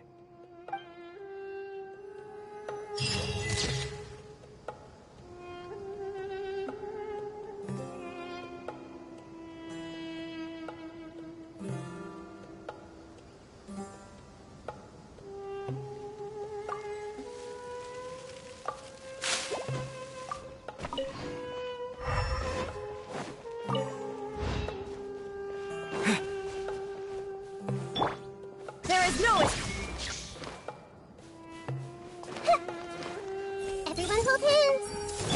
Let's dance. Let the show begin.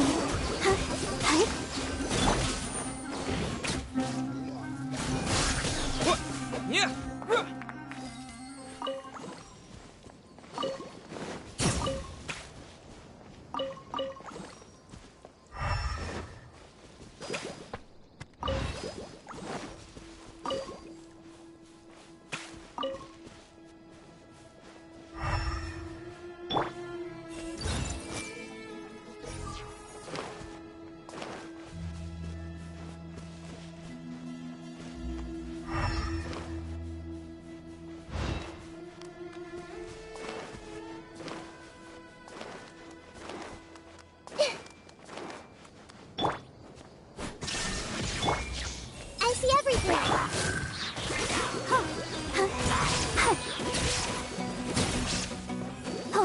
I'll protect us.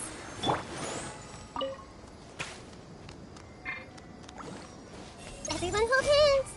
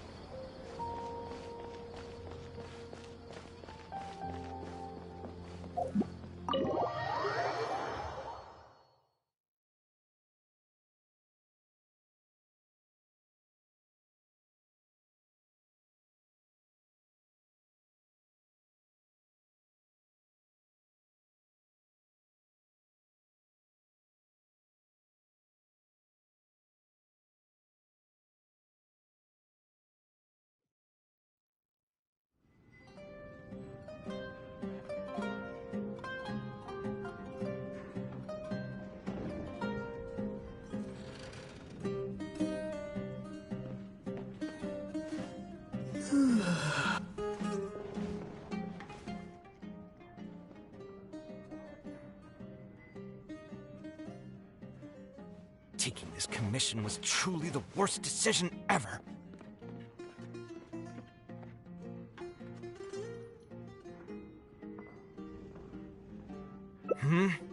Oh, hey, I wasn't expecting to run into you here.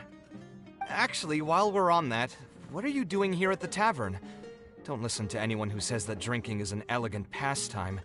It's no good for your health.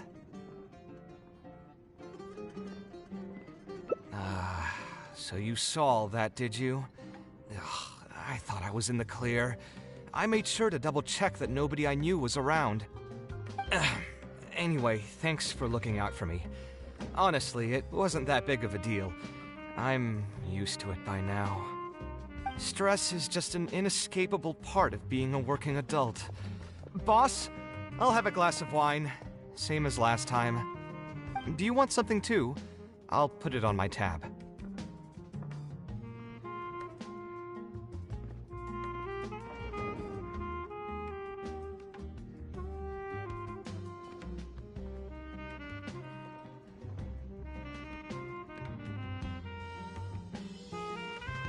Wine in a glass of juice, coming right up.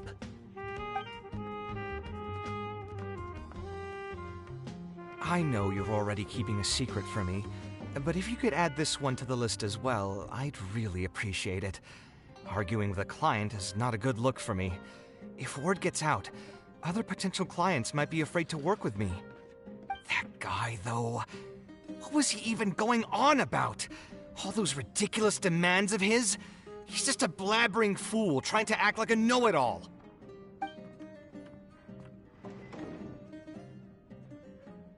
Another glass, please, boss. I'm not leaving today till someone has to carry me out. You've got it, sir. I gotta say, though, it almost feels like you're saying that every other day now. It really is every other day that you'd run into a client who knows nothing about construction requirements or architectural style. If this was in the past, I'd never have gone through 6 whole drafts trying to accommodate the client's preferences. But perhaps getting used to this just means that I've grown numb to it. I've worked on so many projects since graduation, and none of them have been approved at the first pass. I would spend a lot of time altering my designs, and by the time the clients were finally satisfied, all my passion and enthusiasm would be gone. It feels like I'm straying further and further from my artistic vision with every change I have to make. I suppose, though, that just sticking to your guns and completely disregarding other people's feedback would also not be a good thing. All of this makes for a real paradox, one that particularly crops up in my work, too. In the end, what is the true meaning of art? Should I see it as a divine gift of inspiration from the gods? Or an expression of the light of my own wisdom? Here's your drink. How are you already spouting nonsense after just one glass? Your tolerance is usually much better than that. Boss, what do you think is the meaning of art? The meaning of art? Really, my friend, who in Sumeru understands art better than you? Anyway, I don't know about art, but I do know that I'm interested in business, and some patrons are waiting to be served. So, you'll have to excuse me for now. Just holler if you need anything. What do you think, traveler?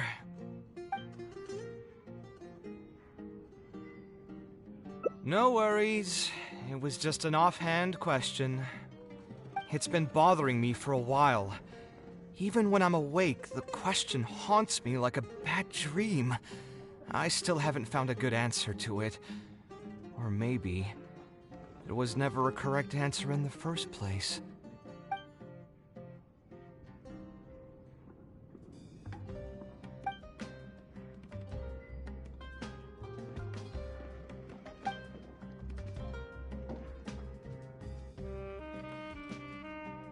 Sounds great to me. I don't even want to think about this project anymore. But what should we do? It's probably not a good idea to just drink until I pass out here.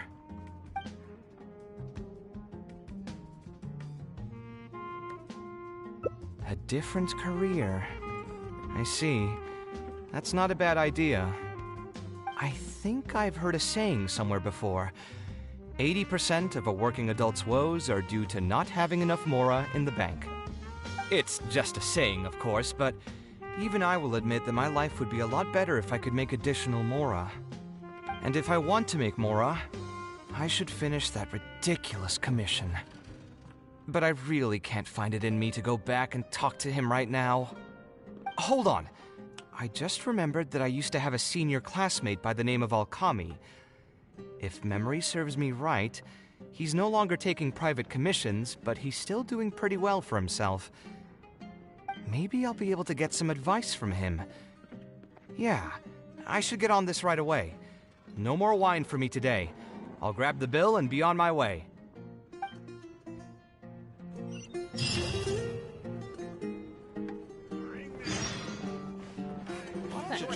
But also just putting the cart before the horse.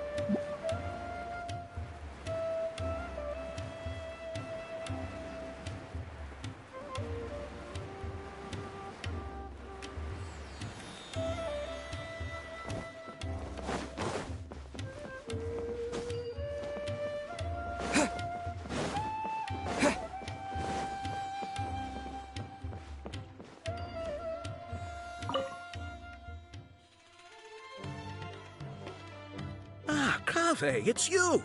It's been a while. What have you been up to recently? Yeah, it's been a long time, Alkami. Things haven't changed much for me. I'm still taking private commissions for all kinds of projects. I heard that you were the genius behind the Palace of Alcazazare. I bet you're all set for Mora after a project of that size. Well, it's hard to make a profit from every project, you know.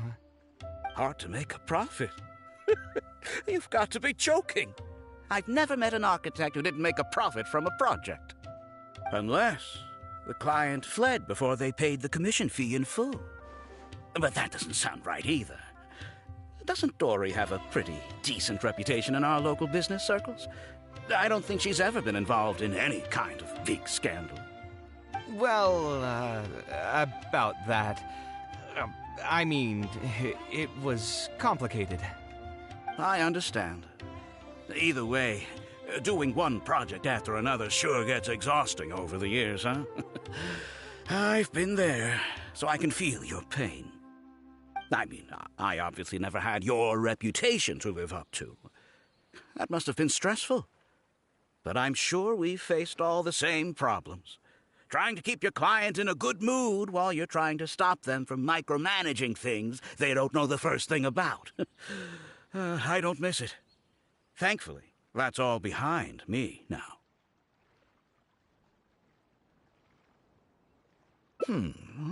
Not exactly.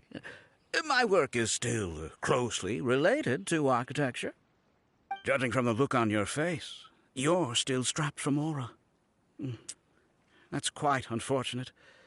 You're the most artistically gifted graduate the Ksharawar Darshan has seen in decades. But it looks like you still have a lot to learn in terms of making Mora. With that said, us Ksharawar grads should still look out for each other. What if I told you about an idea that'll absolve you of all your Mora troubles going forward? Are you serious? But something like that has got to be some kind of top-level business secret. Are you sure you can just share something like that with me? Besides, I don't want to just take something like that without offering anything in return. I still have a little Mora. Or is there something that I can help you with? Oh, you're too kind. This is just a simple tip. Even if I didn't bring it up, I'm sure you'd hear it from the others sooner or later. The idea is this. I recently opened up a training center with the goal of educating people in architecture design.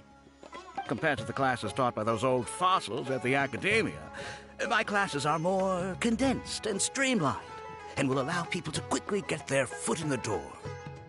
Unlike the academia, I won't turn down anyone who's interested, rich or poor. As long as someone wishes to learn more about architecture, I'll accept them into my training center. It just so happens that I'm still looking for a few more instructors. So, what do you say? Interested in coming over to give a few lectures? Regardless of the pay, I can already guarantee that it'll be far more comfortable than working on random people's private commissions. Ah, so you want me to join you as an instructor? That does sound like something I'd be able to do. Sounds like a pretty stable job, too. What do you think, Traveler?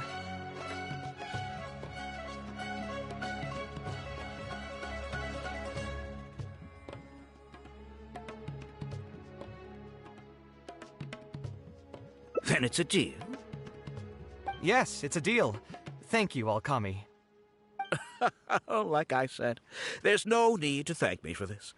The lecture room is not far from here, so you can just come straight here tomorrow morning.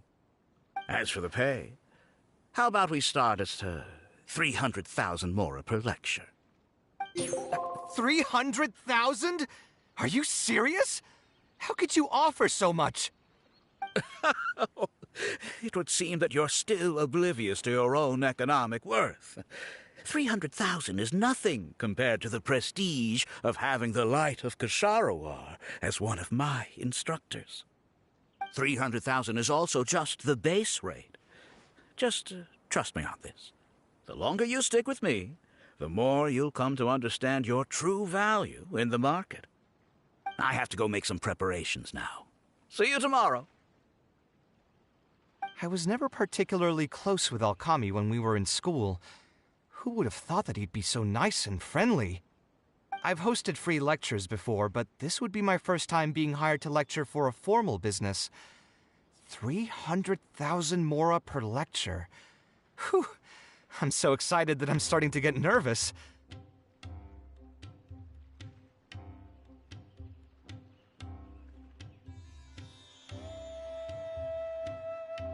Thanks so much.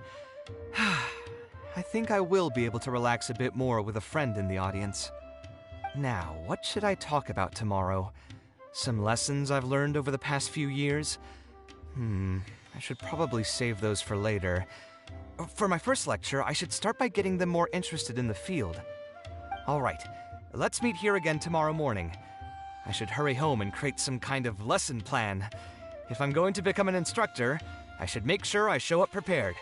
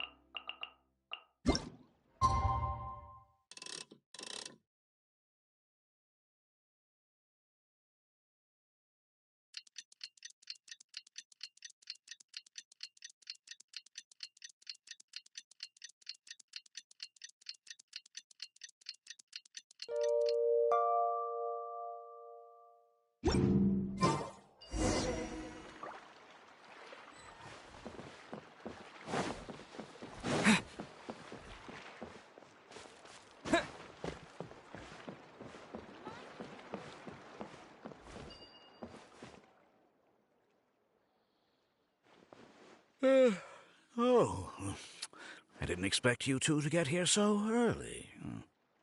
I was up last night preparing for the lecture, but I ended up getting so excited that I couldn't fall asleep. Here, I've prepared a lesson plan. Do you want to take a look?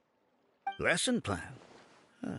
I must commend you for your dedication. But the training center has already developed its own set of teaching materials. Instead of using your own plan, you can just use what we have here. Of course, you're always welcome to work in some of your own content to add some fun and flavor. Sure, be my guest.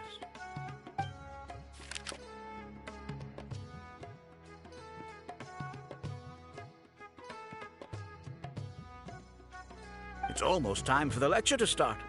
Feel free to head in and start the class whenever you're ready. Huh. So you've already developed your own set of teaching materials. Seems like I won't need the stuff I've prepared after all. Anyway, shouldn't be a problem. I'll just go ahead and use your materials. There's something else I want to ask, though. This isn't going to be a large class, is it? No need to stress. There are only 20 people in this class. There are 14 classes at my training center. Out of all of them, the first class has the best grades, so I've directed them to you. We'll see how well they take to your lectures. 20 people, huh? All right. I think I can handle that. Oh, and one last thing. In the interest of keeping a quiet learning space, only instructors and students are allowed in the classroom when class is in session. I'm sorry to say this, but your friend will have to wait outside while you teach the class.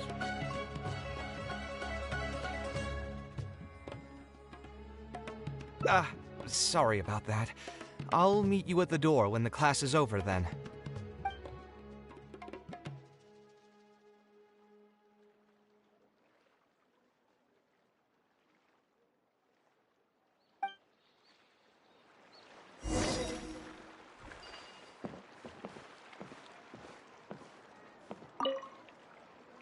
Hey there. Can I help you?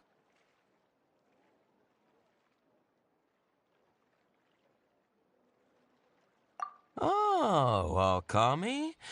You mean that rich guy who's been making quite the name for himself?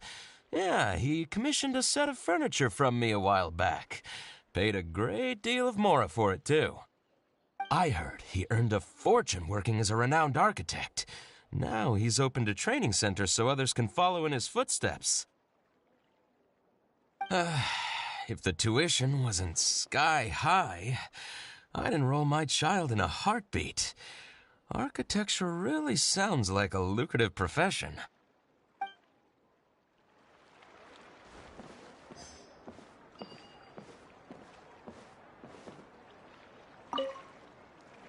Did you hear? Alkami recruited Kaveh to be an instructor. I bet that'll boost his enrollment numbers. Really makes you jealous, eh? If you think about it, Alkami was never that talented himself as an architect. If we're just talking about professional skill, no one would pay for a class with him. That's true, but you've got to admit, his advertisements are really effective. After all, the academia only admits those that can pass its entrance exam, so only a few people could hope to study architecture in the halls of the Kasharwar. For those who can't pass the exam, or who just want to jump straight into the industry, the training center is the best bang for the mora. Man, to have that kind of business acumen.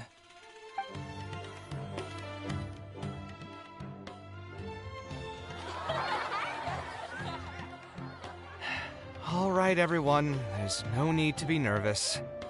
Class is over, so we can just chat for a bit. I shouldn't have lost my temper during the lecture. Did I scare anybody? No, you weren't scary at all, Mr. Kaveh. We were just a bit lost and didn't get what you were talking about.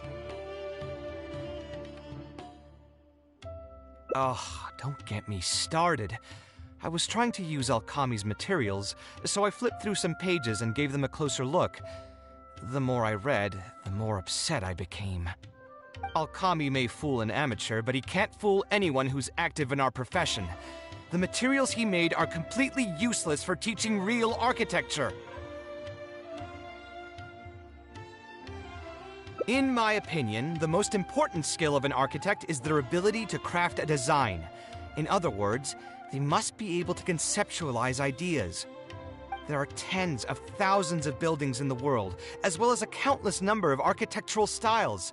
Some designs emphasize aesthetics, while others prioritize practicality. The architects who can critically evaluate the quality and fit of different designs are those who can come up with great designs of their own. But you won't get any of that from the teaching materials they're using here. All these students are doing in class is rote memorization of existing designs. They are learning nothing about the underlying principles. How can they expect to become real architects? When they're done with this class, all they'll become are dilettantes with a pitiful smattering of architectural knowledge.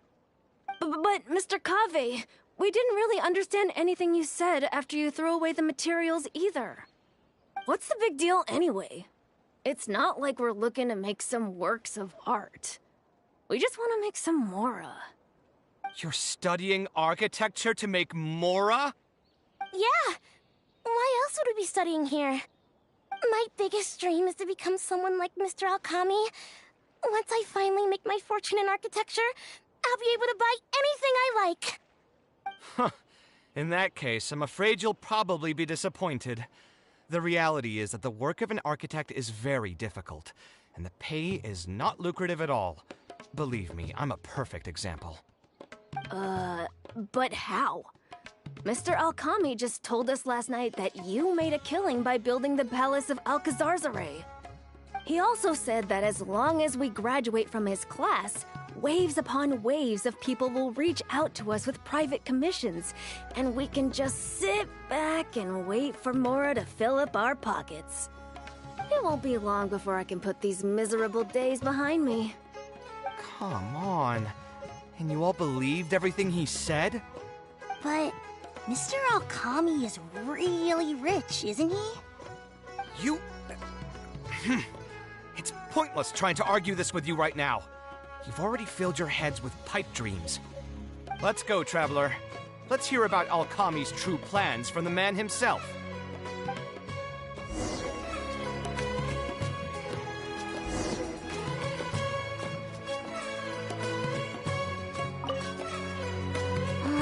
Mr. Kaveh looked really angry. Who cares about him? Maybe he's just worried that we'll take all of his commissions once we finally graduate.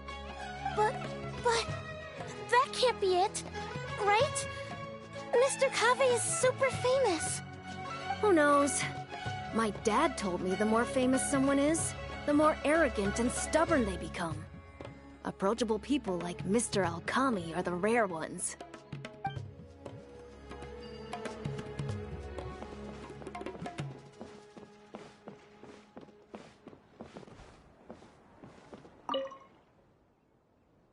What's wrong, Kaveh? You look quite flustered. Did one of my students offend you? Were the students not astute enough for your liking? I must implore you to go a bit easier on them. After all, they're nothing like the genius scholars you're used to dealing with at the academia. We don't need to strive for perfect understanding. As long as some knowledge has been passed on, that's good enough. Yeah, I'm mad at them. But I'm even more upset that you're scamming people under the guise of teaching them about architecture. The students are all here hoping for a quick way to make money, but we both know that an architect's life is hard and exhausting. Just a little while ago, I was toiling over the 6th draft of a design for a client. If your client is unhappy, you can't break ground, and the longer a project goes, the longer it takes for you to get paid in full. What's worse, if your client disappears in the middle of a project, good luck getting anything from them ever again. You know all of this just as well as I do. Why lie to them? Look, Kaveh, you may be the light of Ksharawar, but like I said, you still have a lot to learn about making Mora. You may deny it all you want, but it's a fact that in today's Sumeru, architecture is a terrible profession. Our clients care very little for the effort we pour into our designs. Instead of appreciating us, they spend all their time nitpicking details and demanding changes, often forcing all kinds of ridiculous ideas onto us. I suppose that's more or less true. Go on. Why should we cling on to a profession that's difficult and unrewarding? If the field is dying, then a person who still wants to make a good living will just have to change their strategy. If it's near impossible to make money as an architect, then why not just establish a training center and train other people to become architects in our stead? Wait, how does that make any sense? Aren't you just leading them into the same trap? We are already stuck, my friend. The more people we can lead into this pit and stack as padding beneath our feet, the more comfortable our lives will be. That's right. Making money as an architect is a slow and agonizing process. In comparison, earning tuition from a training center is far easier. None of the students will ever know, however. In their eyes, all of my income was earned during my years as an architect. It's easy for them to fall for my promise. After all, everyone wants to live the dream of being the person who can spend millions without batting an eye. The more students I get, the more money I earn. And the more real that dream becomes. And then what? Once they graduate, they'll still find out the truth about architecture and struggle to stay afloat amid all the problems we already talked about. When that happens, your facade will pop like a soap bubble. No one will believe you anymore. Ah, but that's just one way to look at the problem. No two people have the same amount of talent. Even if they fail to strike gold in the future, you can't say that it's my fault and mine alone. Oh, and also, I never actually promised that they would achieve financial freedom as long as they become architects. All I did was nudge them towards that belief. I'm not even scared if they do come back and stir up trouble. My training center has all the required permits and certifications. Even the Dendro Archon herself couldn't find fault in any part of my business. How can you sleep at night knowing that you're doing all this? Tell me, is your heart carved out of brick and stone? I can't believe that I once saw you as a decent human being. I am beyond disappointed in you. And the same goes to you. How many years has it been since you graduated from the academia? If you still can't accept something like this, do you just plan on keeping that worthless naivete of yours until the end of time? Only fools will see art as revered and sacred. In the end, art is just another business. Being successful at running a business is an art form in itself. I urge you to think about what I've said. Offloading your pain onto others is the only way a person can live comfortably in this world. As the light of the Ksharowa, you've accumulated plenty of fame and respect. It's high time that you use those resources to improve the circumstances of your own life. Think it over, Kaveh. I still believe our collaboration could be very fruitful.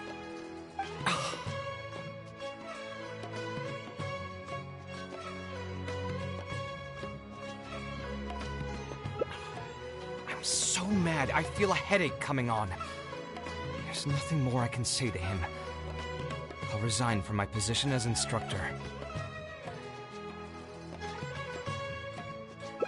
Of course.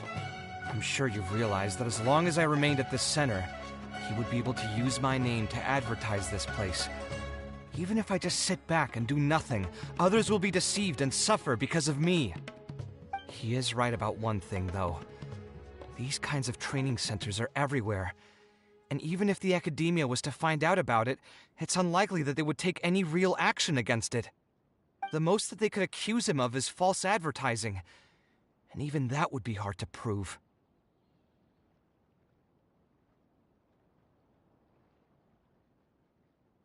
Oh?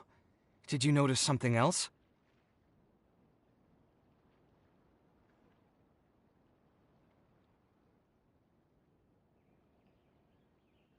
Yeah, you've got a point. The rate he gave me was 300,000 mora per lecture. That probably came out of the students' tuition. And who knows just how much he's been charging the students for attending his classes. If you're gambling everything on making it rich as an architect, are you really going to have the mora to pay for that kind of tuition?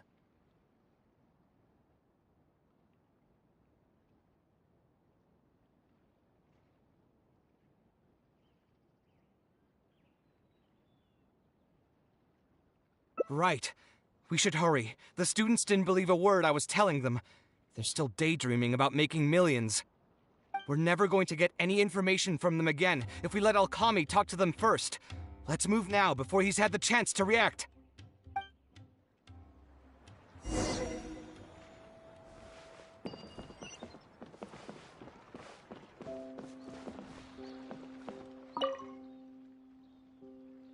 Oh, Mr. Kaveh?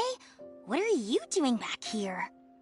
Class finished a while ago, but you're still here. Why haven't you gone home? I wanted to stay for a little longer. I'm still thinking about everything you taught during the class. Even though a lot of it went right over my head, I still thought the houses you drew were really pretty. Of course they were. All the examples I drew were world-famous landmarks. Each one was the magnum opus of a celebrated architect. It's a good thing that you could recognize them for their beauty. The accumulation of knowledge is the first step to artistic expression. Instead of rote memorization, you should try to relate and to understand, and after that, try to resonate with the work. Resonate? Yes. When I first got into architecture, there were many things about it that I couldn't understand at all. I would find a building to be beautiful, but have no idea what made it so good.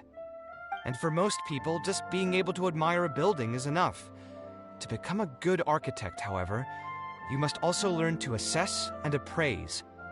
Going from admiration to assessment will take a lot of time and specialized knowledge, and I'm afraid that some superficial speed training won't be enough to take you there. Just as I thought. Becoming an architect won't be as easy as Mr. Alkami made it out to be, right? I'm sorry. I'm not trying to crush your dreams. All I want to tell you is that an architect's life is not as carefree and easy as others may make it out to be. I understand. Thank you for telling me the truth, Mr. Kaveh. I think I'll still stay here for the time being, though, since my family still hasn't paid everything off. Paid off what? Sorry, I can't say anything more. Mr. Alkami made it very clear that anyone who talks about it will be kicked out of the class. Don't listen to him. I am the most famous architect in Sumeru. If he kicks you out, then I'll just take you in instead. Really? Why would I pull your leg?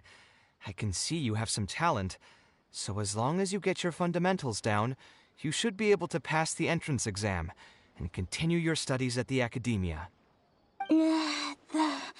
Then please keep this a secret for me, Mr. Kaveh. Truth be told, my family is not very well off, so we couldn't really afford the tuition for this class. Mr. Alkami was the one who reached out to my parents. He told them that he knew a merchant by the name of Bahar and that we could get a loan from him. He told all the students that once we graduate, people would come flocking to commission us for projects. If everything went well, we'd be able to pay off everything in just a few years, and all the more we make after that would be ours. How much did your family borrow from this merchant? I think it was several million mora. And what was the interest rate? I'm not really sure. My parents were the ones who signed the contract. All I know is that the stack of papers was as thick as a slab of rock.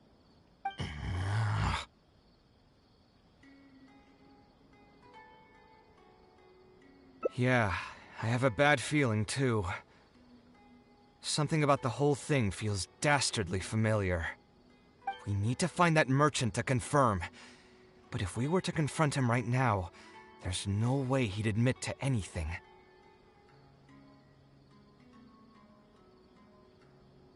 Good idea. Hey, tell me, do you know where we'd be able to find this merchant? We last saw him on the north shore of Port Ormos. Who knows if he's still in that area, though. Well, it'd still be worth taking a look. Architecture... No. The arts shouldn't be used as bait for a scam. We need to do something before the students' lives are ruined even further.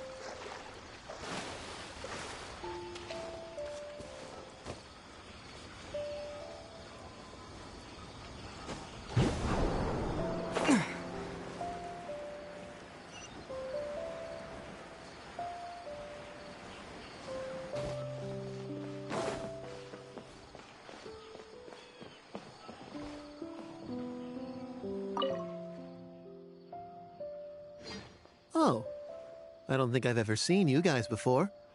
Here for business. You're Fahar, right? Yes. May I ask who introduced you? Alkami.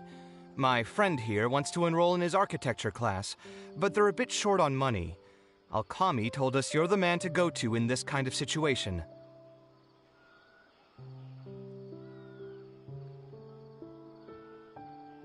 Oh, sounds like his business is booming. How much do you need? Let me see. I'd say around 3 million mora. Oof. You call that a bit short on money? Anyway, since you're here because of Alkami, I can work things out for you. Make sure you sign the contract, though. Lots of people are borrowing money from me nowadays.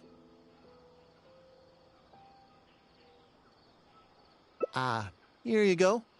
Don't worry, there's nothing particularly unusual about it. All you need to do is pay back the loan in full within 3 years. And what if they won't be able to pay it back? What do you mean, won't be able to pay it back?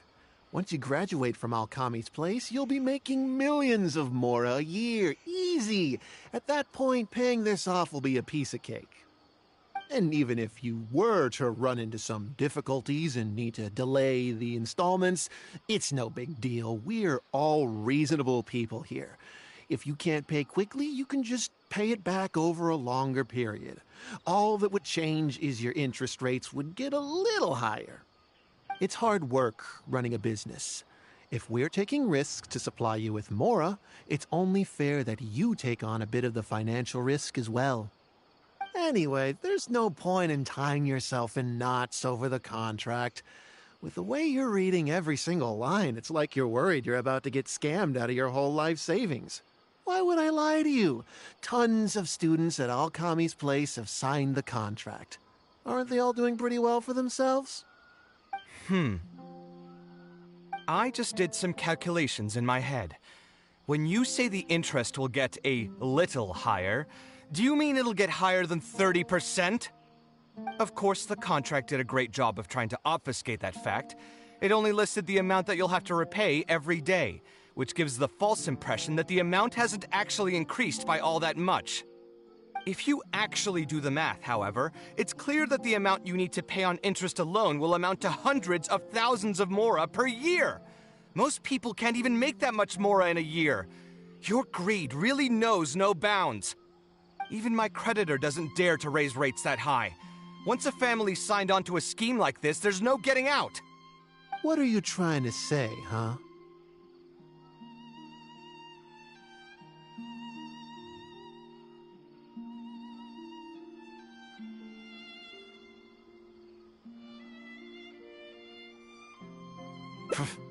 I figured something was off when 2 well-dressed people came looking for a loan. Think you got the better of me? Too many people are sticking their noses where they don't belong these days. Luckily for me, though, this is a pretty secluded spot. Hey, come out and teach these guys a lesson! Eremites? I've already fought off more than my fair share of them when I was working in the desert. There are only a few of them, so they shouldn't pose much of a threat. Marak, you're up!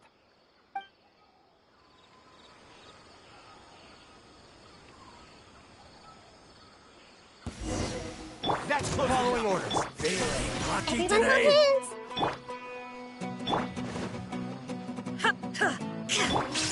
Scanning.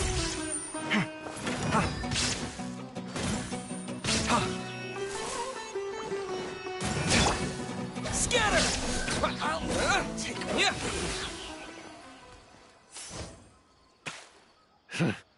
Who are you and what do you want? I don't think we've done anything to hurt or offend you, so why go this far to destroy my livelihood? Debt has the power to upend your whole life. I know very well just how miserable living in debt can be. But my debts are the culmination of many different factors, and my interest rate is still somewhat reasonable. As long as I continue to work with my situation in mind, my debts will eventually be paid off. But these students are different. They have neither the mental preparation nor the financial resources to pay back a debt like this. You sold the dreams of becoming an architect to the students as bait, urging them to take on insurmountable amounts of debt to satisfy your greed. Ha! Everyone knows there's no such thing as a free lunch.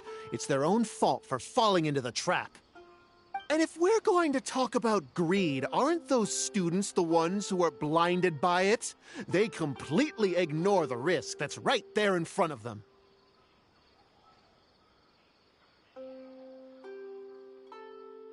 Ha! And here comes the silver tongue. Surely you use that to reel in the students as well. Even now, many of them are still hopelessly dreaming of striking gold after they graduate. People grow by learning from their mistakes. I hope this will be a valuable lesson to them. Let's head back to the academia and turn this guy over to the Matra. They should be able to link him with Alkami's business.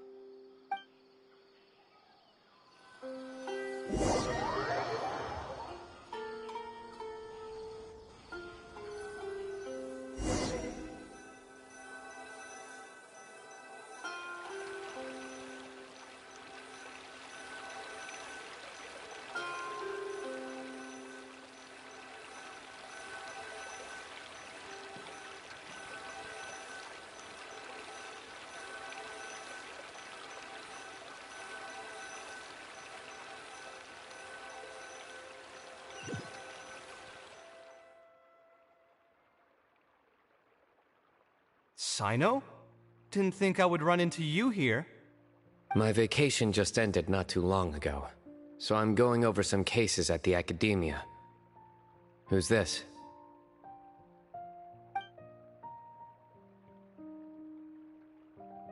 I see. Charging an interest rate over 30% indeed constitutes a crime. As it is highly likely that Alkami is also benefiting from this scheme, the Matra will open an investigation on him as well.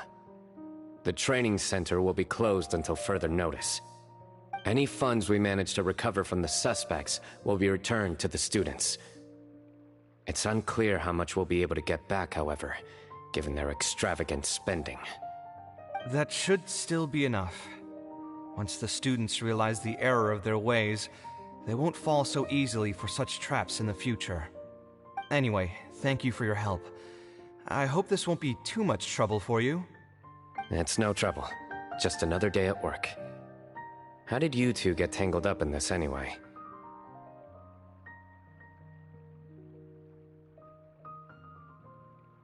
Did you accept any mora from him?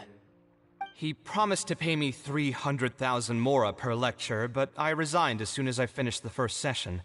I didn't take a single coin. Ah, that's good.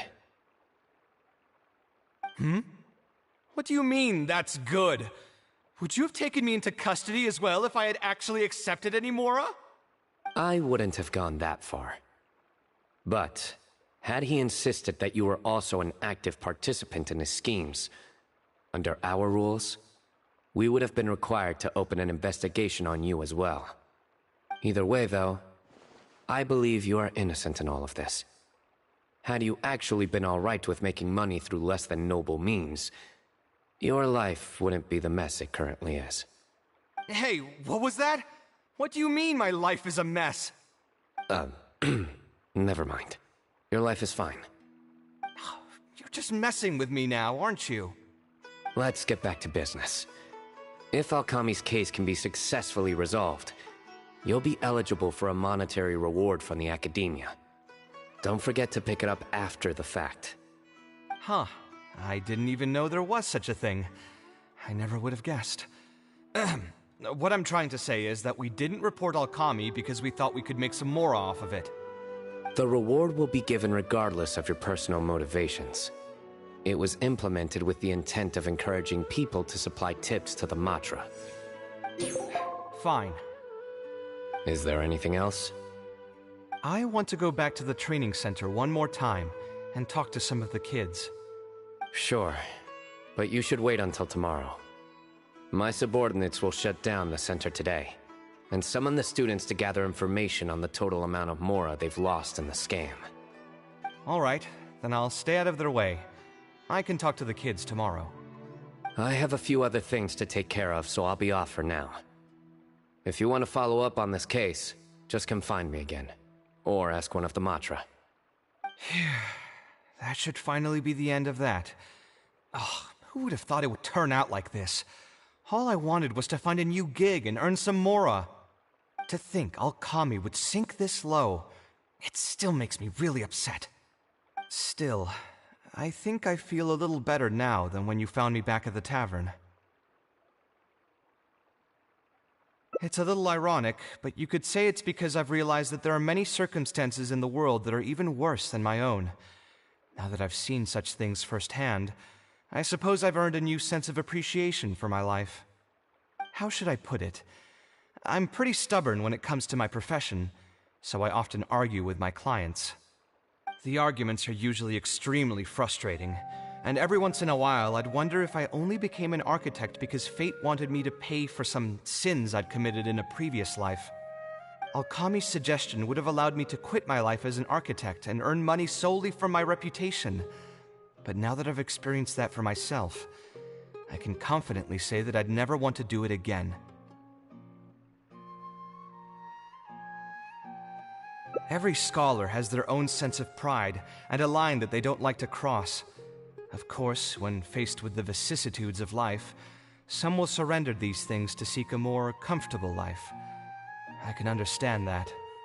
Just speaking for myself, though, I don't think that's something I'd ever be able to do. The voice in my heart would just keep repeating one thing. The moment I turn away from my dreams would be the moment my career ends.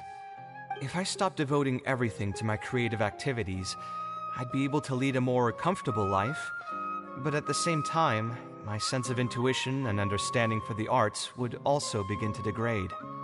At that point, any materialistic ease I may have gained in life would just become another form of torment. In comparison, my current life comes with its share of difficulties, but at least I'd never have to deal with that kind of existential reckoning.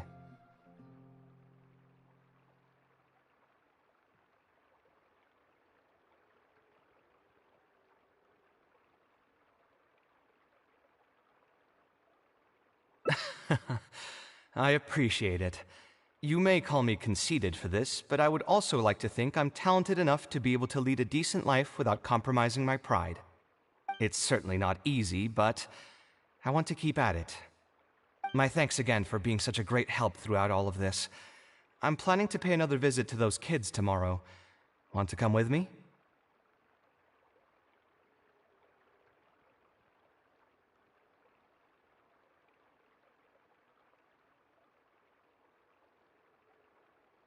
All right, I'll see you tomorrow then.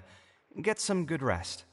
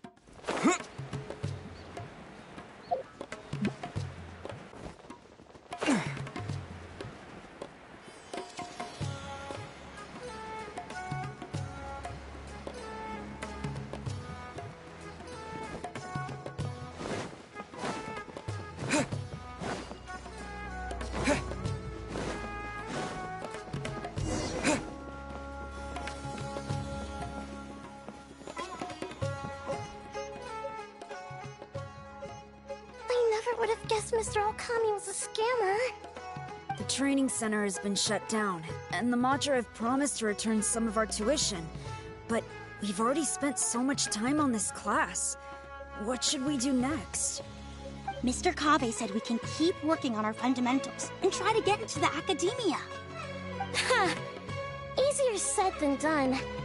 If it was easier to get into the academia, none of us would have signed up for the class in the first place. Only the best of the best can get into the academia studying on their own.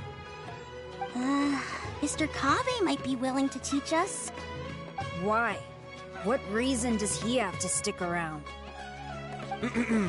So, you're the only ones that showed up today, huh?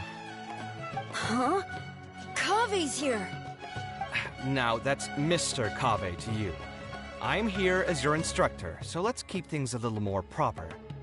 I'll keep instructing you for a while longer. You can pass on the message to the other students. As long as someone wants to come, they can join the class. Oh, also, I'm usually pretty busy, so I'll only be able to teach architecture fundamentals on my days off. Another disclaimer, I can't promise that you'll all be able to understand everything I'm going to teach. Architecture is not an easy profession.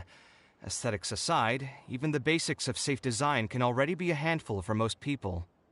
If you want to design safe buildings, you'll have to go through a systematic study of structural engineering.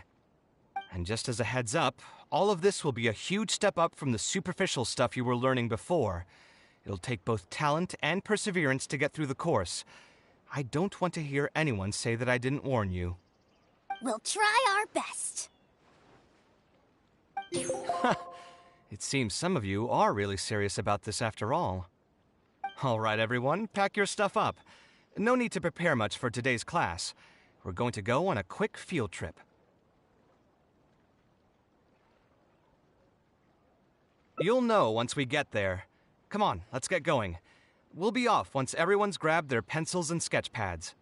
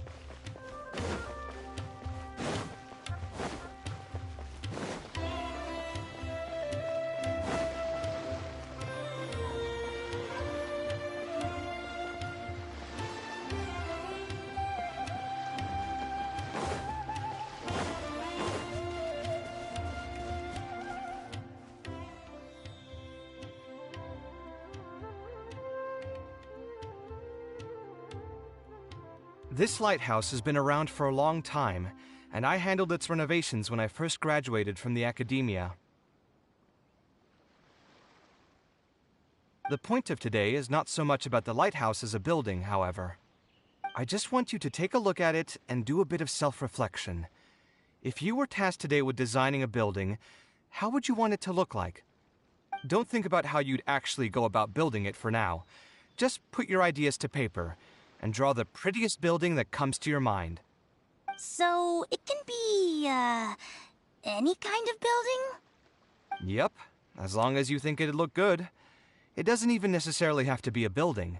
If you want, you can draw trees, the ocean, or even a garden area. Draw whatever you'd like.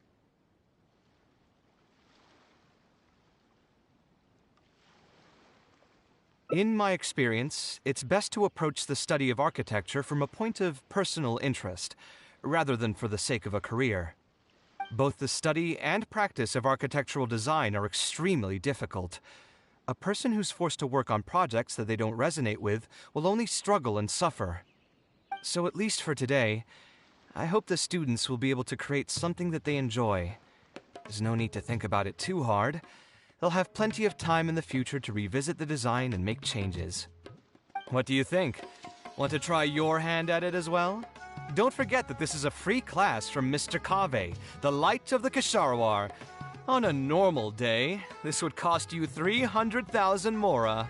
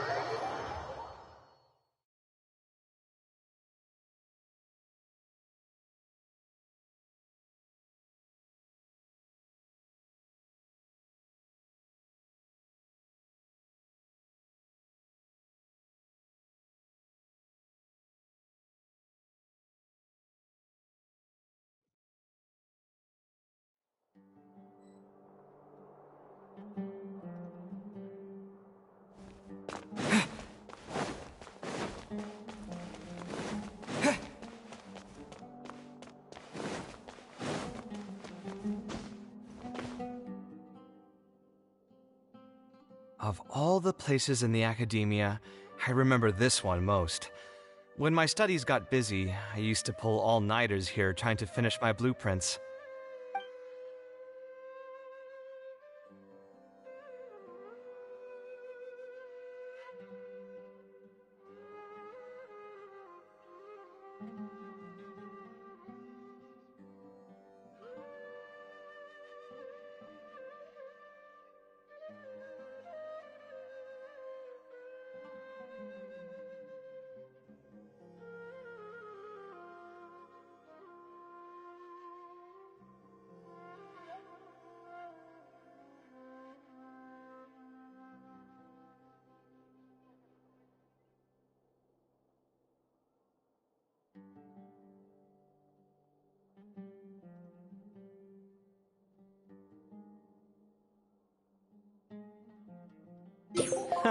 Who doesn't miss their time at the academia? Life was a lot simpler then, and we all had far less troubles. I created many designs that I thought were beautiful in the House of Dana. I drew whatever came to mind, since I didn't have to care about budget constraints or turning them into reality.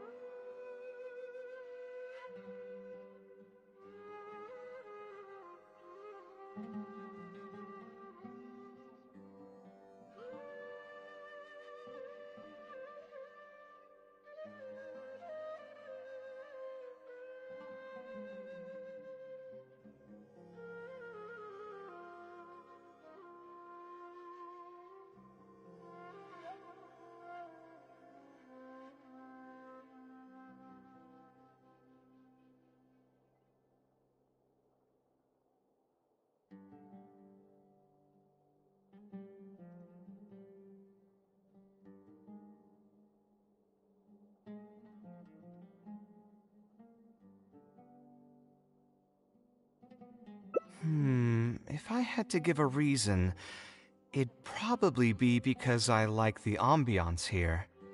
The Academia also had a rule that allowed scholars to annotate any physical books they came across. As a result, the books here are chock full of scholars' wisdom across many generations.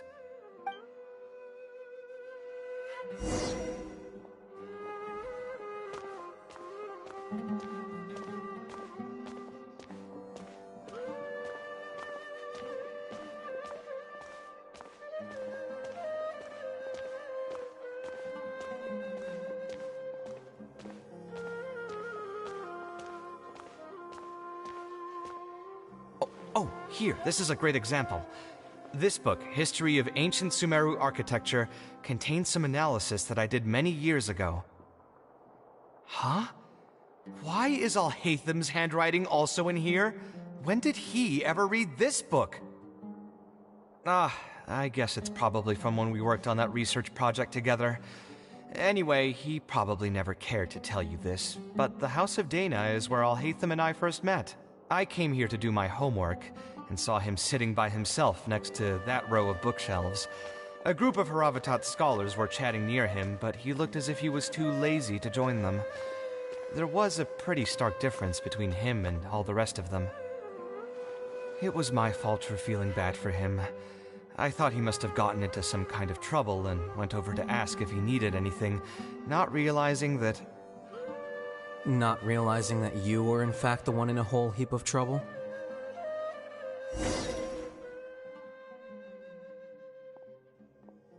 Alhatham?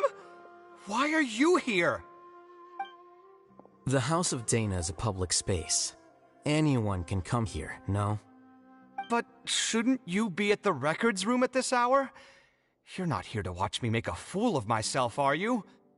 You think I would derive amusement from watching you fall into depression over your life's various troubles? If that's the case, then I suppose I must have been entertaining myself for years. I came here to pick up a few files. If your voice hadn't managed to get through my soundproof earpieces, I probably wouldn't have noticed you. All right. I admit I was probably overreacting just now.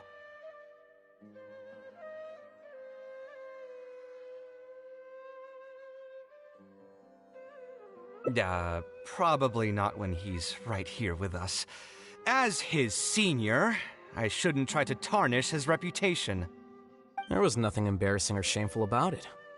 When I was still a student at the Academia, I once collaborated with Kaveh on a research project. A collaboration is usually beneficial for all parties, but due to issues with our personalities, we ended up going our separate ways before completing the project. We had a number of differences, and they remain unresolved even today. But there's no point going into that right now. The more important question is, why are you at the House of Dana?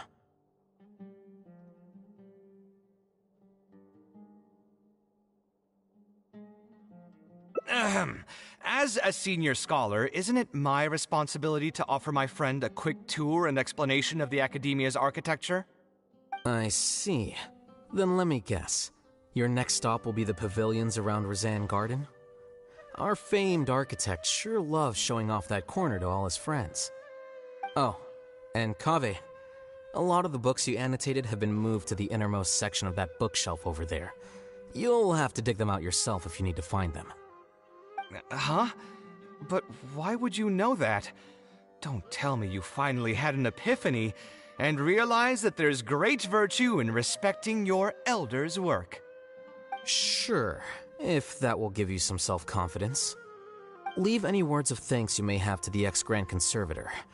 The last time he was here, he was complaining that he had received reports from current students. The main grievance being that the annotations are too long and difficult to read. As a result, the books you annotated have been moved to the back shelves. What? But all of my annotations were extremely important. Instead of reporting me, they should have been thanking me for my service. The notes that I took, they couldn't have asked for a better analysis of those books. Okay, just you wait. I'm going to fix this right now. I'll dig all the books out and return them to the proper shelves.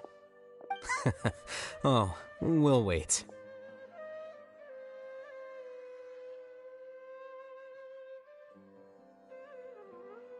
Anyway, you were about to say he's feeling a bit down?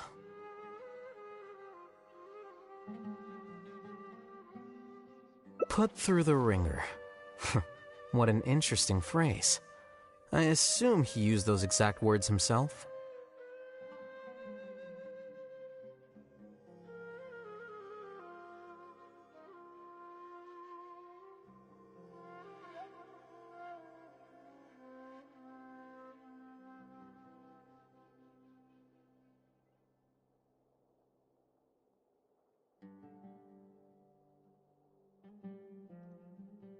He probably did suffer quite a bit, that's true.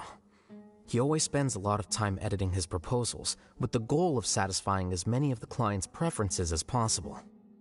But the satisfaction of one client will not translate to general satisfaction with his work. Many problems in life can only be solved by a fundamental change of attitude. As the leading genius of Kshahrewar, Kaveh should have both the right and the confidence to reject any unreasonable demands. There are plenty of architects in Sumeru who are inferior to him in skill, yet far more irascible in temperament. What's more, there are plenty of people who look up to such individuals as paragons of staying true to one's principles.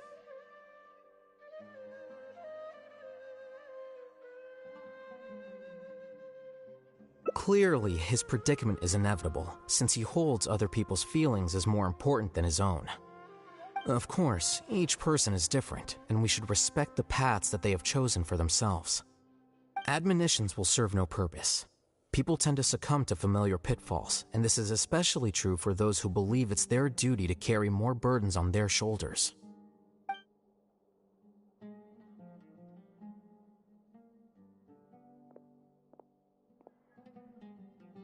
Looks like you were having an enjoyable chat while I was gone. Were you talking about me by any chance? What do you think? What else is there to talk about? Surely no one would be interested in talking about the files that you were browsing through earlier. Anyway, you should take a look at this. Look at this comment on page 82. Dear Kaveh, thank you so much for annotating this book in such detail. It was a great help to me. See that? Now that's how a student should treat their seniors. And it looks like you're already in a much better mood now. It really doesn't take much to make you happy, huh? Me? Happy? I'm mocking that retired blockhead for being so full of himself.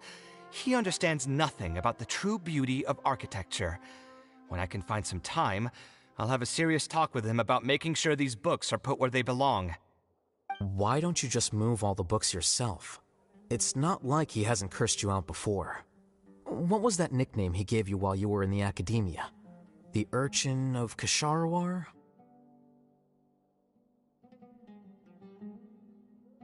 Kaveh had a habit of scribbling and writing in all kinds of books. Hey! You didn't need to bring that up. At least not when I'm still standing here. Oh, actually, I also found a really old sketch in one of the books over there. See? Doesn't it remind you of something?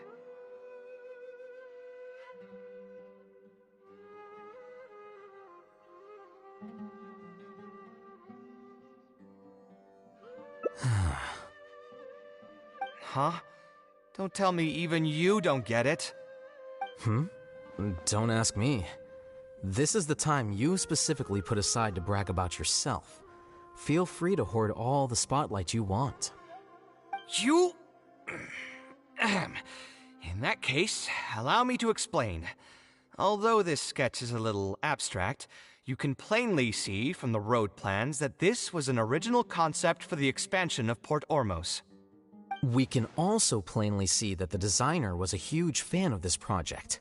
It's the project he loves to talk about the most, second to the Palace of Alcazarzaray. If I don't keep bringing up the neat projects that I've done, how would anyone know that I was the one who did them in the first place? There shouldn't be any complaints about Port Ormos. If I remember correctly, the construction process was very smooth, everything was made ready ahead of time, and there were very few safety concerns. There are indeed no records of any complaints about this project. A most impressive achievement. See? What did I tell you? Come on, let's take a stroll through Port Ormos next. I'll tell you all about the designs I made for the place. No need. It's almost time to clock out for the day, and I don't intend on bringing any unfinished work home. Suit yourself. It's not like you know how to appreciate artistry anyway. Let's go, Traveler. I'll take you to Port Ormos.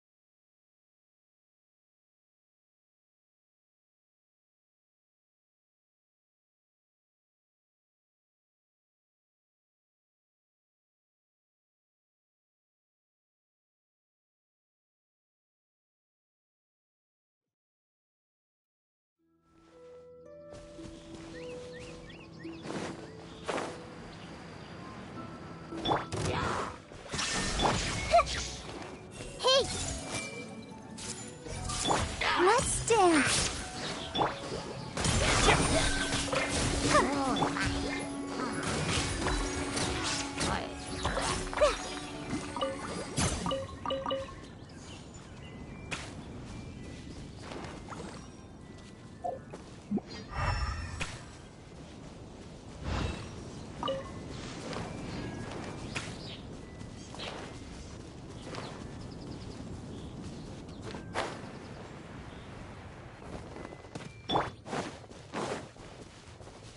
Shine down!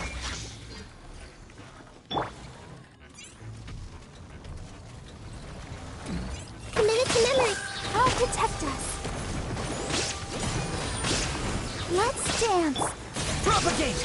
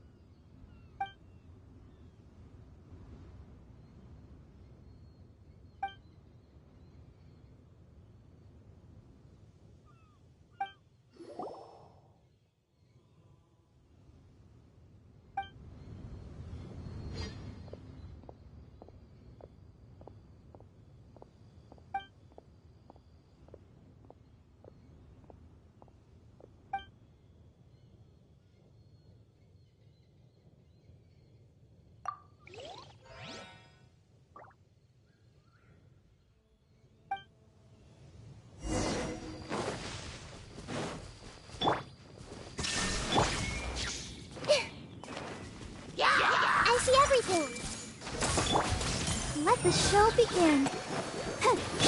Scatter! Sharing my knowledge. Brilliant. Illusion shattered! Go, Barbara, go!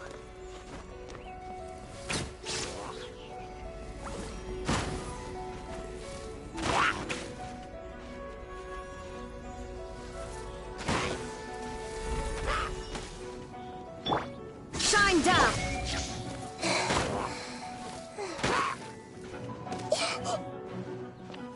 Hey!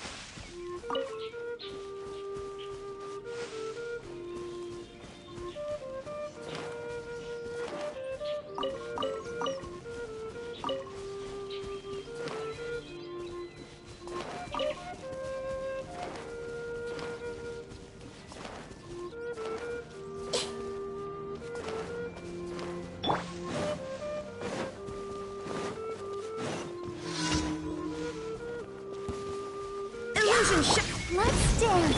This may hurt a little.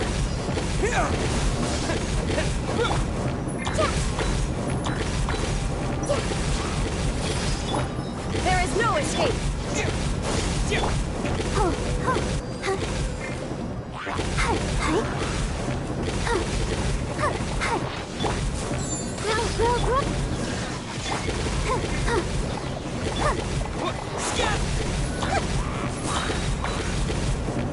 This may hurt a little. Illusion shattered. I'll protect us.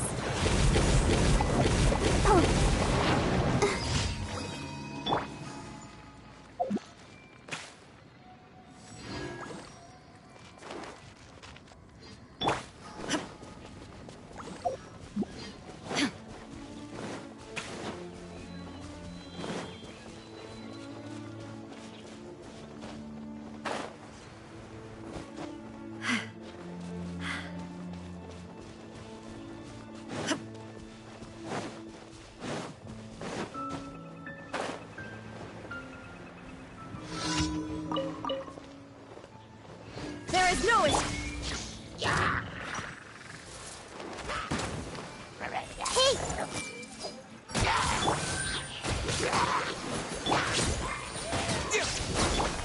Shine down. I see everything.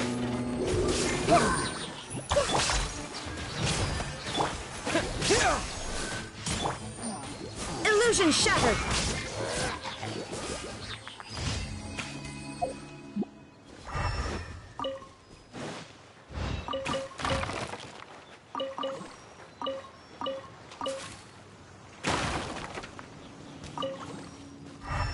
Go, Barbara, go!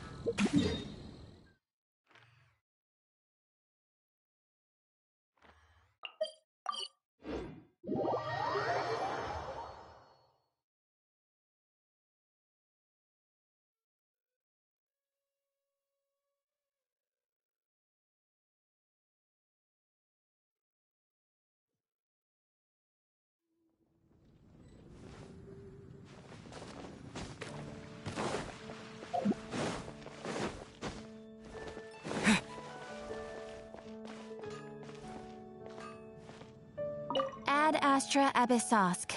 Welcome to the Adventurers Guild. Thank you for completing today's commissions. Here is your reward.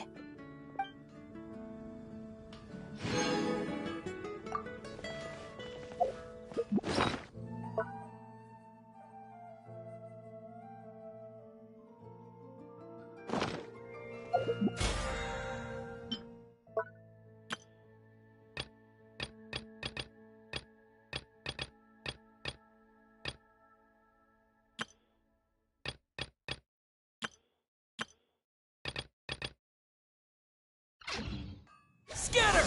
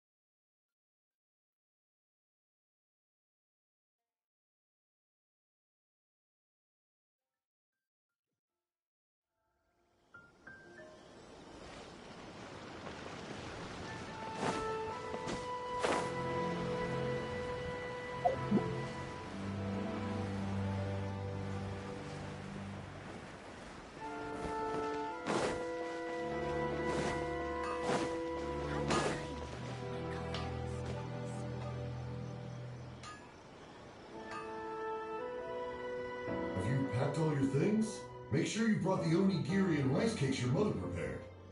Don't worry. I have them all. They're going to last me days. Take care of yourselves while I'm out. And make sure you remind Mom to take her medicine on time. If running the store gets a bit too much, take some time off and wait for me to return. Oh, Yoey Mia. Your mother and I got so worried when we heard that you were going so far abroad. We've never left the country. So we don't know how Outlanders might view us Inazumans, or if they'd even be willing to speak to us. Oh, relax. Outlanders are friendly and warm. Look at Toma from the Yashiro Commission. He's originally from Mondstadt, but everyone thinks he's a top-tier guy. A mop tier? What mop? Oh! Do you mean the broken one at home? I just fixed it today, actually. No! I said top, not mop. You know, Toma even sent us some wine from his homeland not too long ago. We haven't heard this kind of friendly banter in a while, huh?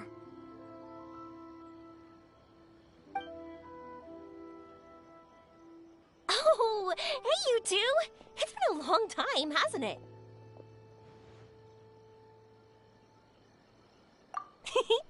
I'm excited because I'm going on a trip soon. Many things have changed. Lots of Outlanders have come to Inazuma, and lots of Inazumans have gone out as well. You two have been adventuring all over to that, so you might not be able to understand. But for us, this is a long-awaited chance to go out and fulfill our dreams.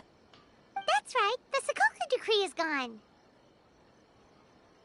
Ah, I remember you two. You're Yoimiya's friends, yes? Word of your incredible accomplishments has spread throughout Inazuma. My daughter's a big fan of yours. She said she'd love to be like you two. Come on, Dad. Who's never dreamed of becoming a hero?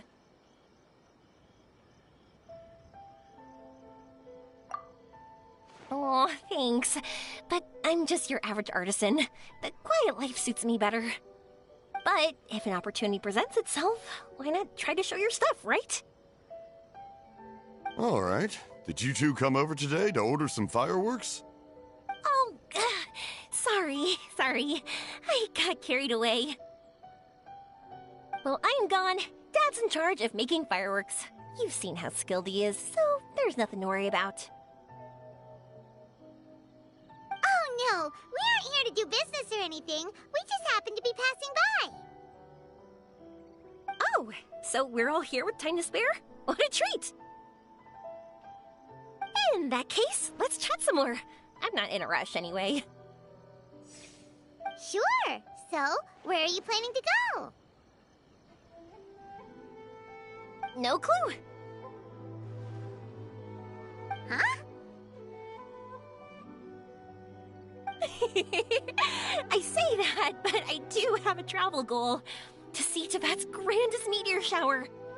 But I don't know when or where it'll happen. So, I figured I can search while I travel. That's it? No details? Nothing? Not right now. Since this meteor shower was originally something like a family legend. A long time ago, the Naganaharas were inspired to create new fireworks after watching such a meteor shower. Dad says that inspiration is a combination of what you see and what you know. Different people can see the same thing, but have different thoughts. Inazuma today is completely different from how it was in the past. If I can see this meteor shower, I'm sure I'll be able to come up with a new kind of firework.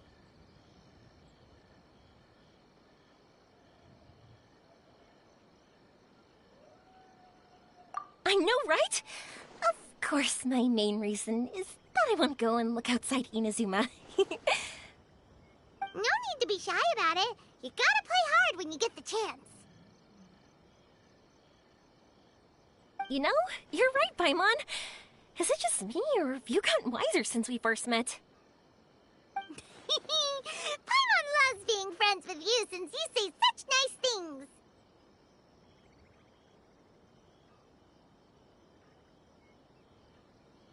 Sumeru. I've heard of it. It has a ton of trees, a super impressive school, and a massive desert.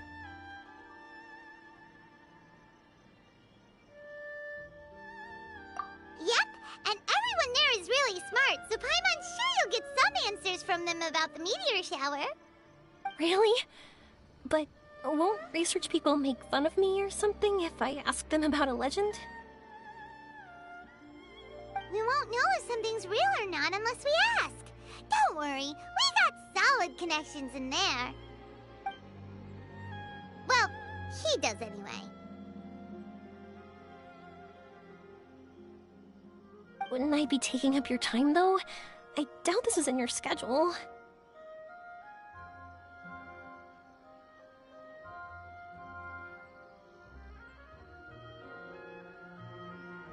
Exactly! Relax, Yoimiya. You've helped us plenty of times before. All right, then I accept your offer. Let's have some fun at Sumeru. Dad, you can have more peace of mind now that I'm traveling with them, right? Hmm? Oh, yes. Your mother and I will be much more at ease. Remember, you two also need to take care of yourselves. I'll be back soon. Okay, let's head to Rito and catch a boat there.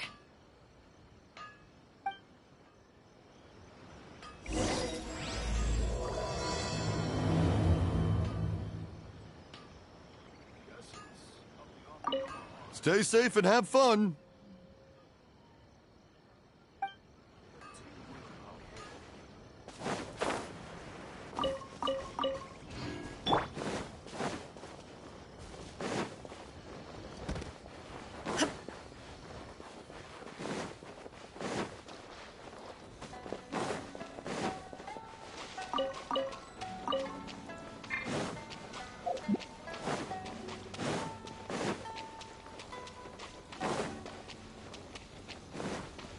Shine down. I see everything. I'll protect us. Propagate! There is no escape!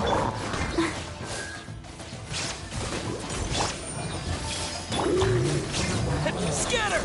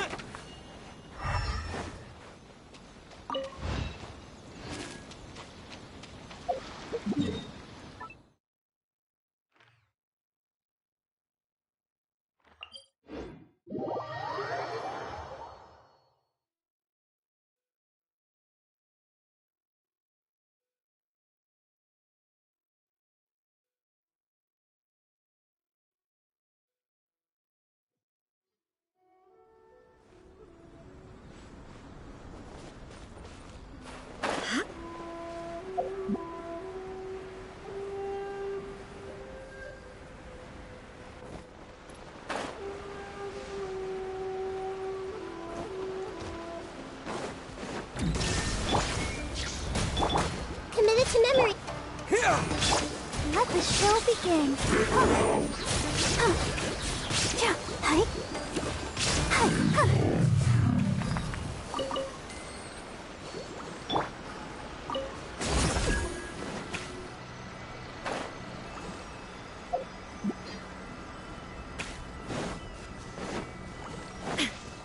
Illusion shot. This may turn a little. Scatter. Help protect us. Let the show begin. There is no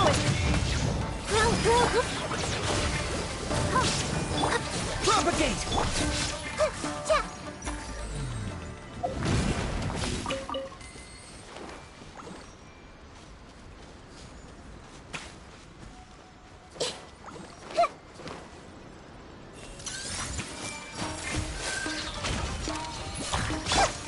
Shine down.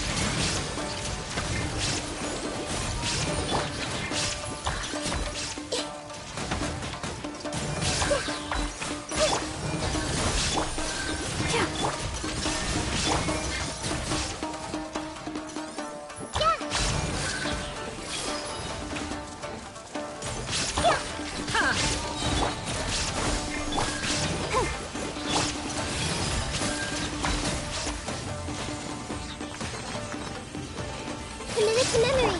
Help protect us. Let the show begin.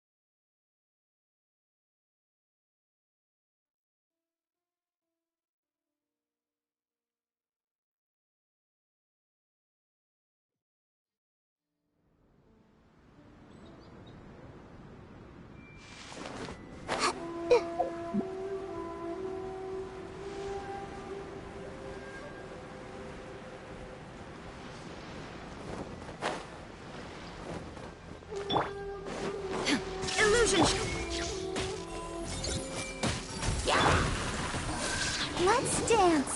Oh.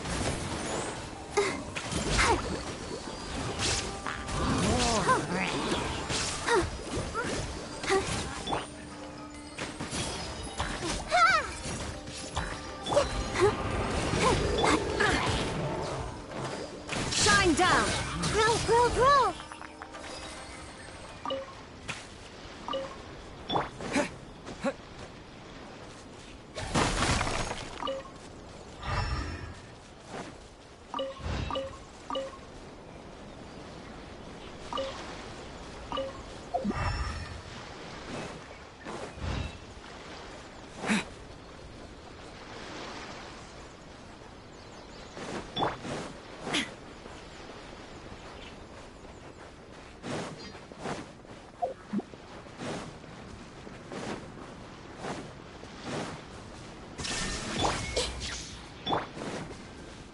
Let the show begin.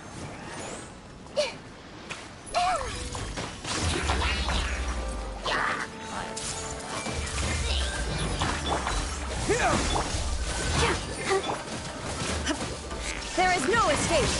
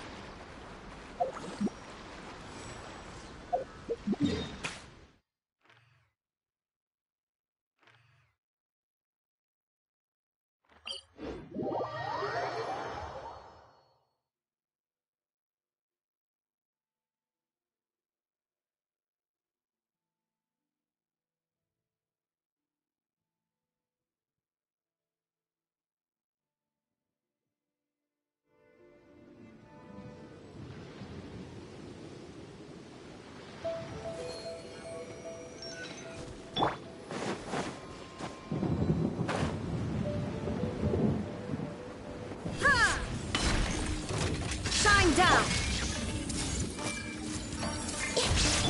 I'll protect us. Let's dance. Grow, grow, grow.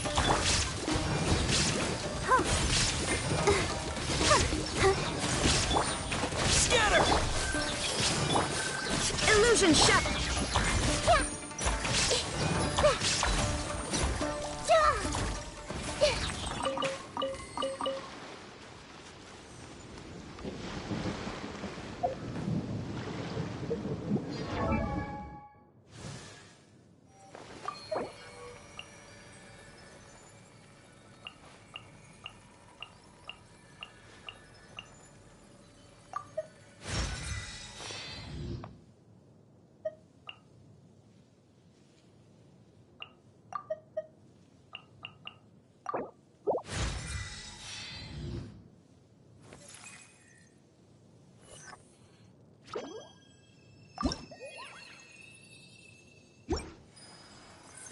What they say is true. You have to see the world for yourself to appreciate how beautiful it is.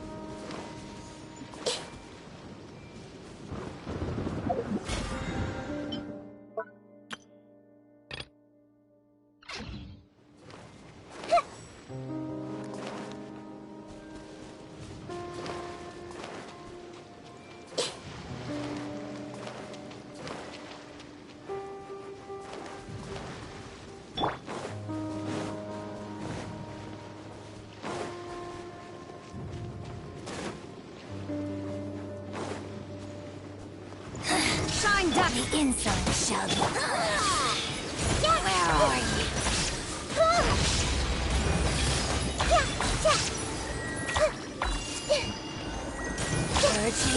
Transgressions. Illusion shot!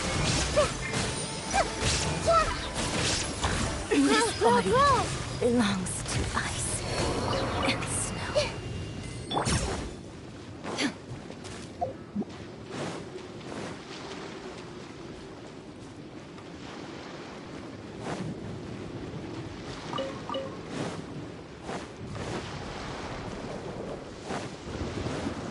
Shine down! I'll protect us.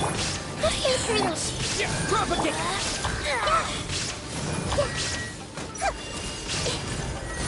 Where are you? Illusion!